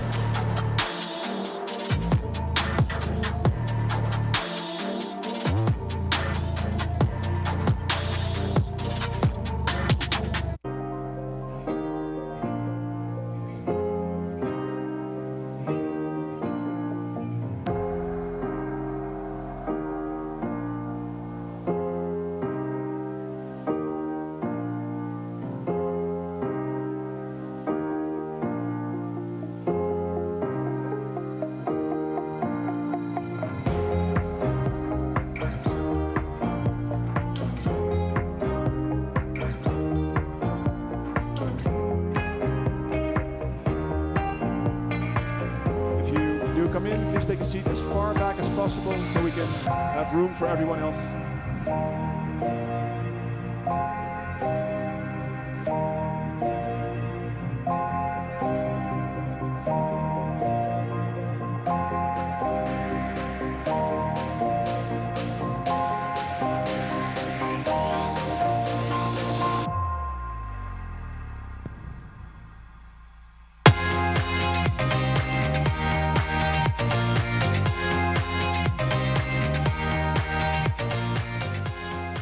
Okay, now that everyone has found their spot, please enjoy. I'd like to welcome our next guest who will be talking about amplifying consensus participation with block space markets. Ladies and gentlemen, Julian Traversa. Hey. Very welcome. Testing. Hello. Okay. Awesome. Thanks for having me, guys. I'm Julian from Swivel Finance. I'm technically the CEO, but I do a lot over there. And today we're generally going to be talking about ETH2 and the way that we can really use DeFi products to kind of amplify both the securities of the ecosystem generally, as well as just the attractiveness of what we can offer in DeFi itself. So to start, really, what is block space, right? Block space is generally just a reservation of some computation space on the Ethereum network for specifically the mutation of state, right? So generally speaking, when you try to submit a transaction, it's going to require a certain amount of computation, and you then must reserve a certain amount of block space, of course, to transfer those funds or whatever you're doing. Also, generally speaking, right, this is supplied by validators in ETH2, supplied by miners traditionally, and the demand really then just comes from purely user transactions or arbitrage or whatever it might be, right? So yeah, going towards demand. You see that generally speaking, it actually is insanely volatile, right? It's very difficult to predict demand. There are a number of just confounding factors that continue to screw up any sort of models people have made.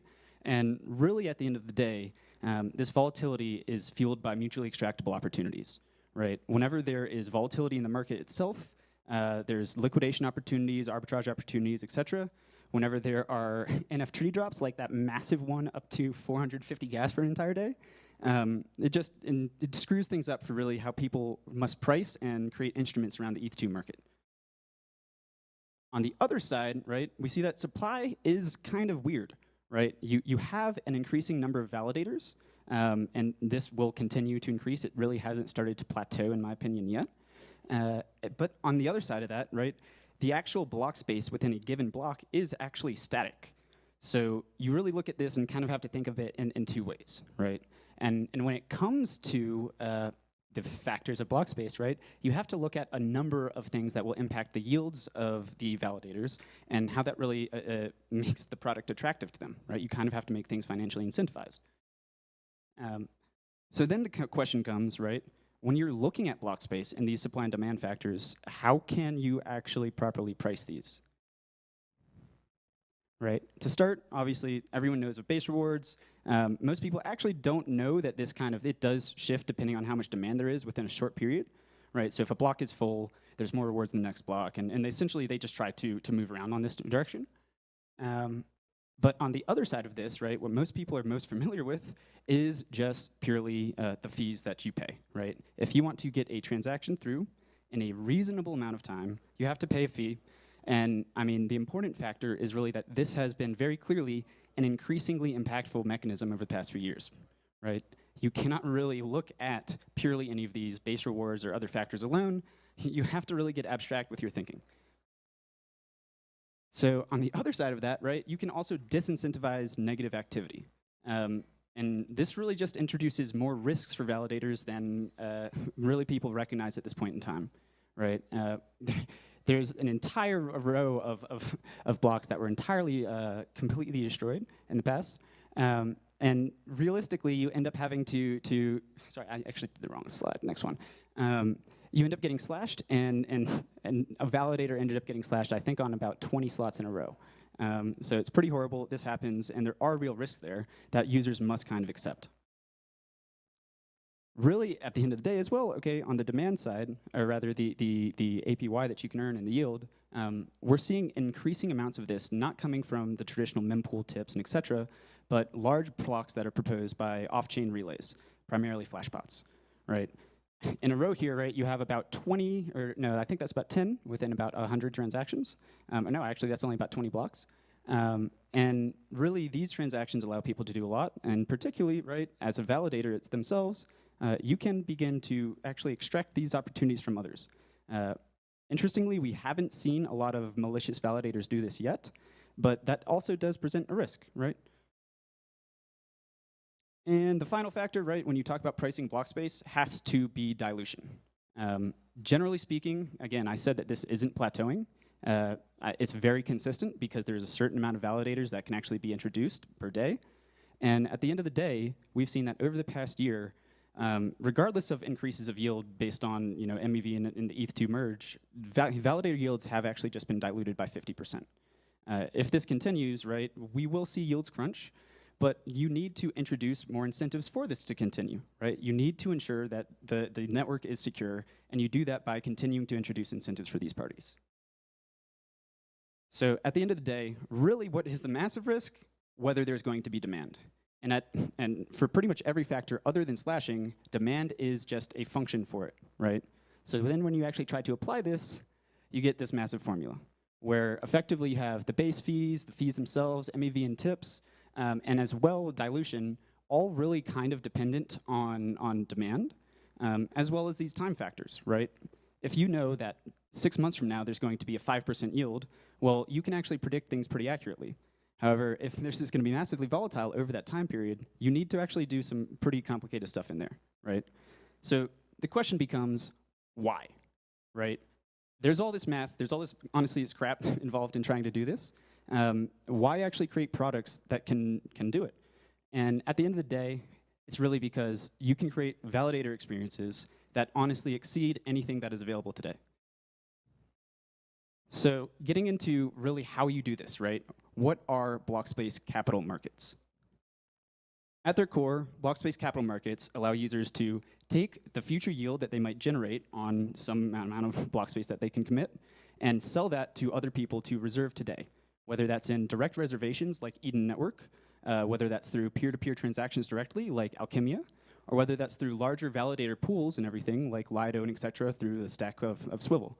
And on our end, I think that something is very important to note, right? We split up the components into yield tokens and principal tokens. So if you took a deposit on Lido and you instead immediately gave it to us, we would take that deposit, we would split it into those two components, the yield tokens representing the yield that would actually be generated, and the principal tokens representing your actual deposit itself, and allow you to actually trade those, right? So the most common use case there is then, well, I want to trade away my yield tokens, that future yield, to somebody else. And the result really is that as a staker, you then are completely insulated from any slashing risks, any dilution risks, any volatility. And on the other side, the party is effectively leveraging massively on the rate, right? You can either hedge your costs if you are a validator yourself, you can hedge variability, or, I mean, at this point in time, the gas price is literally on a regular basis down to 2.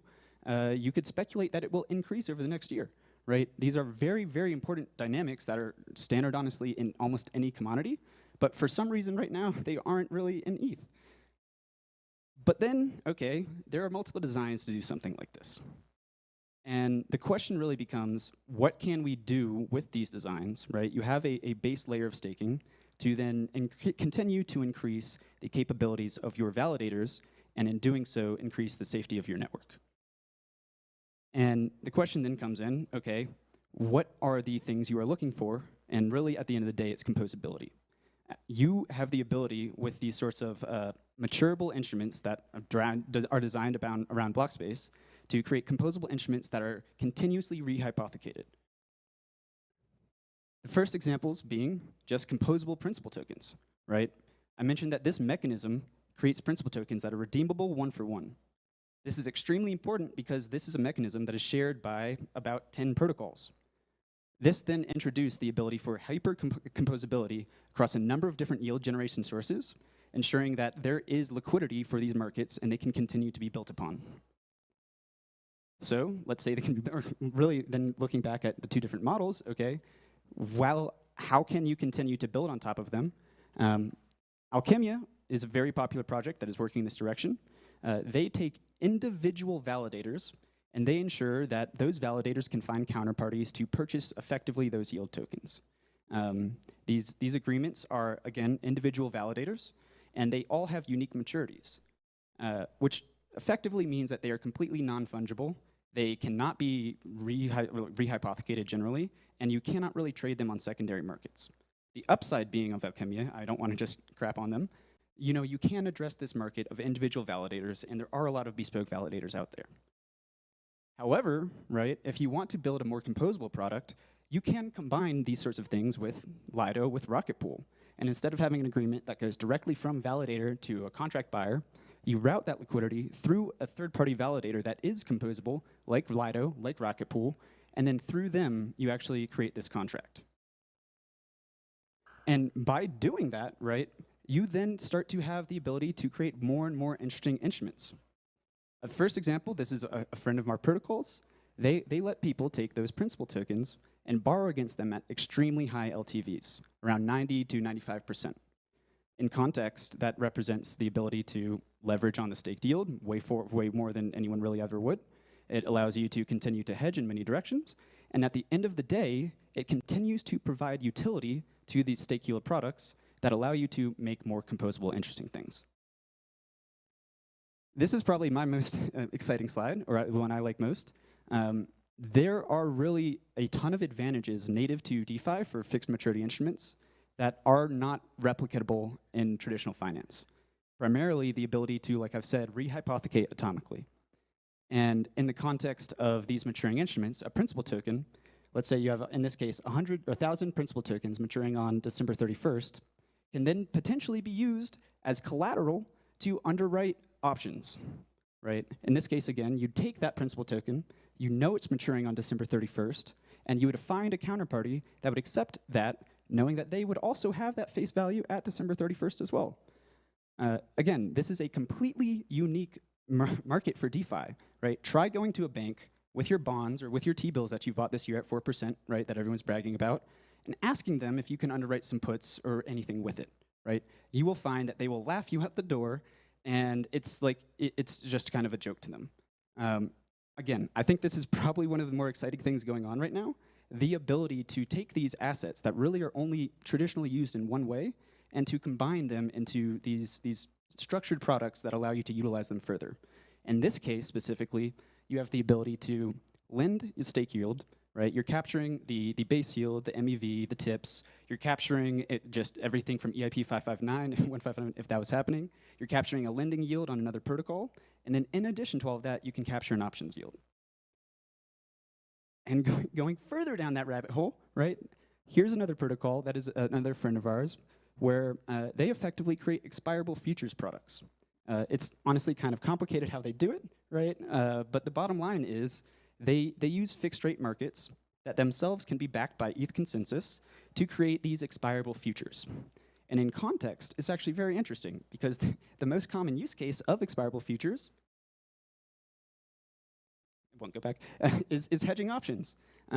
So at the end of the day, you actually are already seeing this symbiotic ecosystem where users are able to hedge regular just trading markets in both directions while getting additional yield, and all of this liquidity is then routed through the base ETH consensus layer.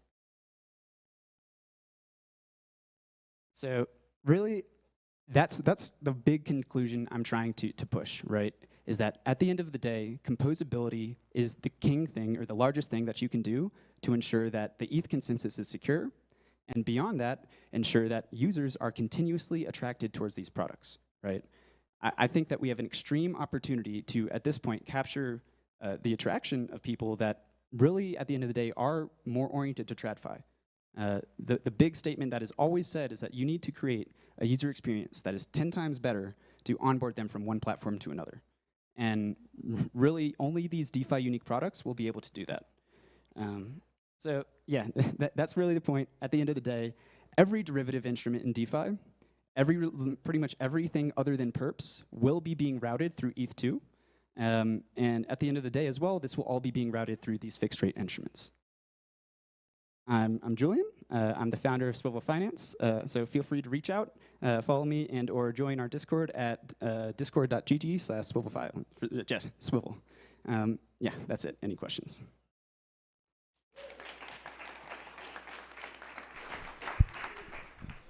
Yes.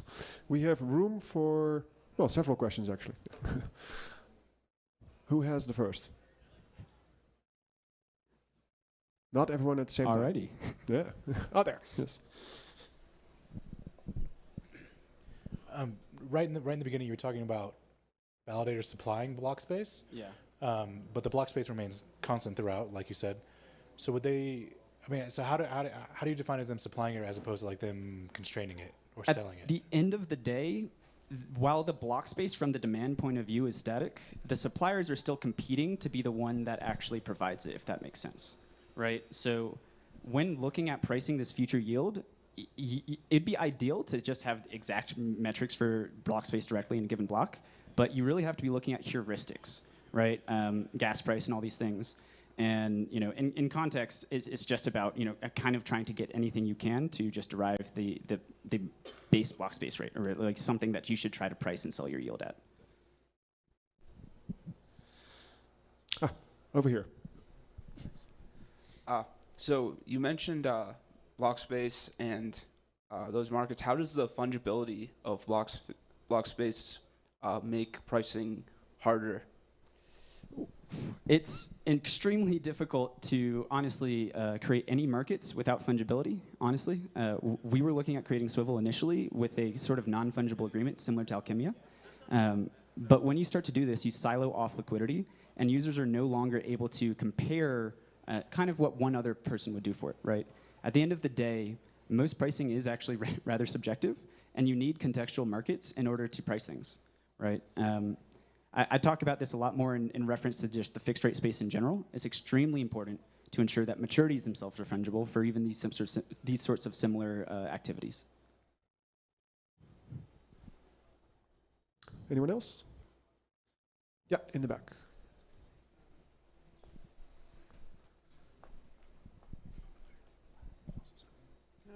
The distinction that you've noticed, which is that for these kind of like splitting and like rehypothecating future staking yields, it kind of requires going through central-ish validator of some kind, generally speaking.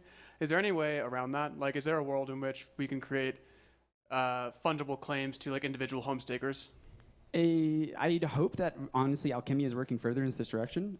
It's more difficult than one would think, I'm sure, right? Because you actually then have to create the infrastructure between a validator client and some dApp.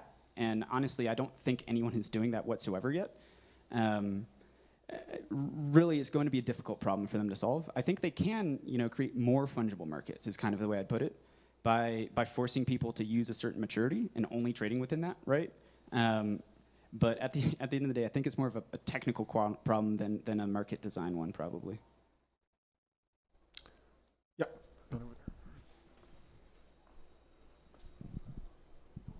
Would the return profile and the volatility of the split out yield aspect of it not just mirror Ethereum anyway? It would, yes. That's the point. And if you split away your Ethereum, it's not going to do anything. What you need to do is find a counterparty to buy the yield token, the split away yield that you're going to be earning over some future date, right? And that's why, again, it's very important to try to create these markets that are fungible and liquid. Otherwise, it becomes increasingly difficult to actually find these counterparties. And then as well, right, if you don't have a secondary market for anyone to sell anything on, it's impossible, right? So you really need, really answering your question, you're selling those yield tokens to another counterparty, and that person is going to be the beneficiary of whatever ETH staking, and et cetera, yeah. Awesome. Okay, awesome. Thank you, Julian.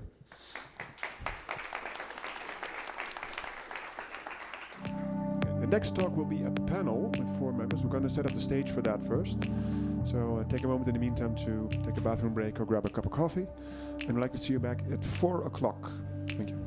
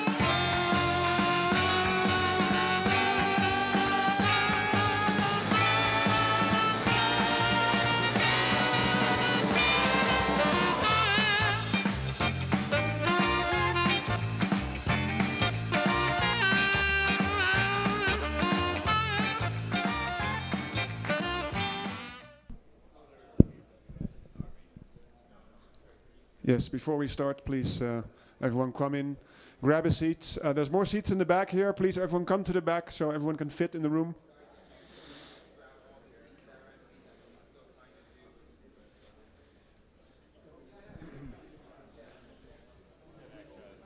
You get my mic. And then at the Q&A, I take one for you guys.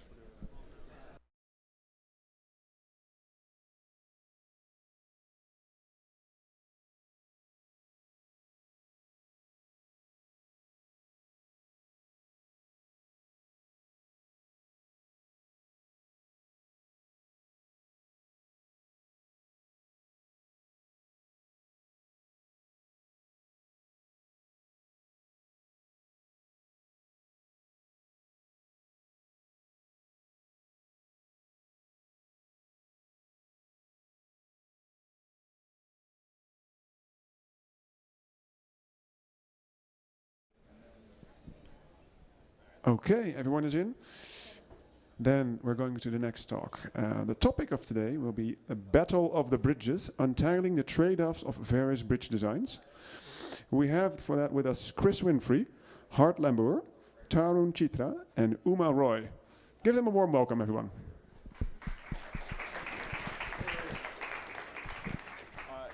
Let's see. We got mics. Hello. There we go. Sorry. Thanks, guys. So I want to introduce our moderator because it's not Tarun Chitra. This was supposed to be our moderator, but we canceled him because he had to leave a little early. And instead, we have his alt, an even bigger brain moderator. Wait, where are we? Guillermo. Guillermo is, I want to introduce Guillermo. He is the head of research at Bain Capital Crypto. And he also is a PhD from Stanford, like all these other smart people, writes a bunch of research papers, and is going to ask us insightful and probing questions to get to the heart of the trade-offs of bridge design and the future of cross-chain communication. So thank you, Guillermo, for moderating this. Well, thank you for the far too kind intro, and in fact, because you've said so many nice things about me, that's how I know you're full of shit. But it's fine. Anyway, so yeah, so I guess as a first, let's start with all the big intros is, we have you three. I know two of you quite well. Chris, unfortunately, I don't quite know you. So that means I'm going to pick on you to start. Give me a 30-second intro of who are you, what do, what have you done to deserve this, and what have you done to be up here? Sure. Why would you? Like, who did you kill in a previous life? What? So I'm Chris Winfrey. I'm one of the co-founders of Hop Protocol. So Hop is one of the only bridges that hasn't been hacked yet. We're spicy. Closing in on $3 billion in volume so far. Before I was doing Hop, I was a security auditor, covered projects like Open Zeppelin Framework, Augur, DYDX, Decentraland, and a lot more. Is that correlated with the bridge not being hacked yet, or? I think so. Ooh, or I like to think so. All right, I think Hart, unfortunately, you are next. Sure, guys. I'm Hart Lambour. I am the co-founder of a protocol called Across, which is a cross-chain bridge. We'll talk about the design and how it compares to Hop and other things shortly. Front run me like this? Yeah, I won't front run you. I am also the founder of a protocol called UMA. Not this UMA. No relation. No relation. Although there is a funny story about how UMA heard about UMA early on, but we won't go there. We are an optimistic oracle. UMA is an optimistic oracle, and we use this optimistic oracle as a security model for Across, which we'll get into. Across also hasn't been hacked. So I think... Congratulations, I think. Yes.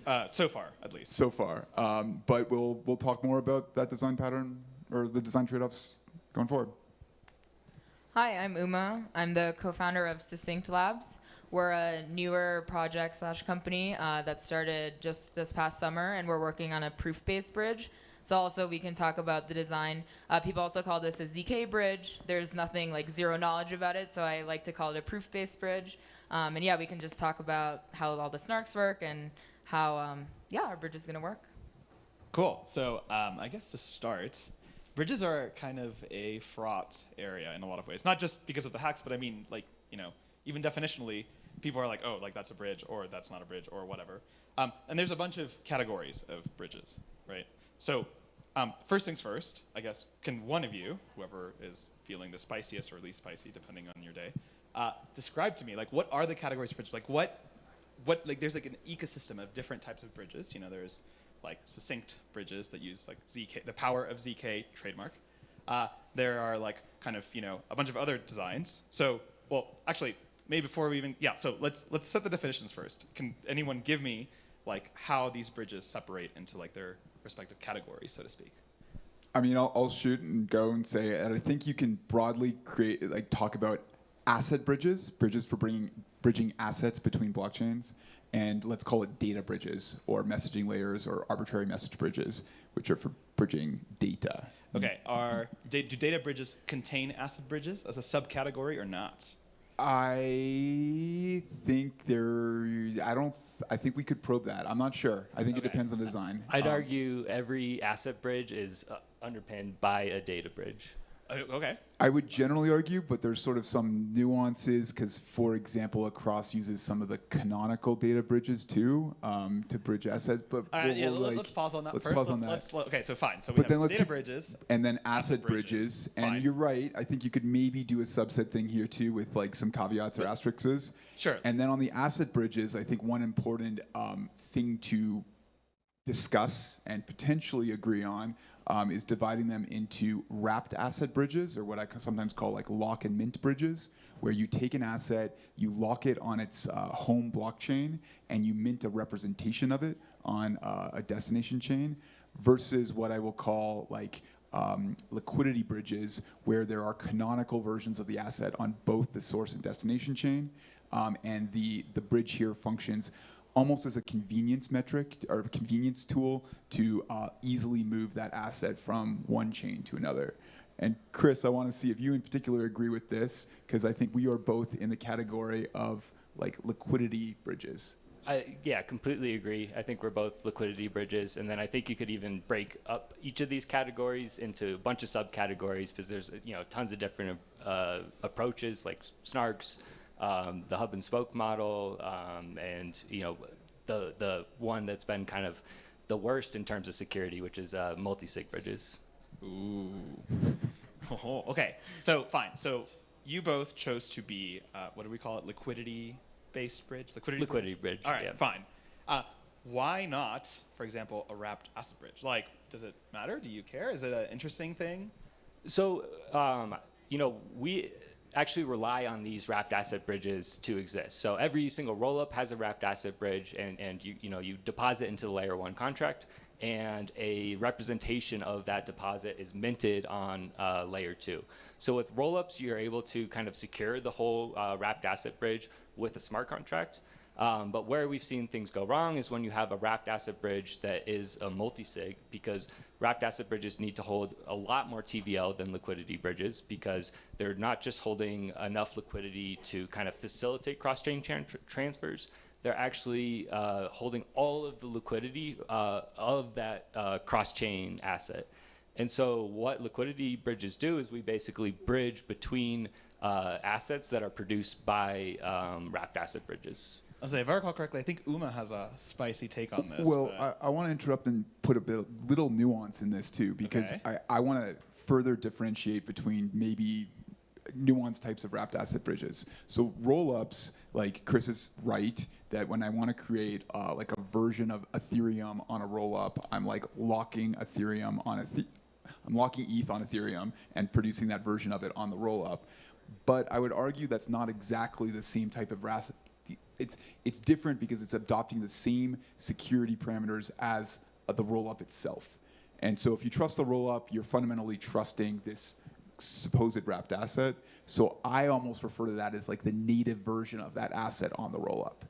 The type of wrapped asset bridge that I think Chris is shitting on, and I totally agree, is the one where you literally do just like take the wrapped asset, lock it in Ethereum, and then there's like an oracle or like a different security method that's potentially super insecure that's minting a representation of that on your destination chain. And then for the user of that asset on that destination chain, that user has perpetual risk to the security of that oracle in perpetuity. And if that ever breaks, that user that just thought they held this valid asset is left with a donut. And those are the designs that I think are really dangerous and not cool. So sorry. Right.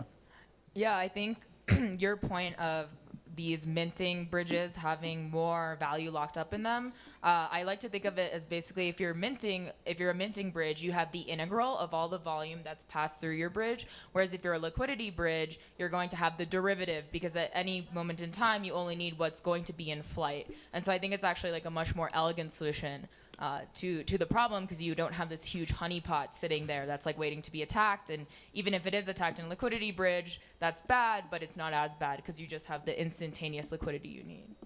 Cool. Okay. So I don't think I have any additional questions about the specifics of liquidity bridges. I will have additional questions, which we'll start right now, about what is your liquidity bridge? Like, how do you describe it? What is the architecture? How does one construct it? Like, what is this thing? Sure. So with Hop, we've kind of come up with this like hub and spoke model where we use Ethereum to pass messages between different networks. So these are layer 2s or side chains like Polygon or Gnosis chain. And so we leverage each of the native message bridges. So each of these kind of layer 2 networks or side chains has a message bridge with Ethereum where we can send messages. And what we do is we actually bundle many messages at the source chain, and then we'll Merkleize those on chain after many messages have been sent. We can propagate this message or this Merkle route through layer 1 Ethereum to the destination. And this is how we can do scalable but very slow messaging. And then we add a liquidity layer on top of that, where we have liquidity providers that kind of front liquidity when a user makes a bridge transfer. And then as those transfers happen, many of them get bundled up. The Merkle route gets to the destination, and then everything is settled.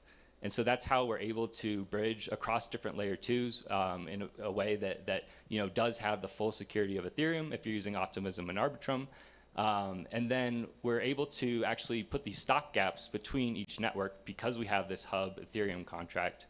And this lets us support kind of side chains that don't have the full security of Ethereum without exposing users to the risk of those side chains if they're on a true rollup.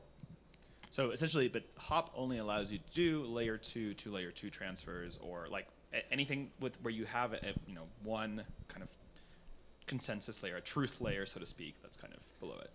So Hop can support any network that has a message bridge with Ethereum. Okay. Yeah. Got it. Hart, tell us about. So yeah, there's a lot of similarities and then some important differences. So Cross actually only supports chains that have a native asset bridge with Ethereum.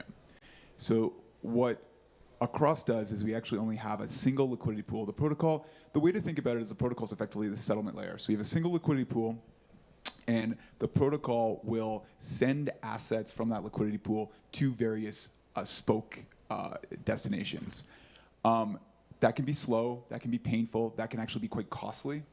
So what Across does is we have a third-party actor we call a relayer. And so if UMA wants to move assets from one chain to another, this relayer will effectively front them capital. They'll send the assets immediately, so very quickly, to UMA on the destination chain, and then it'll request to be repaid optimistically from the liquidity network in the protocol. And so the advantages of this is since the protocol is kind of continuously rebalancing its liquidity between its hubs and spokes, we like to think of this as a very capital efficient design where we're trying to use as little capital as possible to do as much volume as we can. And kind of to Uma's earlier point, the sort of thesis here is less TVL better per unit of volume. So the more capital efficient you can have, not only are like fees lower, TVL has a cost of capital. Cost of capital, you got to pay for. So if you have less TVL, you can have lower fees, but also you have less security risk. There's just less of a honeypot. So essentially, in your case, the protocol and the relayers themselves kind of act as like market makers, right? They are taking on some like risk in like kind of doing this optimistic like fronting. There's no so the relayers are effectively making like 2-hour loans. Right. But that is risk, right? There's risk. There's different. It's not really like market risk. They don't have risk to like the price of Ethereum going up or down type thing. Okay. Sorry, I should be clear. If you're holding that Ethereum and you're not planning on selling it, if you think of it as like stuff you own, you're not taking risk. You're making a loan in this asset. Sure. Right. And like roughly speaking, but I still should be compensated, right? Like in some sense, it's Ethereum that I don't have that I could just like sell or do something with. How am I being compensated for doing that? Yeah, so you charge a small fee, Okay, right? so So just it's a basically percentage like fee, you or- charge like a 2 bip fee on this this loan. 2 bips over 2 hours annualizes to a very healthy return. And again, there's ways where this could get more competitive. There could be auctions or whatever else. The other thing that's kind of interesting about our relayer design is the relayers, they get to choose where they get paid back. So for example, a relayer, if Uma was moving assets from Arbitrum to Optimism, the relayer could ask to get paid back on Polygon. So a kind of interesting feature of this design is if the relayer is like a market maker or kind of the person that's generally doing arbitrage-like things, they could actually get paid to move their assets potentially to a chain where they wanted them, which is kind of interesting. Interesting. Okay. And then I guess we have a bit of a less economic current focus, Uma, but a very interesting, bridge design. Yeah, I think our bridge, or what Succinct is building, is not a liquidity layer. It's not even necessarily like a token or asset bridge. I think we're starting off by really focusing on the arbitrary message passing part. So I think that's like a big difference. The high level design is basically similar to IBC, how you have like a light client running in the execution layer of a target chain for a source chain. Once you have that light client for a source chain running in the execution layer of the target chain, then you have access to the source chain state. Similar to how you guys, I guess, use like you propagate the Merkle route to send a message. Here, if you have like Ethereum's state root on Gnosis chain, then you can prove things about like, oh, stuff happened on Ethereum. So you could have a arbitrary message bridge contract on Ethereum that users send contract calls to, and then a relayer would send a proof on Gnosis chain, for example, that like, oh, this message was sent on Ethereum, and now you should like execute this corresponding message on Gnosis. And so when you have arbitrary message passing or arbitrary data passing, of course, on top of that, you can build a token bridge, you can build a liquidity layer, you can build all this stuff. But yeah, I think our main focus is basically on making this like trust minimized cross-chain communication layer to start. On the topic of trust minimization, which I suspect you have at least some opinions of, maybe, I'm unclear.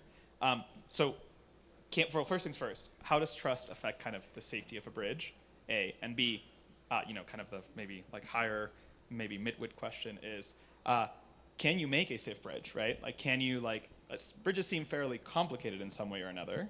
It's like a lot of moving parts potentially. You're dealing with like many distributed systems. Is it possible to make a safe bridge, or are we all just like kind of screwed? Like, is it just like this Sisyphean task of pushing a boulder up a hill repeatedly just to have it hacked or something?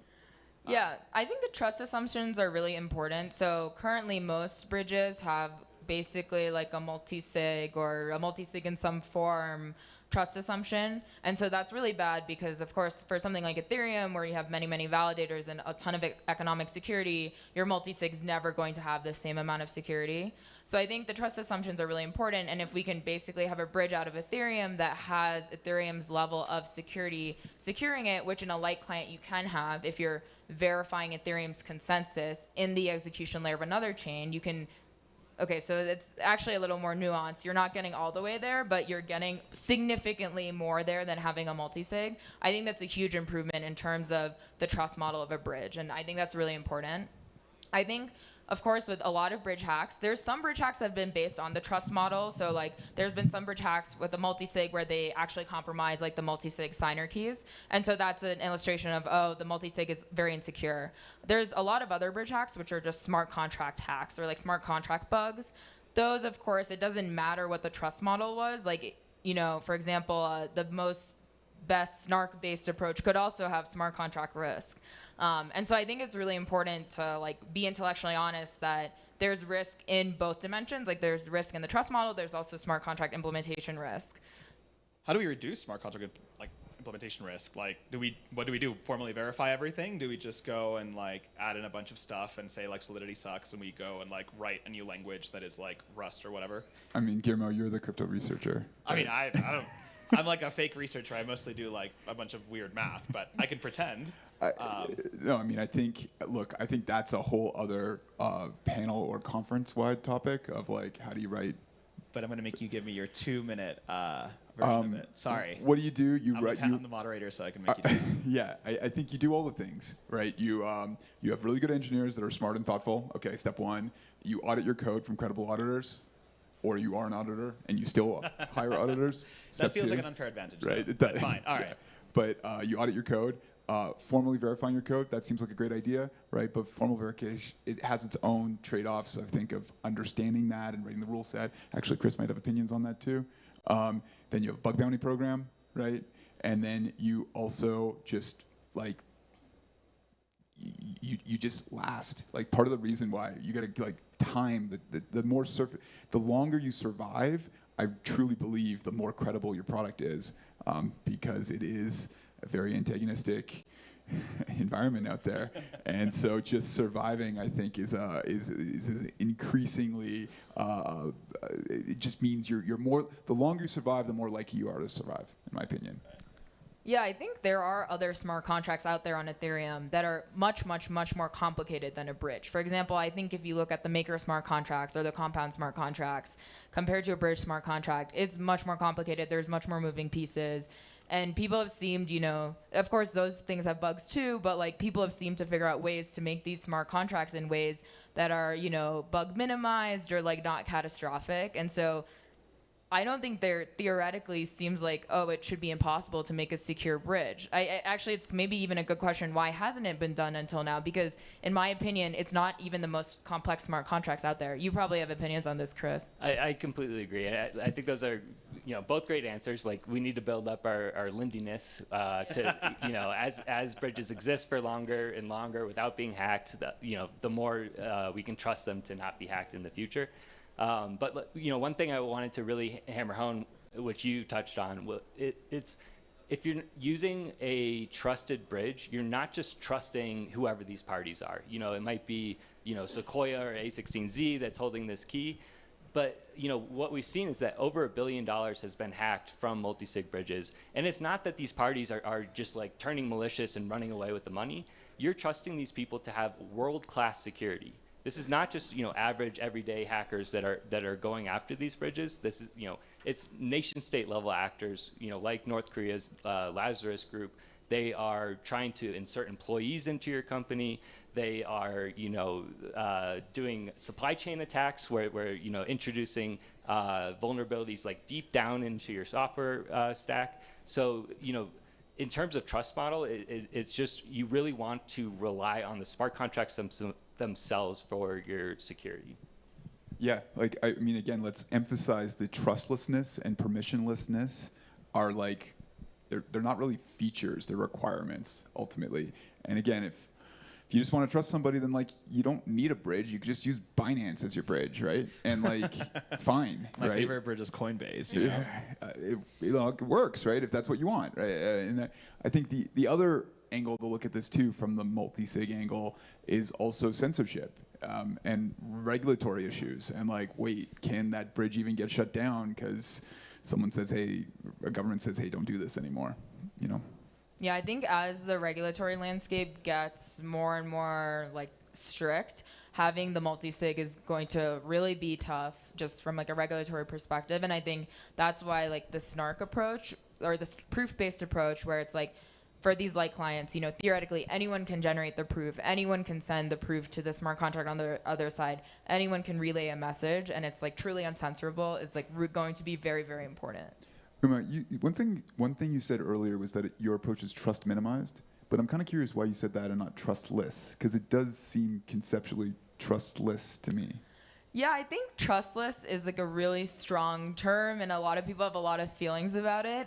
So we try to be aware of that. I think it's trust minimized because ultimately you're still trusting the consensus of the other chain. So for example, if Ethereum has really good security, economic security, but say I'm bridging from another chain back into Ethereum, and say that chain only has $10 million of economic security. I think it's not trustless. You're still trusting the other chain's validators. Cool. Fair enough. So essentially, kind of the way I can summarize this latter part of the panel is that, like, smart contract security, anything that's unsafe is just cope, right? Like, you are like, if you're just doing it wrong. If you just like have, right, like you were mentioning, right, MakerDAO is like this massive set of contracts, and like, I don't know, has it been hacked as far as I know? No. Like, so, I mean, and what is your perspective on this? Like, how do you make smart contracts secure more generally? I asked Hart this question, so I'm going to put you under that. But sorry, it's just happening. Sure. No. So actually, the most number in terms of number of bridge hacks has been just regular smart contract vulnerabilities. And yeah, there is no reason for these vulnerabilities to be bridge specific. You know, a lot of them are signature based, or some of them are just regular smart contract bugs. And so when we design smart contracts, we design them in a way that makes it easy for an auditor to look at the code and verify our security invariants. So, these security invariants are, if a token kind of like starts a transfer here, is it going to be completed here? Can, multiple completions happen at the destination? Is there some other way for someone to kind of like extract value from the bridge? And so if we can, basically make it as simple as possible to verify those things, the easier it is for auditors to kind of catch any bugs that might show up. Essentially, like what you're proposing is, well, simplification for sure, but also some notion of formal verification, or is that not actually it? I think there's cheaper ways or more cost-effective ways to get security than formal verification. Okay, and I guess as a follow-up question, what does it feel like every bridge has been hacked and not like every smart DeFi contract has been hacked? Is it just like a bridge specific thing? Is it just like everyone decides to hop on a bridge and be like, this is cool, like we're just gonna like put our money in here? Like what is it like? It feels that way because it's kind of true. And honestly, I think it's because it's a new market and it's a there's a big opportunity.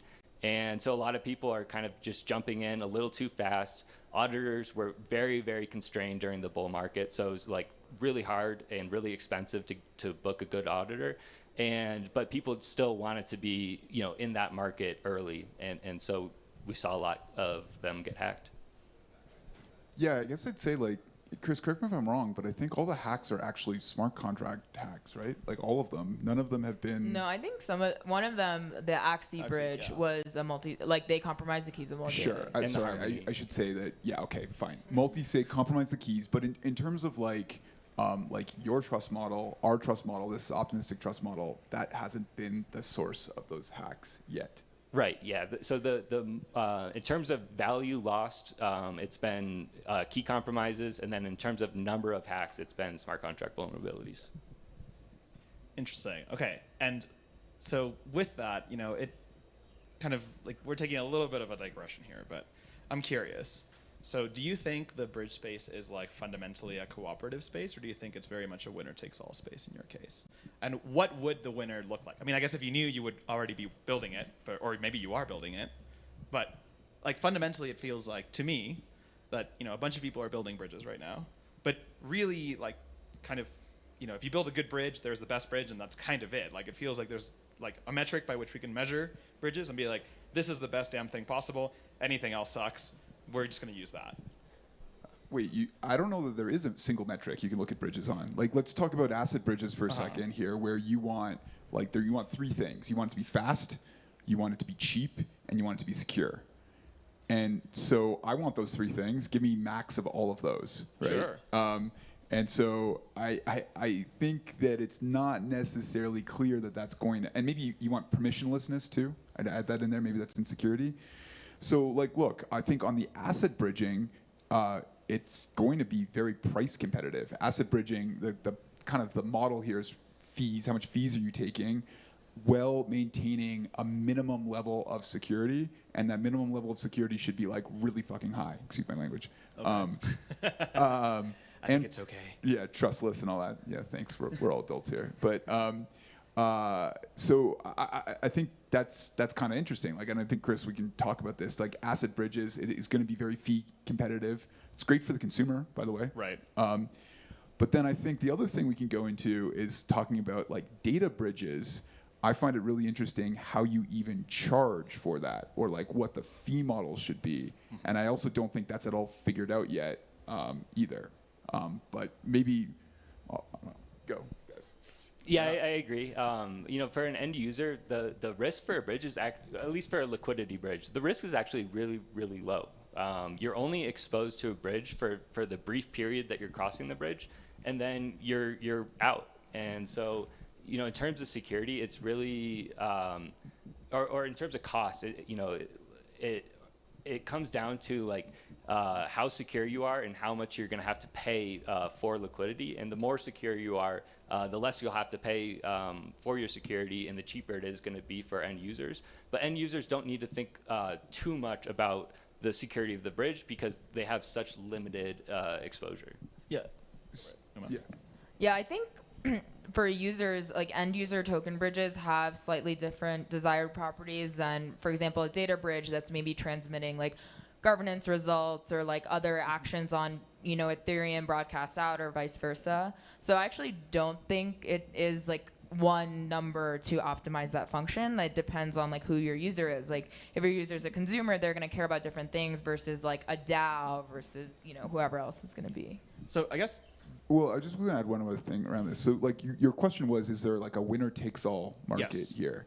And on the one other concept that I think is worth floating here is this idea of around capital efficiency, where if, say, for example, your bridge required $20 million of TVL, but could do like $1 billion of volume a day, and you were able to charge like a basis point on that, even if that $20 million gets hacked or whatever, there's probably still a reasonable model in there, like business model, where the profit of the bridge, it was worth the risk of that capital.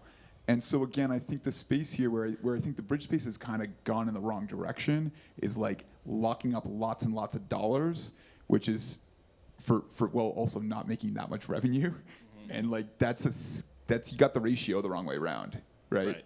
And so a winner take all thing, I don't actually think this is a winner takes all market. On the asset side, I think that being able to do a low volume thing with minimal TVL, like lots of capital efficiency, I feel like that will be competitive, maybe not, again, winner takes all. And then on the data side, again, I think some of the ZK stuff that Emma's working on gets more and more compelling and interesting. But I'm also, I don't know, do you think there'll be a winner take all on the data side? Well, I think, of course, I'm a snark maxi, and I want I want all data transfer to go through, you know, the succinct like clients, the succinct, you know, message bridge. You know, whether that'll happen, I think it's hard to reason about. I do think one thing I will say is I think this like snark-based approach for succinct like clients and proof of consensus is kind of going to be the end design of like a data bridge, especially where if you, for example, if you like don't necessarily care a ton about latency, like I don't, you know, and maybe you can layer a liquidity network on top of it eventually, but I think the snark-based approach is technically feasible. Like it works today. We just need to do some more engineering and implement proof of consensus for all the chains and just implement it. But it works today, and it's, you know, I think it is like the end design. Like I don't necessarily think you can do much better in terms of a trust model.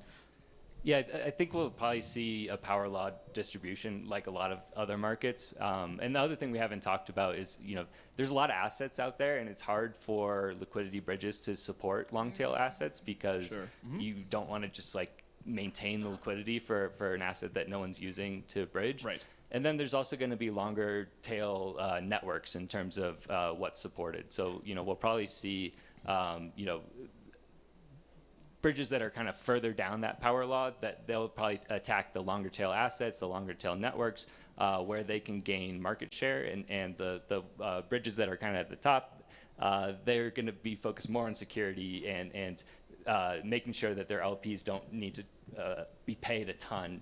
So I guess I'll bring it back really quickly to the original question. The reason I asked this is, you know, in a lot of ways, what are you paying for when you are like, you know, giving a fee to somebody? Is you're paying partially for the fact that like that thing incurs a risk, right? So in some sense, like security and economic efficiency are like highly correlated. So you can think of them almost as like one single number, right? Like I don't think you actually do better by being less secure in terms of economic efficiency, or at least not a lot better, right? So this is where the question comes in, which is, you know, in some sense, right, if you have like the maximally secure bridge, like it's very likely that it's also the most economically efficient bridge. And if not, I mean, like maybe not. Is that the case? Like, do you think that there could be like, you could like somehow lose security, but still have people not pay very much for like the privilege of like bridging their assets? Yeah, so I think there's actually three costs. So there's gas costs, Sure. there's time value money, and then there's the risk that money is taking beyond just a riskless fee. Yeah, so I'm gonna make the simplifying assumption here that gas costs are with magical scaling results going to zero. So let's pretend on our magical fairy world that scaling, as we've seen like 70 talks on, are all perfect and beautiful, and we get like approximately zero or negligible costs. That would be great for the snark-based bridge. That would be great in a lot of ways. We'll be waiting for that future. Yeah. And so it actually becomes a really complicated question. Like I don't think we could, get all the way to the bottom of capital efficiency here on stage. Really? Wow. There's because both across and Hop have both active liquidity and passive liquidity. There's different challenge periods, so that gives different trade-offs between what these different liquidity providers are kind of taking on. And then there's also different models in terms of how things are bridged. So with Hop, you can kind of think we kind of think of capital efficiency in like three buckets. So we have like the active liquidity provider that cycles every 24 hours. We keep very long challenge periods because we think it's important to have like a human response if things go wrong. Like your team needs to be notified. You need boots on the ground and be able to know that if your infrastructure is down, you can have your engineers get it back up and protect your bridge. And then there's the passive liquidity providers. And so Hop uses this AMM model that we haven't talked about yet. And so we have this like intermediary accounting asset, and we're able to kind of shorten the challenge period from an optimistic rollup from 7 days to 1 day. And so that's our 24-hour challenge period. And so you can kind of think of the AMM liquidity as just taking on the 7-day capital lockup only for the net flow, not the total flow. Right. This is what Uma was mentioning as well, right? In some sense, you can think about it as a derivative of the flow as opposed to like, the integral over all of it. But sorry, okay. Yeah, and so that's partially the AMMs, but also partially, arbitragers in the AMMs are really, that's where they're taking on the 7-day of the net flow. And then the AMMs themselves, that kind of scales to transfer size, but not transfer volume. So, we could have a bridge that has 2 AMMs that have 10 million TVL each, and that's going to be able to support pretty large transfers very efficiently.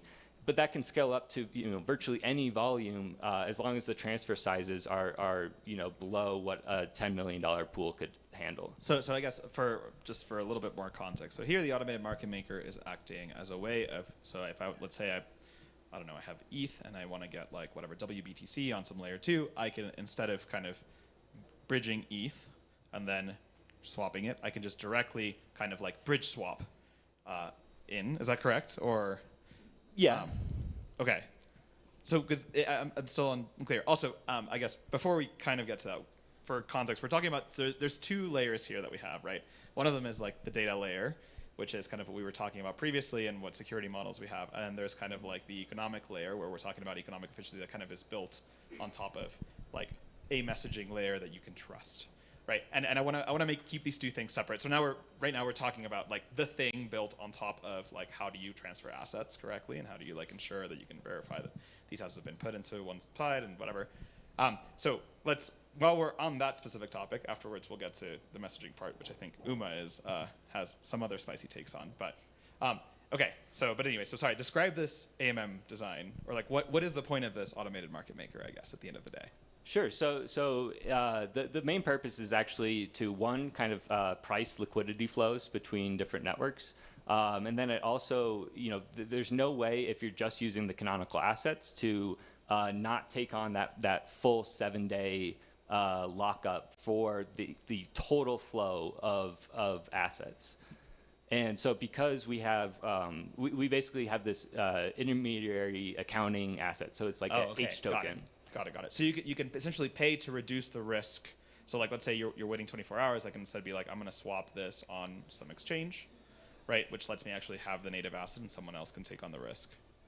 Basically, we can exit these H tokens in 24 hours versus the canonical assets that are exited in 7 days. And so it's like H ETH is the pair. And it's basically a market between the 24-hour exit time and the 7-day exit time. Got it. So it essentially prices the risk that you are taking on by waiting 7 days to interrupt your asset versus 24 or something like. Yeah, as well as demand flows between networks. That's right. Yeah, the thing I'm just going to add is maybe zoom out a little bit. Like our take, Across's take, is that this is a financial engineering problem. Like if you solve the data and solve the data messaging, you have a financial engineering problem. And I think the more innovative you can be with your financial engineering, the more capital efficient you can be, right? And so, again, Hop and Across share a lot of philosophies. The one thing that we've done that is quite different is we don't have these AMMs at all. Mm-hmm. Instead, we are actually just having this single unified liquidity pool, and we're using the native bridges to kind of rebalance assets between this hub and spoke model.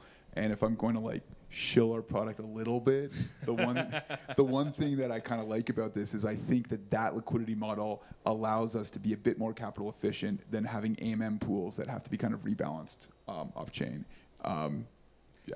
So like I said, the AMMs, it's only based on transfer size. They just need to scale to transfer size, not transfer volume. So even if we were to have just $2 million in each AMM, we could support unlimited volume as long as the transfer sizes are below that threshold and arbitragers are coming in and arbing that out. And balanced. You need I'm gonna push back a little bit because you need the flows to go both directions, right? If I keep on pushing one direction, you're gonna run out of liquidity or make it inordinately expensive. And that's why I say that Hop's cost of capital is for the arbitragers it's just 7 days of the net flow. Mm-hmm. So if there's a perfectly balanced flow between Arbitrum and Optimism, we don't need arbitragers at all. Okay. Yeah, and it's this concepts again, call it basic financial engineering concepts or market making concepts is if you can cross flow, if you got $1 million going this way and you had $1 million going the other way, it's beautiful. You're fine. Yep. And not only that, but it means you have like really low costs. You don't have to rebalance things. Just it all works out beautifully.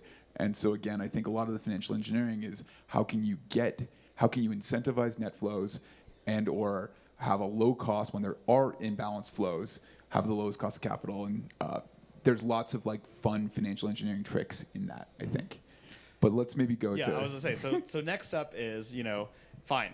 So let's go back. So we've taken this first part, right? Let's like zoom out and go to the second part, which is honestly what underpins the entire financial infrastructure you guys are talking about.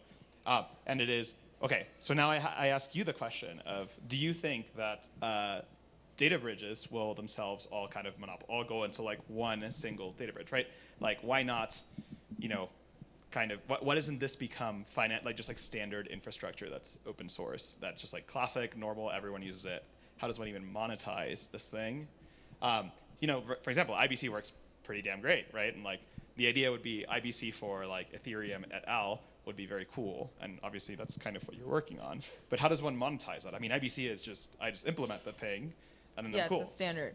Yeah, I think what we're building at Succinct is going to be like open source, and we view it as like a public good because it is like a public good for all these ecosystems to have these Succinct like clients and have this like snark proof of consensus for the consensus algorithms. And honestly, it goes beyond just having a bridge. Like you can imagine this actually being really useful for like clients and wallets so that you don't have to connect to a centralized RPC and you can like do something peer-to-peer, something further down the line. In my opinion, wallets have a lot of other things they need to do before that issue. But yeah, down the line, I think these Succinct like clients are important for things even beyond bridges. I think yeah, that being said, so I think we want to build this in a very public goods oriented way. But I think, just because something's a public good doesn't mean that, it has to make no money. Like, for example, operating these Succinct like clients is really hard. So, and believe me, like I've had to write the infrastructure to, watch one chain generate the ZK proofs and then set up the infrastructure to ping a bunch of different light clients on a bunch of different chains. And this is not infrastructure that, you know, in a timely manner that, you know, people are going to want to run themselves. Like probably there's going to be an operator, I mean, currently us, that does this and then has guarantees around it. Like, okay, if you're going to rely on our light client, you probably want to, you know that it's going to have like a 99.9999% uptime. And so I think I really view this as like, what we're building is a public good. Of course, it's going to be open source. Of course, it's going to be audited. The more people that can contribute to it, and like we can all make sure it's like canonical infrastructure that's really secure and everyone feels really good about. But then operationally, it's kind of similar to like an open core company where if you have something, I don't know, like in the Web 2 world, like MongoDB, where MongoDB is open source, but you know, Mongo, the company, runs the open source infrastructure. And so I think a similar business model like could make a lot of sense here, where you're basically paying for the convenience and like the peace of mind of like, you know, this infrastructure is actually going to work and it's actually going to be uptime. That being said, we're not going to always be like our own operator. Like we don't want to be the only operator for like censorship resistance. And so it's important that anyone can actually run the operator themselves. And yeah, I think there's like some interesting things you can like do around that in the future.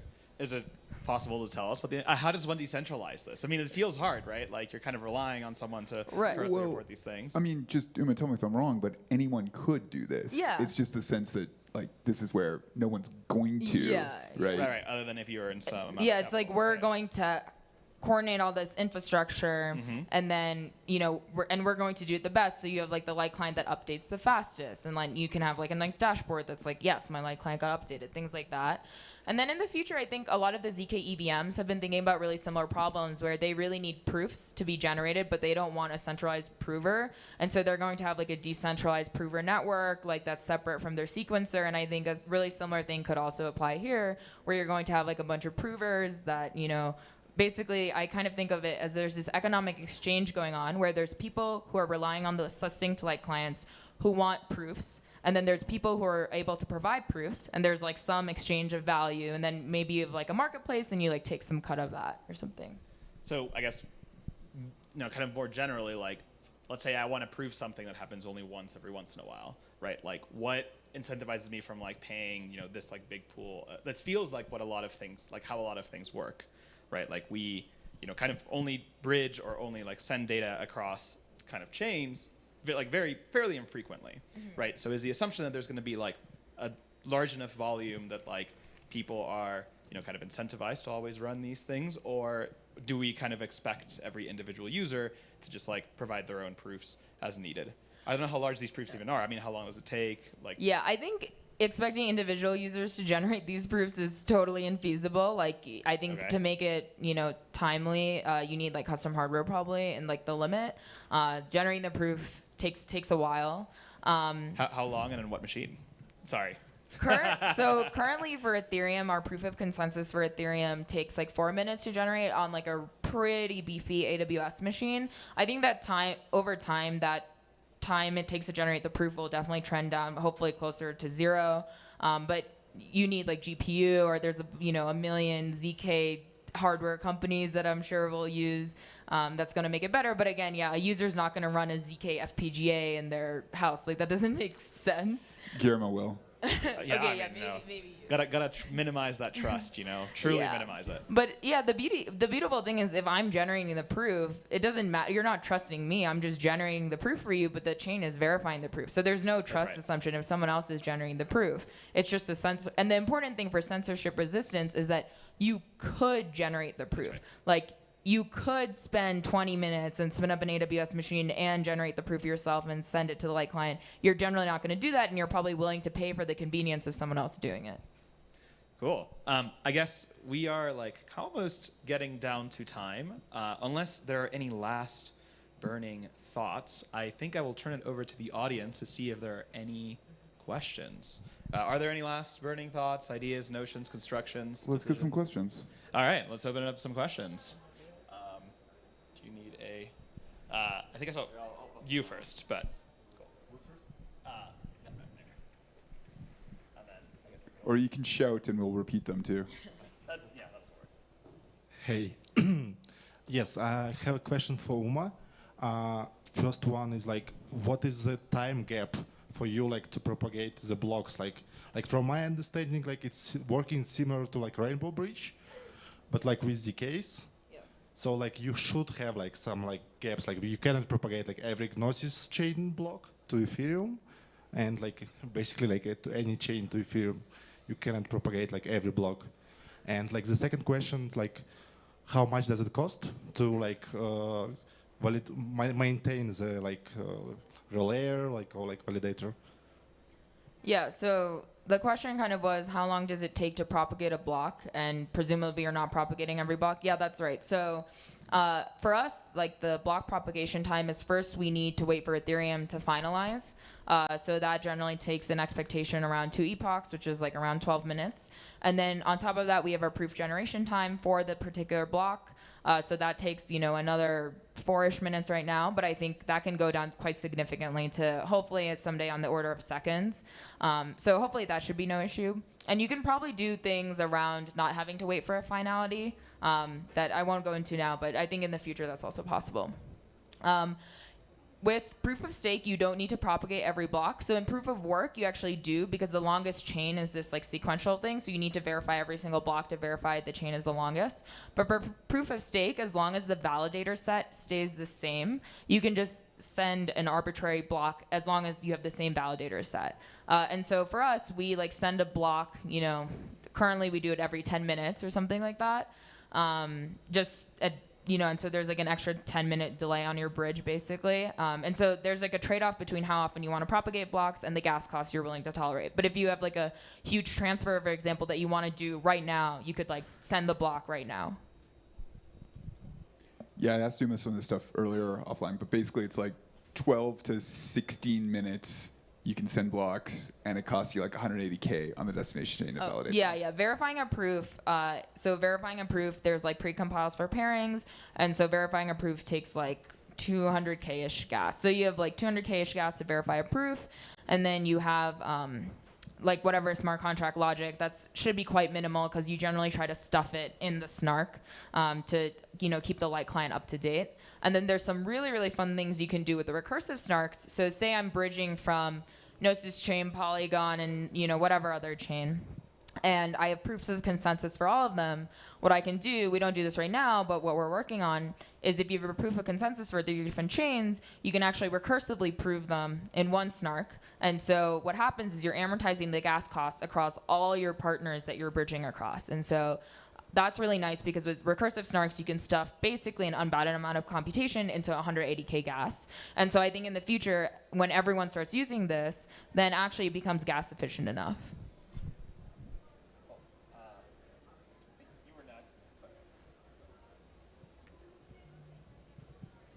You're talking about the proofs, proof generator, for example, for Ethereum to another network, but it's quite complicated task, right? To generate state proof for Ethereum and verify this proof.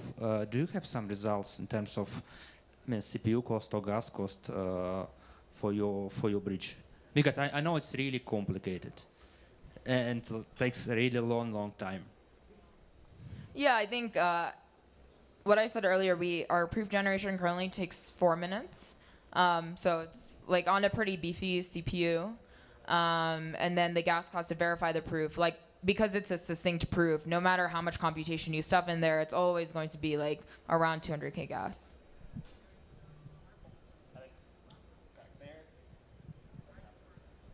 Hey guys, Brian.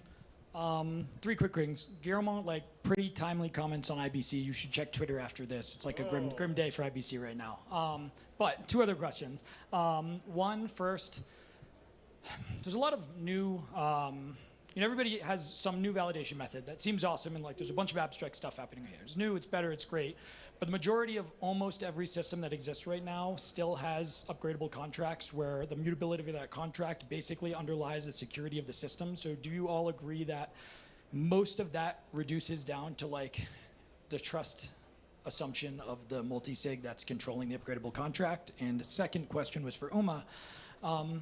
In a world where like all of the hard technical stuff, so recursive state, all of this is perfect and fine, is there still this issue of like especially when you're expanding to like very long tail stuff, that validator sets actually have clear incentives to be adversarial to each other. Like there's no reason that a validator set shouldn't sign or generate a forged block because like imagine competitors, arbitrage optimism, BNB and Polygon or whatever, where like it's actually very strongly in their interest to hurt the other chain, and yet they have no economic incentive tied to, let's say, a block of a forked chain that they're presenting as a valid proof. Yeah, those are my questions. Let's do the first one first. So Brian, I think we're philosophically aligned. Like upgradable contracts, bad, right? And I think there are things you can do where maybe there's like an upgrade path, maybe kind of, but generally speaking, no. Like make immutable things, and that does make your upgrade path very painful, right? Across had V1 and V2, and it sucked. It really sucked. Going from V1 to V2, but like you did it and it works. But like again, like okay, I don't want to shit on Chainlink because that gets me in trouble. But like there's still a multisig behind all this stuff too, right? And so the thing that we also have to realize is like in DeFi and in crypto, there are these very scary multisigs that are sitting around that could do very bad things. And I think like Uma's spicy take is multisigs are bad. Chris, same. Like, just those are bad. Like, delete multisigs should be the MO. Yeah, I agree. Hop is also not upgradable. We take the kind of Uniswap approach of launching a new version, and everyone can still use the old version. It's going to exist forever, and yeah. And then, yeah, Uma, you want to go on? Well, you can insult multisigs too. It's okay. Yeah, I also think multisigs are bad. Yeah, huge props to Hop and Across for not having upgradable contracts.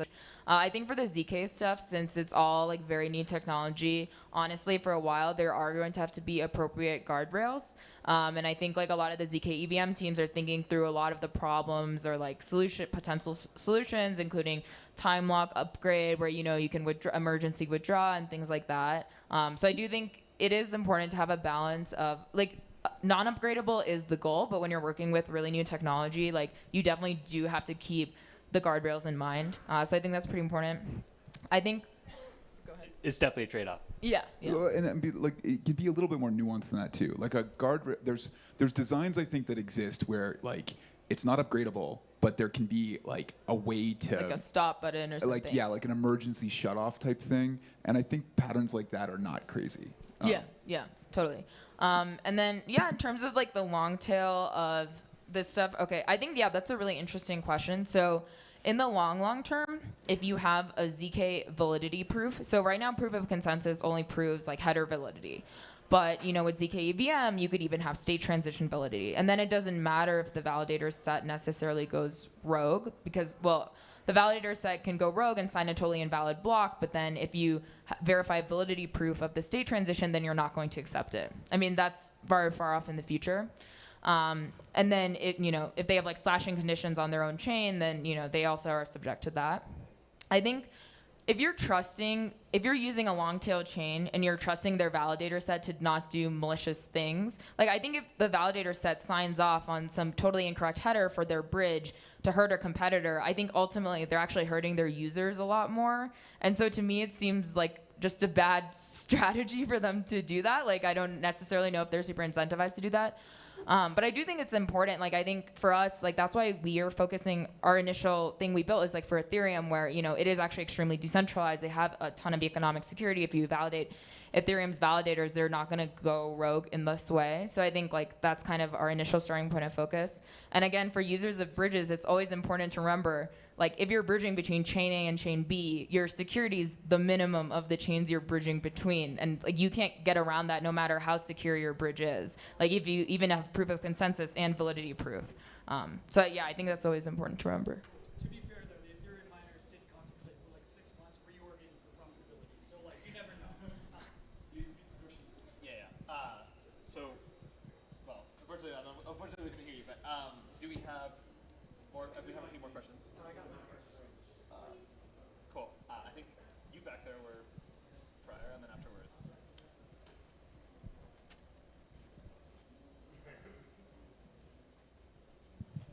Hi.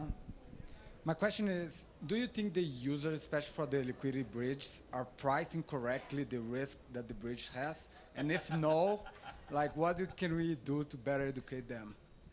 I think if you're a liquidity provider and you're taking on the risk of every single bridge every single network that bridge supports, you are an incredibly altruistic person. But to your question, like, I think the users here, again, to Chris's earlier point, the users here are not the ones at risk. The liquidity providers do have risk, and pricing that, I think, is something that is like hard. Again, the lindiness is, I think, important here too. But it's hard. And again, you go back and even what Chris says, like, okay, some of these roll-ups are pretty new technologies, right? Even using the roll-up, not even being an LP, has some not zero and potentially relatively significant risk. So like, what does it mean to put, $10 million of ETH onto a roll-up that still might not fully have fraud proofs implemented and all that kind of stuff? Like we are, and that's not an insult. I'm just saying that these are still cutting edge technologies. Yeah, also under discussed, rollups also have smart contract risk, by the way. Like people, say bridges are so terrible, they've gotten all these hacks, there's been all these smart contract hacks, and rollups have the exact same problems, like the recent Binance hack, which was like a Merkle. I actually don't know all the technical details, but from my understanding, it's a Merkle inclusion proof hack. Like you could have the same thing in a rollup native bridge too, and so that's not to be undercounted. Absolutely, and there have been things reported, not exploited.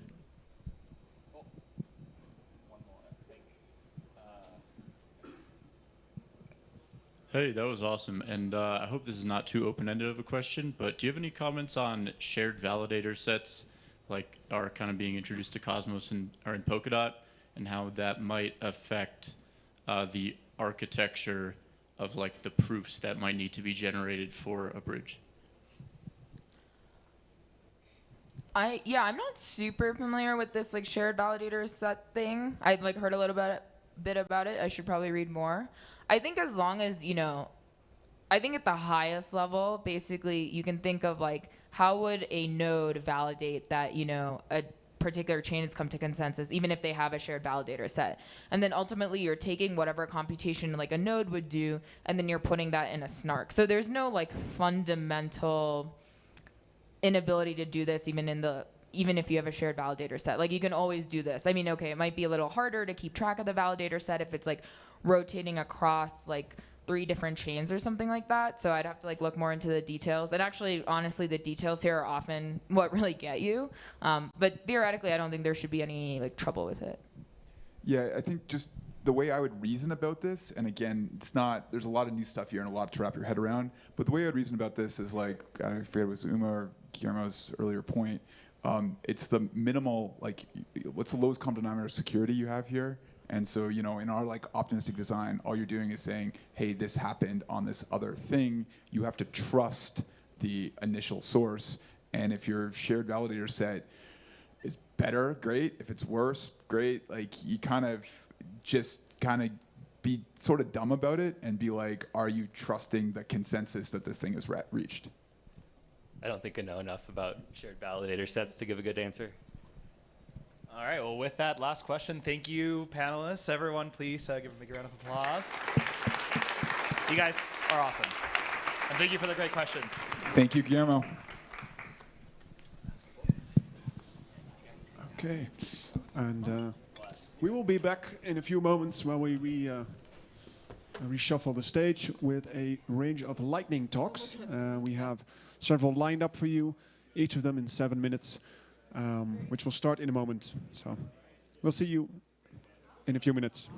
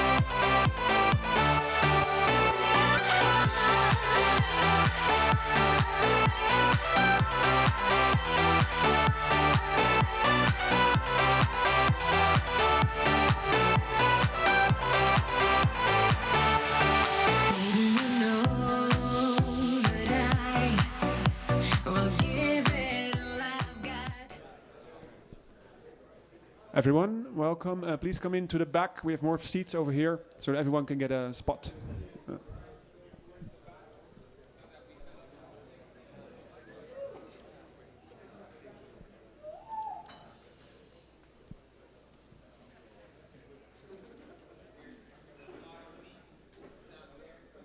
I have some seats over here in the front.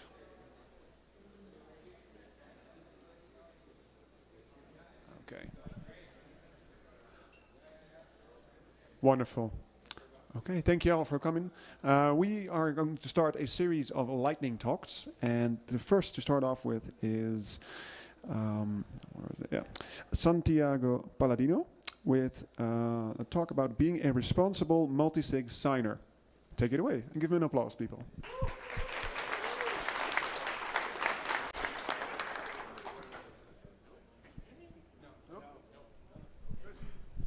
1, 2, 3. Oh, okay, perfect. Well, welcome everyone. Thank you very much for coming. Today we'll be talking about how to be a responsible signer. We'll be focusing on multisigs, basically because we only have 7 minutes, but this applies to pretty much any proposal-based governance system. So picture the situation that you have a set of smart contracts, set of assets that you want to control, you manage them via multisig, you are one of the signers of the multisig, and you are presented by this. What happens 99% of the time is that no one is going to review this, they are going to blindly sign it, go ahead, and pretty much defeat the purpose of the multisig. Like you only the multisig becomes basically a 1 out of n wallet where just a proposer gets whatever they want approved. Okay, so the scope for today is go through a series of tools or techniques that we can do to actually verify and understand what you are signing, right? Like you understand what you sign whenever you sign something in real life, you should do too when dealing with matching internet money. And the important thing is that the tools should be understandable for non-technical people, right? In a multisig, it's very often that you have the CEO, COO, you have contributors to a project that are not necessarily technical. So we want to make sure that they are able to review and understand what they are signing. So we'll begin by understanding the transaction, understanding what's in a proposal. And for that, we'll go to first, oh, sorry, it's not clicking for some reason. Oh, okay. Okay, so, sorry about that. There it is. So we'll start by going on, okay, what's actually in a regular Ethereum transaction, right? So we have a recipient, we have something that we call usually contract. That contract will do stuff, will most likely call into other contracts. We have a piece of data where we say, hey, we want you to execute this, this, and that. In this case, for instance, a swap. And we may have a value, it's basically something that we send to it. And the proposal in multisig is no different. It's basically we are asking our multisig contract to be calling another contract with some information and optionally with some money. So the first thing that we can do is, this is actually a screenshot from the Gnosis API, is understand what it's doing, like parsing that. And we can see how much money is sent, we can see which contract we're interacting with, and we can see which function is being called. Now the function may give us more or less information, right? And the first thing that we can do with this is pretty obvious. Like, go to the documentation. Every serious project has a documentation attached to it and will tell us what the function will do. That way we can actually see that swap exactly for tokens, what it's going to do, what each argument to it is representing, actually understand what we're approving. But you guys are not here so that I tell you to read the freaking manual, so we'll look into some more interesting stuff. Something very, very powerful we can do is simulate the transaction. So we can use different tools, Tenderly, OpenSapling Defender, Block Native, though for now it's API only, to simulate what would happen if the transaction were executed now.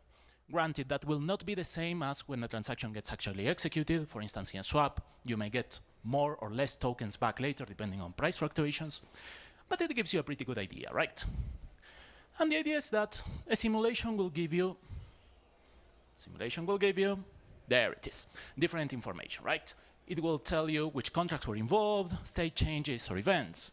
So in terms of contracts, at the very least, you can see, as we were saying a couple of minutes ago, one contract can call another, and basically have different effects on the chain. And so by spotting if there is any contract that shouldn't be there, that's the first sign of alarm when we're signing something.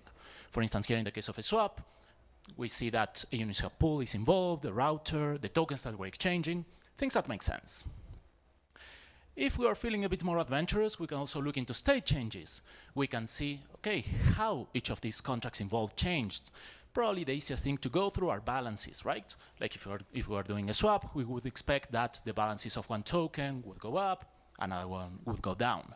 And again, we can see if there are any funky things there. Usually state, however, it's difficult to parse or to understand. So the main thing that we want to look at are events. So any reasonably designed contract will emit an event whenever something interesting, something important happens. So there are a bunch of events that should immediately catch our attention when we're reviewing a transaction, namely a transfer, moving assets from one place to another, an approval, which is giving rights to someone else to manage our assets, anything related to role management, to ownership, and to upgrades. And events will have some extra information that we can look into to get better sense of what's happening. Now, speaking of upgrades, this pretty much deserves a whole chapter of their own. An upgrade transaction usually looks more or less like this, like calling the contract and telling it, hey, can you please upgrade to this new address? And the only information we have is literally an address. And okay, let's simulate. Now we have something new on our toolbox. We can see what it's like. Sure, the simulation will tell us, yeah, the implementation is moving to this new address. And that's all the information we have. Now, that's a problem, right? Like, what information does an address carry? For sure, the address should have a verified source code associated to it, whether it's on Etherscan Sourcify. But the problem is that the source code is a bit long, right? This is an actual contract from the graph that you, Ariel, wrote. You're over here. And it's like thousands of lines of code spread across 16 different files. Like, no signer is going to review this. What a signer can review and can understand is this. It's a report that they get from an auditor, from a set of developers, from someone that say, hey, you know, we have reviewed the code at this version, and it looks good to me. And they can trust that, they rely on that, and that's what they should be using for making a decision whether they want to upgrade to another version or not. But the problem that we have here is bridging the gap between that identifier, that version of the source code, and what gets deployed at an address, right? So we know that there are a couple of steps involved. We have the source code that gets compiled into a binary artifact, and that in turn gets deployed to a particular address. So what we want to do is make this process transparent. Granted, we could ask reviewers to run a script like this and try to replicate the compilation and the deployment. But we're trying to give the tools to reviewers that are not technical to be able to do this. And let's tell the truth, like even developers are not going to do this. Like and the easiest solution here, like it has been in traditional web development for years, it's making deployments public, reviewable, auditable, traceable. Like just do a deployment on CI, on anywhere that's public, that anyone can go there, can see, hey, this version of the source code has triggered this build that was deployed at this address. Make it transparent and easy to understand and to read, and embed that information in the proposal that's being sent to signers, so they can understand and they can bridge that gap from source code to an address with the code that they are approving an upgrade to. So all in all, what I'm pushing for is to make sure that multisigs are actually multi, that we make use of all the people that are appointed as signers, because they should have the tools to be able to understand and to add security to the process by reviewing everything that's happening instead of blindly signing. And if this is not possible by a reviewer, remember the burden is on the proposer. The proposer of something needs to give you as a signer all the tools that you need to be able to review and fully understand what you're signing. If that doesn't happen, you go back and you ask for as much information as you need to be able to understand what's actually happening. Thank you.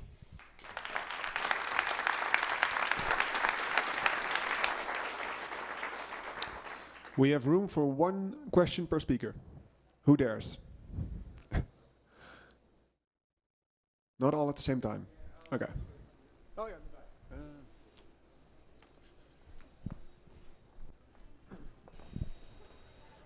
How do you like Bogotá? I haven't seen Bogotá yet. I have been locked inside the venue ever since I got here. Okay, a question related to the subject, perhaps? Someone? There was a question here? Okay, yeah. No, he had a question. You were here?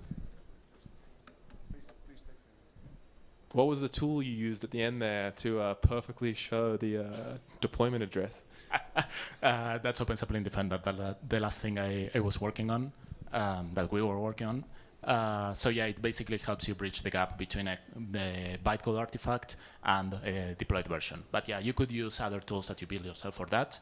The idea is make sure that the whole process is transparent as possible. Thanks for asking. Again, thank you, Santiago. Give him a warm applause.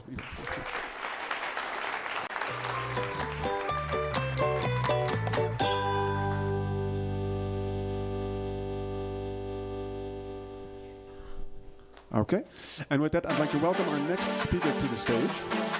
We have Ryan Lackey with us, and he's going to present on how to not be worth kidnapping. I'm really curious. Give him a warm applause, people.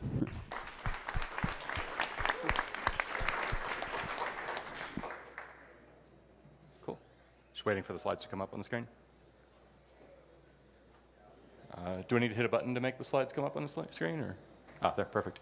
Cool. Hi, I'm Ryan Lackey with Evertas Insurance, and happy to be here. I love Bogotá. This has been an amazing conference, and Devcon is always a great crowd. We're going to talk about a few things, but what we're not going to talk about is how not to be kidnapped, because, I mean, everyone has a different threat profile, everyone has different risks, so it's really hard to give advice that's going to be really successful in your case. And the world's unpredictable, the world changes. The most dangerous time is when you're going from like one level of assumptions to another level of assumptions.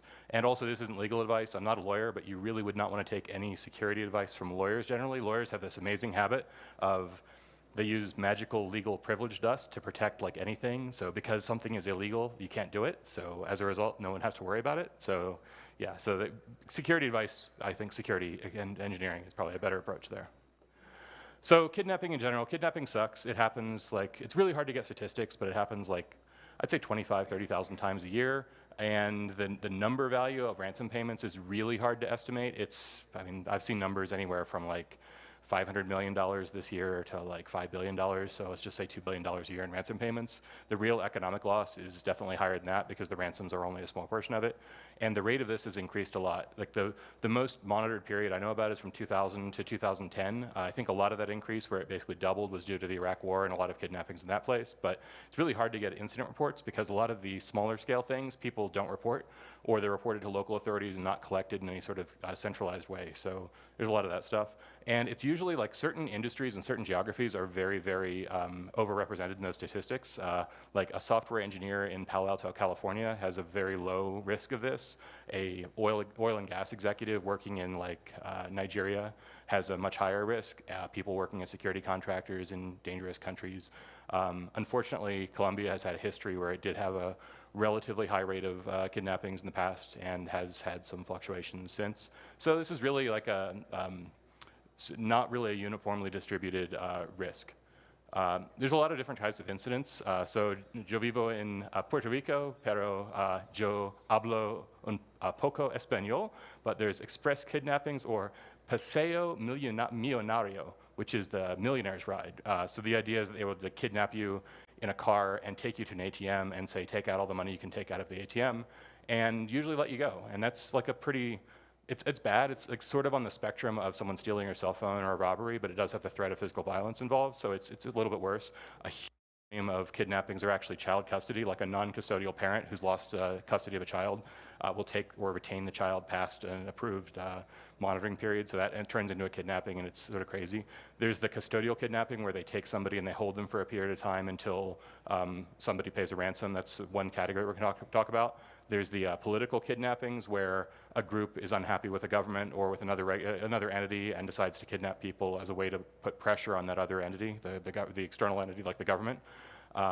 People that are involved in illegal activities or certain violent industries are at a much higher risk of kidnapping than people that are involved in like normal things. Unfortunately, also, that affects like some kind of, I'd say, the worst and the best people. So people that are doing charity work in places like Haiti. There's a bunch of nuns that were kidnapped while they were doing like relief work there, and they want a $17 million ransom for a group of nuns, and that's not really feasible for them to pay. So there's that. There was the whole thing off of Somalia where there was the piracy. There's the same thing in the Straits of Malacca and other places where ships are basically piracy and the crew is held kidnapping.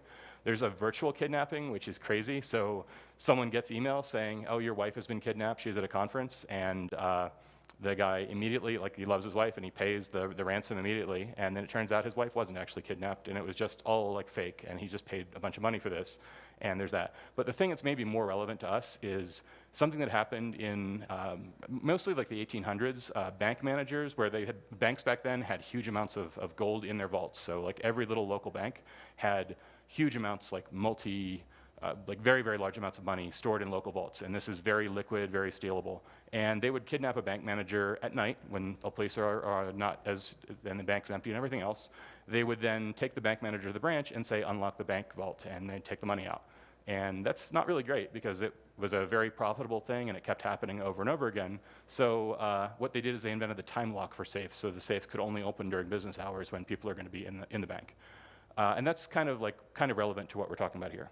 So why should we care? Like, most of us are not like oil and gas executives or doing missionary work or anything like that, but we do work in an industry that has some risks that are very specific to the industry. So blockchains are great, but they're instant final transfers, and that's the same as, that's like the worst possible model for crime, because someone can accomplish a crime and then they're done. There's some great talks that I've seen on how you have to launder the proceeds of crime, but that is a very, very good problem to have once you have the cash, versus the problem of if you've stolen money from a bank and it can just be revoked or stolen electronic bank balance deposits and they just get revoked by the bank. It's a very large amount of wealth. There's people who have come in, and also people that are new entrants to being wealthy that have come in with like more money than they ever had in the past and very recently. And it's geographically distributed in places that are very high risk relative to a lot of previous economic booms. And a lot of people have like a lifestyle that's kind of hard to secure. I have a very boring lifestyle. Like, I live in my house, I go to my office has 24/7 armed security, my apartment is very secure. I don't really go out all that much and things like that, but like people that go out to clubs and bars and everything else, they can't really have security with them 24/7, and it's like they are not willing to make that sacrifice. I think basically old people are willing to do that, younger people are not. So it's kind of a risk in the crypto industry. There's some basic precautions that everyone can take, like normal physical security. There's a lot of teams here that have come that actually paid for our armed security, armored cars, driving around. It's not because of getting the phone snatched off the street. It's because they're afraid of targeted threats against them as companies. Avoid risk and everything else. But the crazy thing is there's this thing called kidnap and ransom insurance. The problem with kidnap and ransom insurance is if you advertise that you have kidnap and ransom insurance, that makes you a target because they know they're going to get a guaranteed payout. So most of these programs have a program that you're not allowed to actually advertise that you have it. Because one thing worse than being kidnapped for crypto that you do have is being kidnapped for crypto that you don't have. There's all sorts of ways you can set up great multi-sigs and custody arrangements and use custodians and everything else so you don't actually have access to the crypto to steal or to make a transfer. But once you do get kidnapped, it becomes a serious problem. So the problem is you need to convince the dumbest possible kidnapper in the world that this system is in place, that you don't actually have instant access to the funds or access to the funds alone. And that's pretty hard because very few people that are going to be kidnapping people attend conferences like this and learn about the cutting edge of custody arrangements and everything else. So the solution, I think, is, hopefully, the solution, I think, is actually you get this into the mainstream. So you build something that has a custody arrangement that prevents someone from being ransomed successfully or having keys used successfully into mainstream media, like a Hollywood movie, find incidents where it's a popular incident, and basically have that mechanism foil the crime and have it widely known and publicized and do that. There's also some novel insurance products, and there's also the government approach here, which I'm sure a lot of people don't really like government solutions, but certain governments, the US, Israel, a few other countries have a policy of not paying ransoms for people. They send in people to go try to rescue them. Not always successful. Other countries have a policy of paying ransoms, like a lot of European countries do, and their people get kidnapped and ransomed successfully. So sort of a trade-off. But thank you very much. Yeah, anyone has any questions? Happy to answer questions. We have one question. Cool. On your last slide, you mentioned novel insurance products. Can you say something about that? Yeah, so basically, yes, so for novel insurance products. So the issue with KNR is that KNR has like the wrong incentives. If you advertise that you have KNR, then you're more of a threat, or more at threat. If you had something that was dedicated to essentially finding kidnappers, like sort of like the JSOC kind of like the government retribution approach, so that there's a fund and a collective action. So either the funds that are paid in ransom then get blacklisted automatically by every exchange immediately, and the rest of the industry says we're not going to support paying ransoms that way. That's one solution. There's also having information on chain to assist security forces in recovering people and doing that. It's not necessarily a solution, but yes. Okay. Thank you, Ryan, again. And with that, I'd like to call forward our next speaker, Frederick Sventes, to talk about the bug bounty program of the Ethereum Foundation. Frederick, take it away. Please give him a warm welcome. Thank you very much. Yeah, so I'm Frederick. I work at the EF as a security researcher. I have quite a few responsibilities, but one of them is to manage the bug bounty program of the EF. So I'm just going to discuss a bit about what it is, why we have it, and yeah, why it's valuable, basically. So at the EF, we have a lot of security researchers. They spend all their time trying to break applications and basically to figure out how the specifications of the protocol might be broken, and then trying to sort that out. We also take in some external bug hunters from time to time, and they kind of focus on a specific task at hand. And also to augment that, we use a bug bounty program. So the bug bounty program is there in order to allow for external researchers to come in, do some vulnerability, bug hunting, and then basically submit reports to the bug bounty program. And this is done so that we can provide rewards and other incentives to the bug hunters. So our scope is kind of wide. We have, you can see a list there, basically all the clients. We have the deposit contract, solidity bugs, and the specifications of the protocol. But something that we don't have, which is kind of unusual, I guess, is that we don't have any scope for websites or for infrastructure or for anything else. We focus solely on the protocol itself. You can use two different ways of having a bug bounty program. You can use bug bounty program as a service, basically paying a service provider. There are many of them. They will come in, set up your bug bounty program. They will provide a often very, very large set of bug hunters that are ready to just start hammering on your application. Or you can do it in-house. And there are some pros and cons with each. But the reason we went for an in-house solution is that Ethereum is kind of complex. It requires a lot of expertise, a lot of digging through it, compared to, let's say, finding an SQL injection in a web application. So we didn't feel that there was that much value, so that's why we went with an in-house solution. And we also have a team that can triage any reports that we're receiving. But depending on your situation, you might feel the need to go with a service provider. So looking at the history, we can see that in 2015, we launched the first iteration of the bug bounty program. It had a very narrow scope, some execution layer clients, and the rewards were 5 BTC for a consensus issue, which today would be quite a lot, but back in the time, it was $1,500. Over the course of the years, this was increased, and in 2020, the consensus layer bug bounty program was introduced. At that time, the execution layer had a bug bounty of up to $25,000, and the consensus layer received a max bounty of $50,000. We also have a specific thing where we will double the rewards during basically just before hard forks.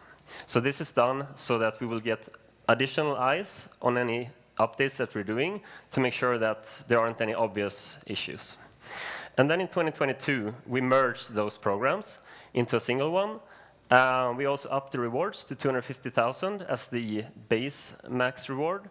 And you can also get a 2x for a hard fork.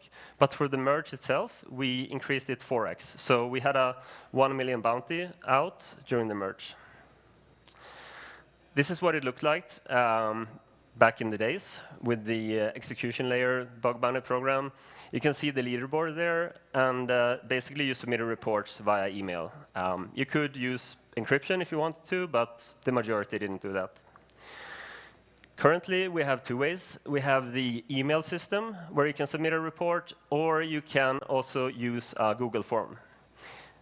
What kind of surprised me is that the vast majority of people, they want to use a form to do it. It's a bit easier to fill out because you have these kind of preset questions that you have to submit, but there are some security concerns with that, which I'll get into soon. So in the course of the bug bounty program, we've received about 200 plus vulnerabilities that were actual vulnerabilities. Counting the spam and non-vulnerabilities, probably 2,000 reports, but it's about 200 plus actual vulnerabilities. And you can find these vulnerabilities in a public disclosure repo that we have on GitHub if you're interested in digging in a bit in what vulnerabilities we've seen. It's not completely updated. We update it after each hard fork. So right now, I think the latest update is in May or something like that, March maybe. But we will update it very soon again, given that the merge has now happened. So there will be additional ones to be found in this repository. And if you're interested in some specific vulnerabilities, learning more about like in detail, you can have a look at Mario's talk that he had, I think, 2 days ago. So, like I said, we're using the Google form system right now, which isn't super good from a security perspective because the reports we receive are plain text or clear text. Anyone can read them as long as they have access to the Google form system. So if a user with access were to be compromised or Google Forms were to be compromised, then that would pose an issue, especially now that we're dealing with vulnerabilities that could affect a lot of funds.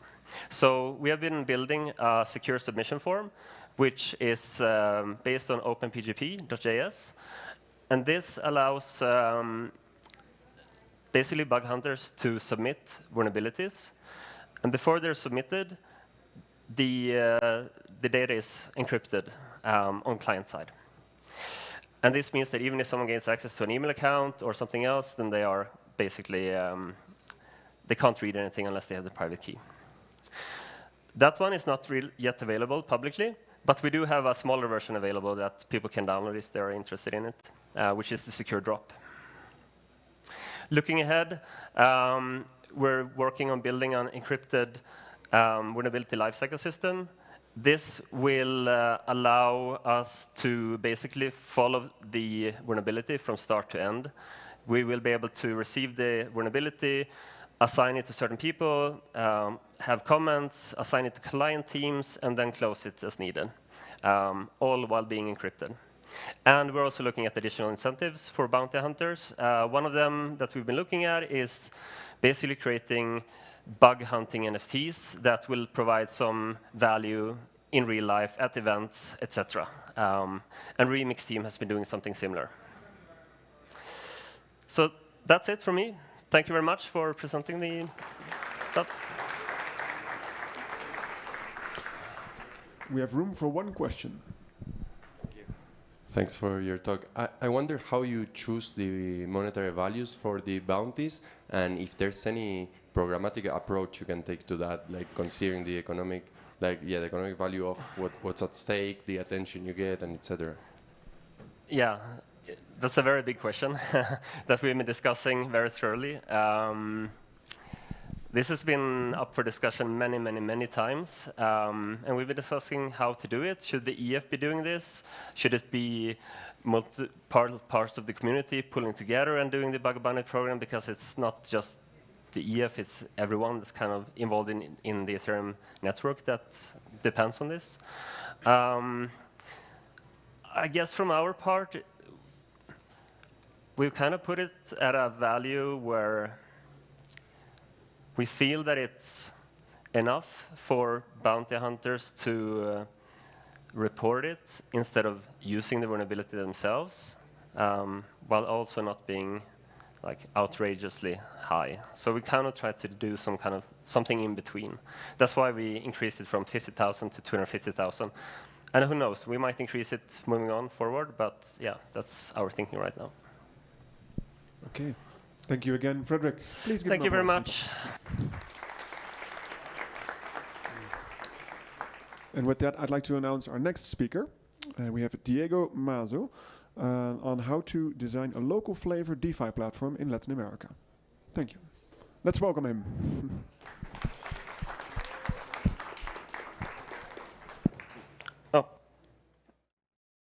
Hi everyone. Well, it's great to be here. Devcon finally happened in Bogotá, so we are amazed with that. Well, we're here to talk about understanding Latin Americans and to design a local flavor DeFi platform. So the question straight to the point is, how do we understand Latin Americans? And this is not a global question, it's more local question, but we use a unique method in our team, a model we created, just to understand all that we can with in-depth research and also combining with a community model. So what we do is basically we try to engage, we try to educate, and we evolve with our users. But they are not only users, they are contributors. So we created a two-level community. One part of the community are the global community, and then we have the community builders. Why? Well, we want to create long-term relationships, and we want to engage with our users. We want to create value together, to co-create value, and growing together in a long-term process to have a better product and to have contributors all along this way. So applying this model, we learned a lot of things. We brought here 5 main learnings, and we will by one. So the first insight, well, the first, there you go. The first insight is that convenience eats decentralization for breakfast. What does it mean? Well, basically, users, normal users, average users, don't understand decentralization at the beginning. So it's a gradual process, and we need to help them, to educate them, and especially to have decentralization as an invisible concept. So we cannot ask our users just to have a UX or an experience that is so complicated for them that they will give up in the beginning. Then, as Latin Americans, we kill for dollars. Dollars are our store of value for the future, and local currency is the enemy. And most of you probably know it.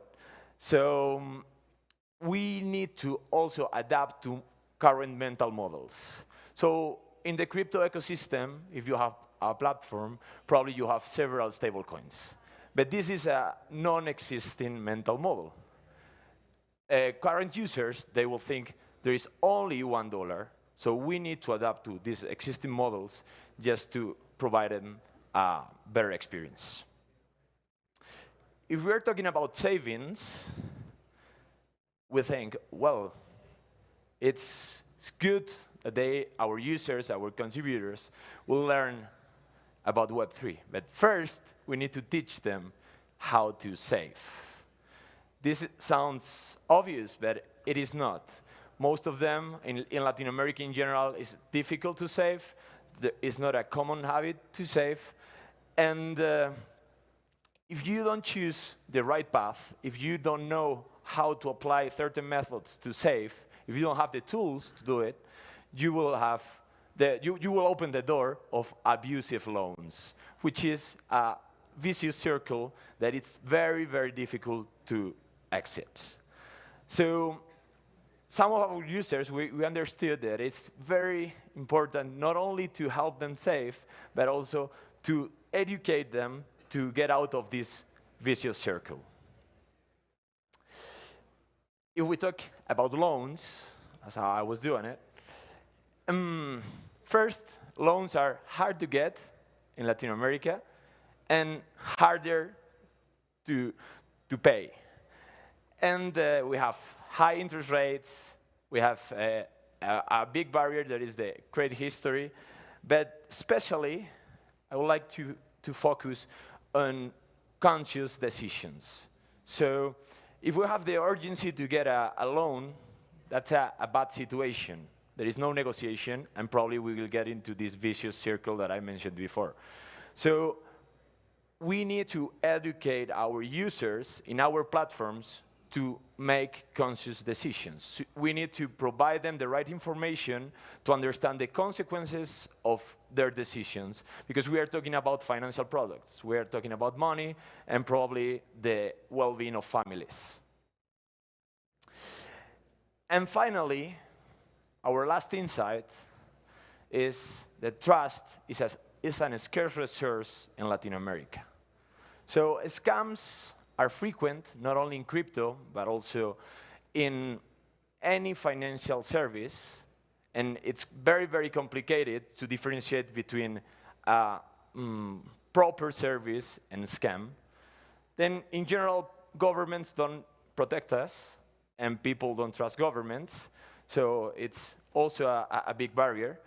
And banks take the advantage of its privileged position. So it's a combination of factors which makes everything very particular and especially difficult.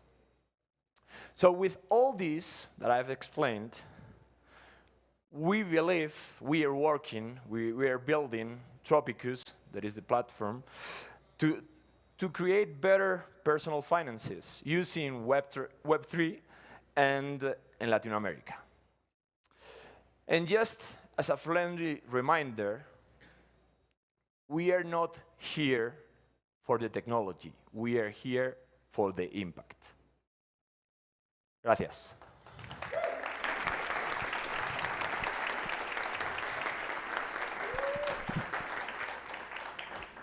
Thank you. We have room for one question.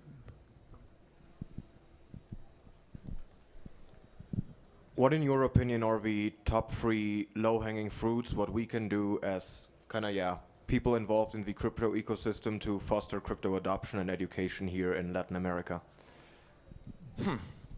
That's a good question. So I think that the first part is, as we said, is education, right? So we need to educate in the tools and especially try to differentiate from scams, which is a big problem because there's many people is not trusting crypto.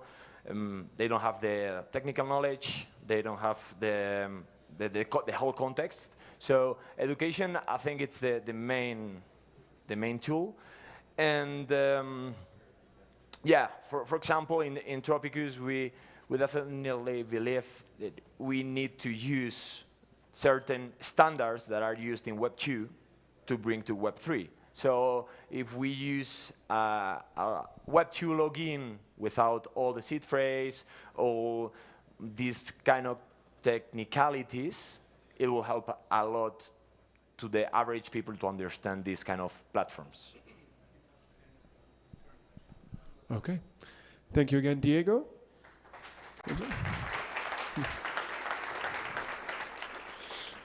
And with that, I'd like to call forward our next speaker, if he is here, Drew Tozer, to talk about data and empathy and how to approach UX decisions in Web3. Please, let's give her applause.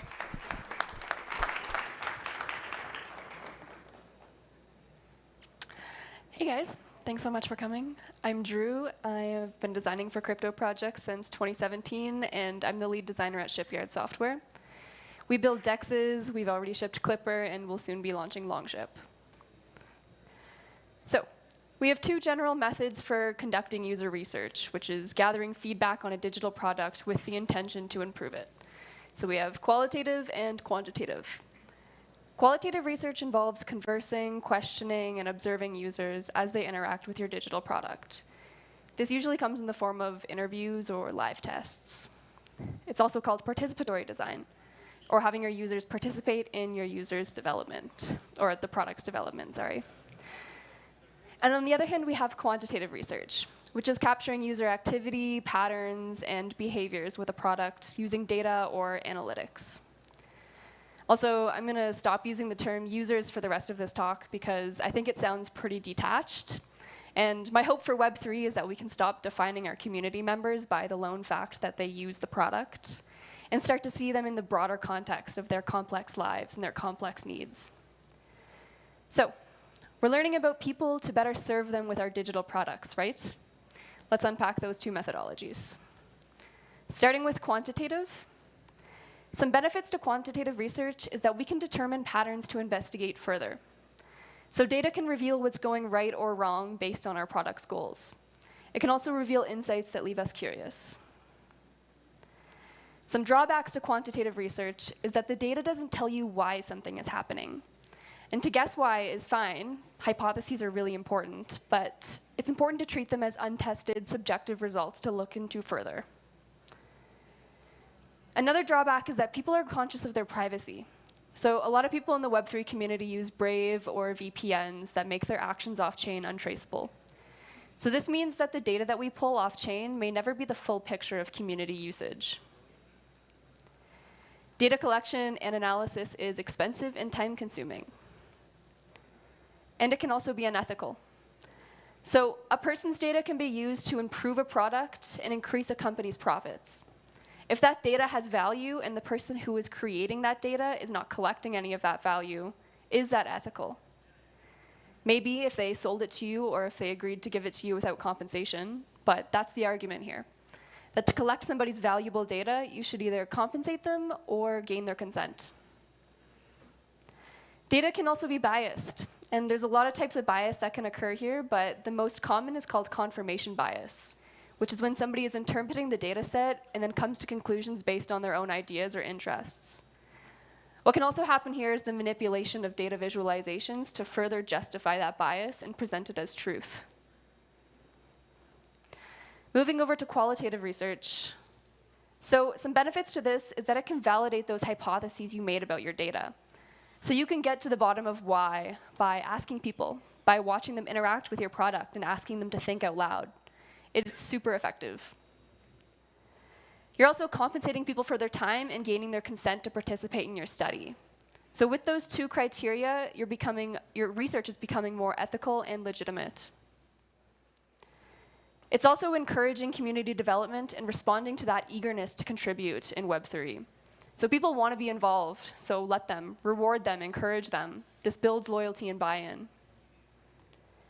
And you're building empathy with your community by talking to them, by seeing their faces. It's really important to see your community as humans and not data points. And it's really easy to detach yourself from this valuable concept if your data is the only source to understand the people that you work for. So it does have some drawbacks. Participatory design can be really challenging in an online international community. Many people don't feel comfortable sharing their identities. They don't want to show their faces on camera. They may not speak your primary language. These can all be really intimidating barriers. And there can also be confirmation bias here. So it's important to keep in mind that this line of research is informal. We're not using rigorous controls under the scientific method. This research is always somewhat subjective and open to biases. So my approach for participatory design in Web3 is always changing, but here's what's been working so far. So I found that by offering tiered approach for users to participate, it lets you meet people where they're at. So you can have these bottom tier rewards for submitting to long-form text surveys. This lets people translate them, and they can also remain anonymous. You can offer mid-tier rewards for having people record looms of themselves, screen sharing, and performing certain tasks. This can also be translated, this can also be anonymous, and they can speak at their own pace if they choose to. And then you have a top rewards tier where you have a video call and they perform certain tasks, answer questions, and this works best when you can both communicate freely with each other. Systems like this are best managed in Discord or other community tools like Crew3. Ultimately, I advocate for a participatory design-focused approach with data to guide you towards those areas of improvement. I think there's a really beautiful opportunity in Web3 to practice genuine empathy for our community by working alongside them. Thank you.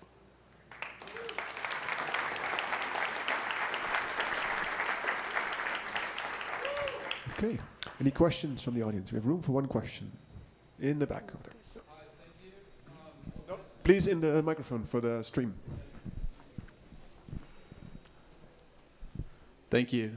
What kind of tools do you use on the quantitative side for user research?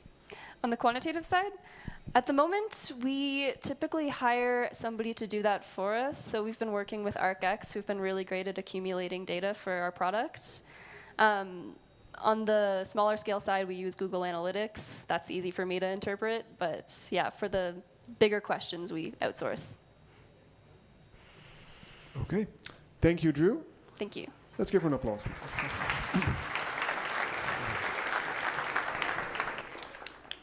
And for our final speaker of the day, we have Alim Kamisa to talk about a playbook for product development in DeFi. Alim, let's welcome you to the stage.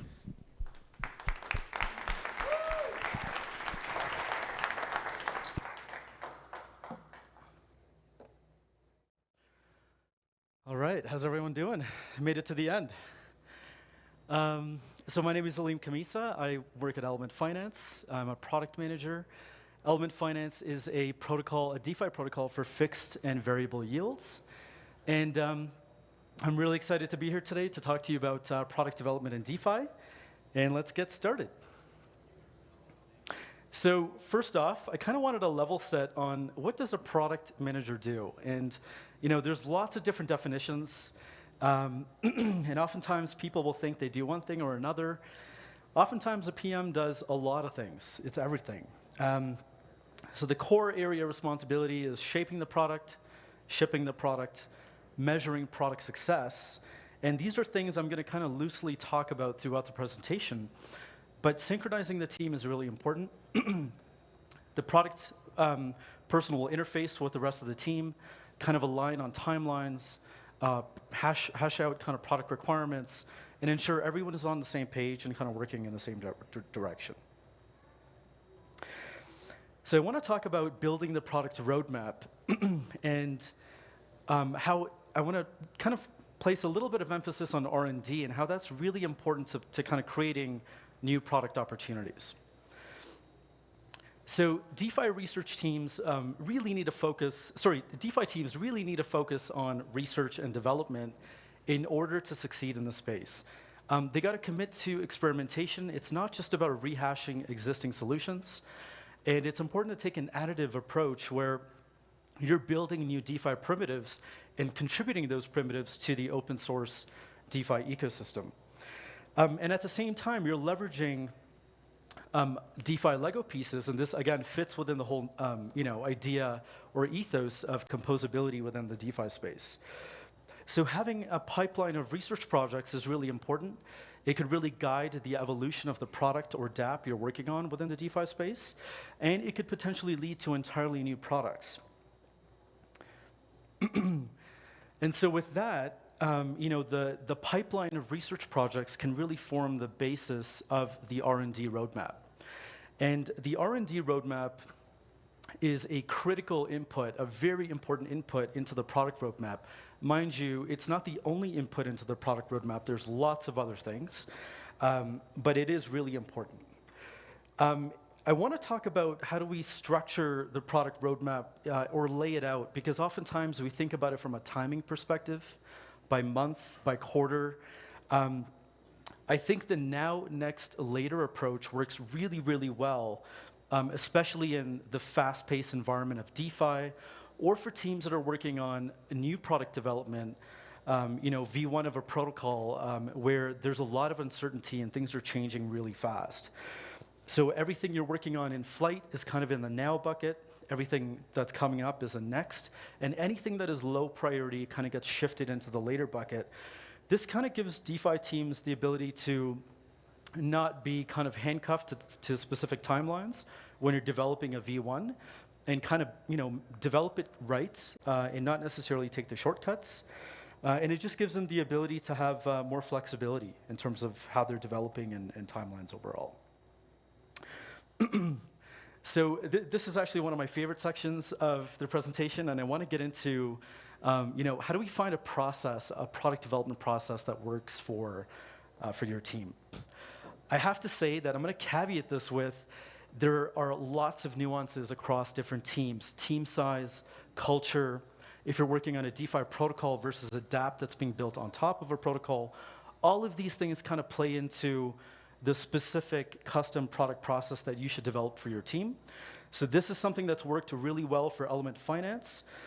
And with that, we are still evolving the process as we should be to suit our needs as we kind of evolve as a team. So stage 0 is kind of the concept vision stage.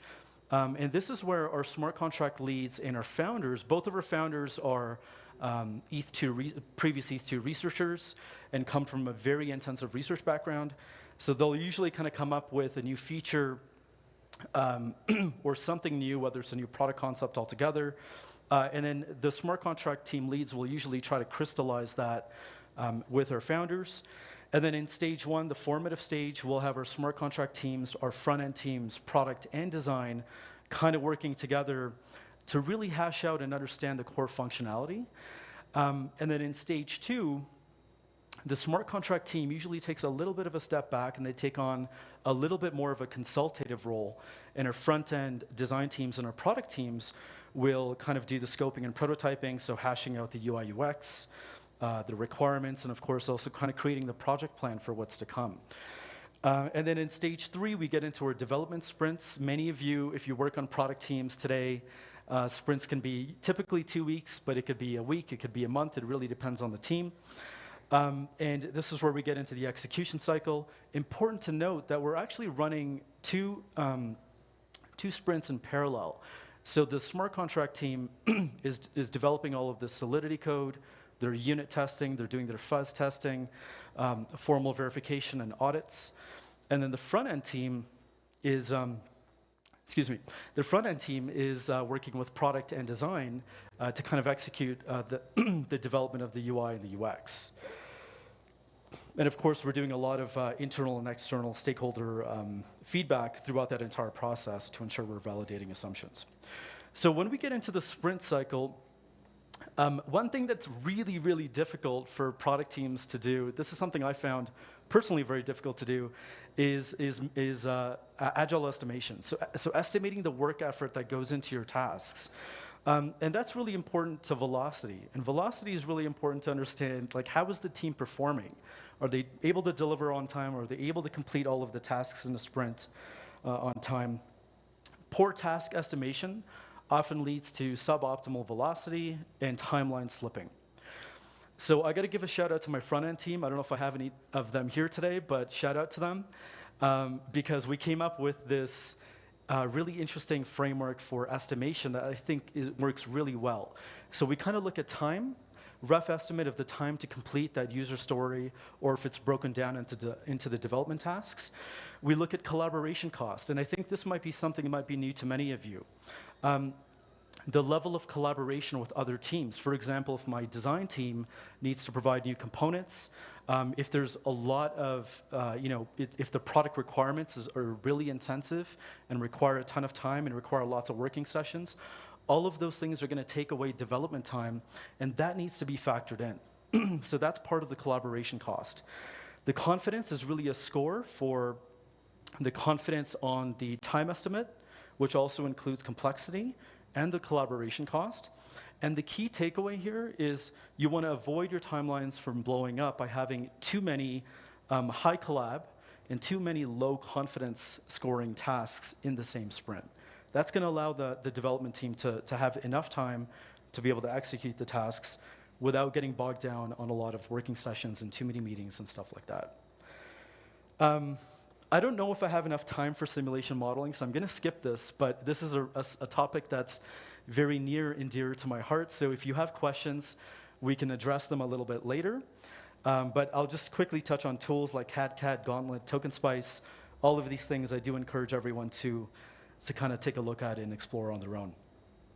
Product market fit and KPIs, really important. This is something my team has been spending a lot of time on lately.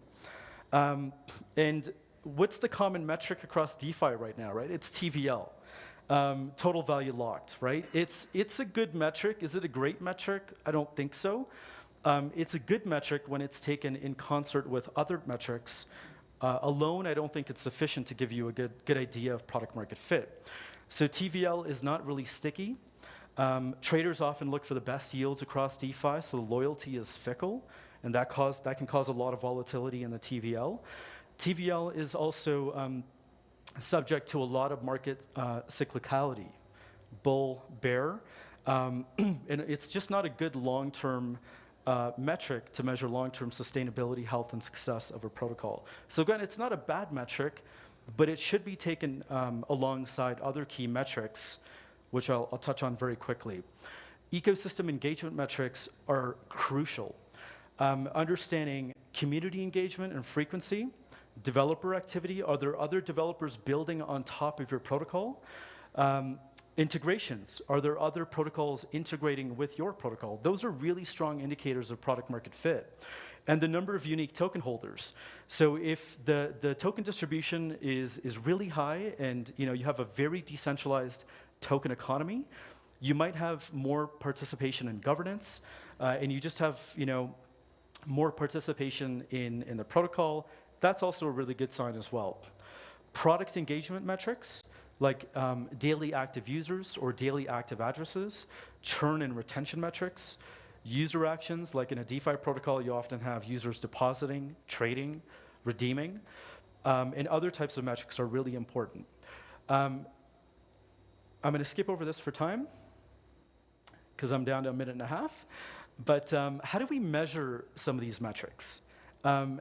It's really important. So first of all, you may not know this, or maybe you do, but a lot of DeFi projects out there, like Maker, Aave, Uniswap, DYDX, are collecting user data. Mind you, most of them have the privacy flag turned on, which is something you can do in Google Analytics and other tools like Mixpanel.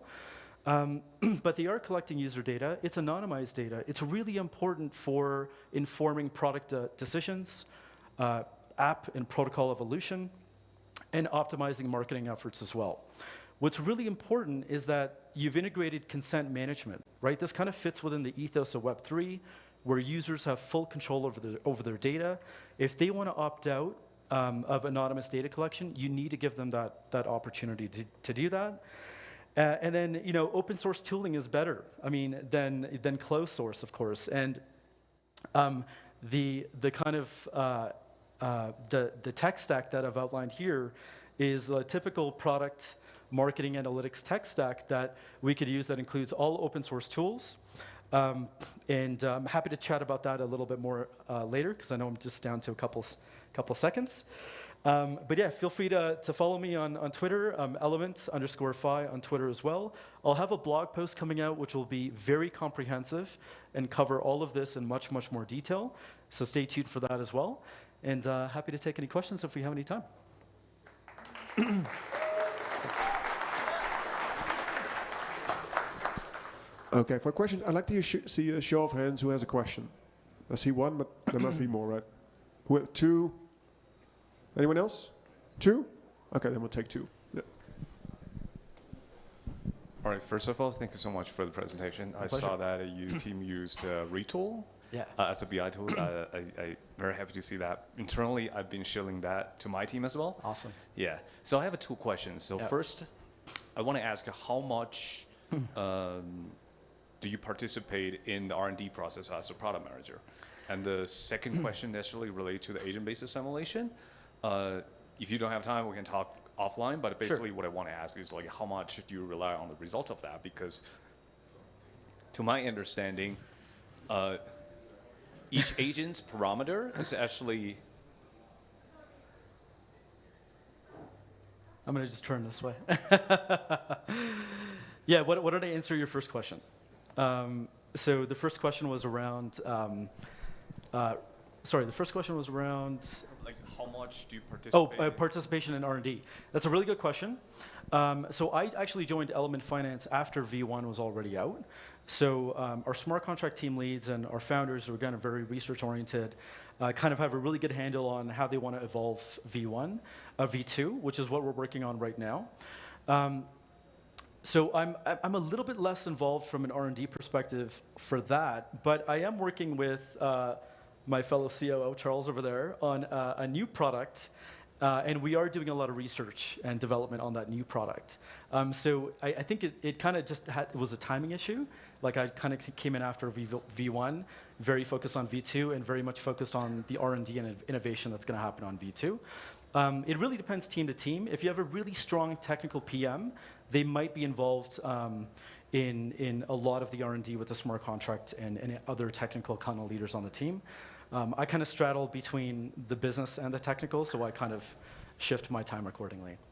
Yeah. But Retool is awesome, and my marketing analytics guy has been shilling that a lot lately, so we're really exploring that seriously. Yeah.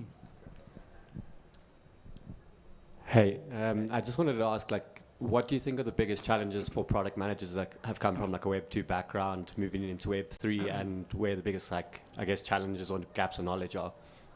Yeah, I think some of the biggest gaps is like, you know, getting technically deep as quickly as possible, understanding how, like, if you're joining a DeFi team, really getting into the trenches and understanding how the protocol functions.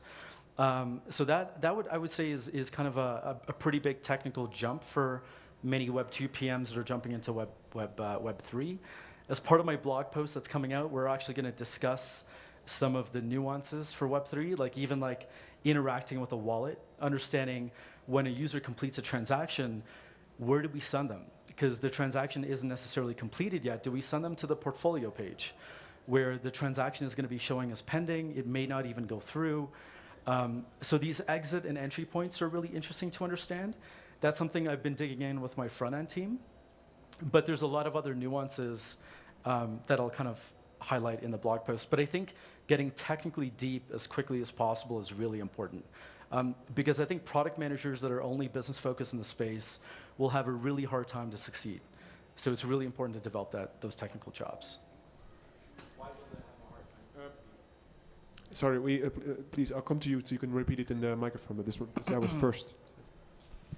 You talked about doing 2 sprints in the same time in parallel with the smart contracts team and the front-end team. Are they working on the same thing, or are they working on different things, and then one will integrate the content from the other in a subsequent sprint? Yeah, that's a good question. They're working, so the smart contracts are kind of being developed separately from the front end. The front end team is also developing our SDK through which they'll be able to plug into our smart contracts. So the integration kind of happens later, but typically the smart contracts are being developed in parallel with the front end. And there's input from all of the team members, but the way that this is just the way that we've been doing it. Could there be a more optimal way? Potentially, but that's just been working really well for us right now. Okay. Any other questions? If not, then I'd like to thank you, Alim. Okay. Thanks very much. Awesome. Okay. And this concludes our sessions today in this room. Have a great day, have a great evening, and we hope to see you back tomorrow at another day of Devcon. Thank you.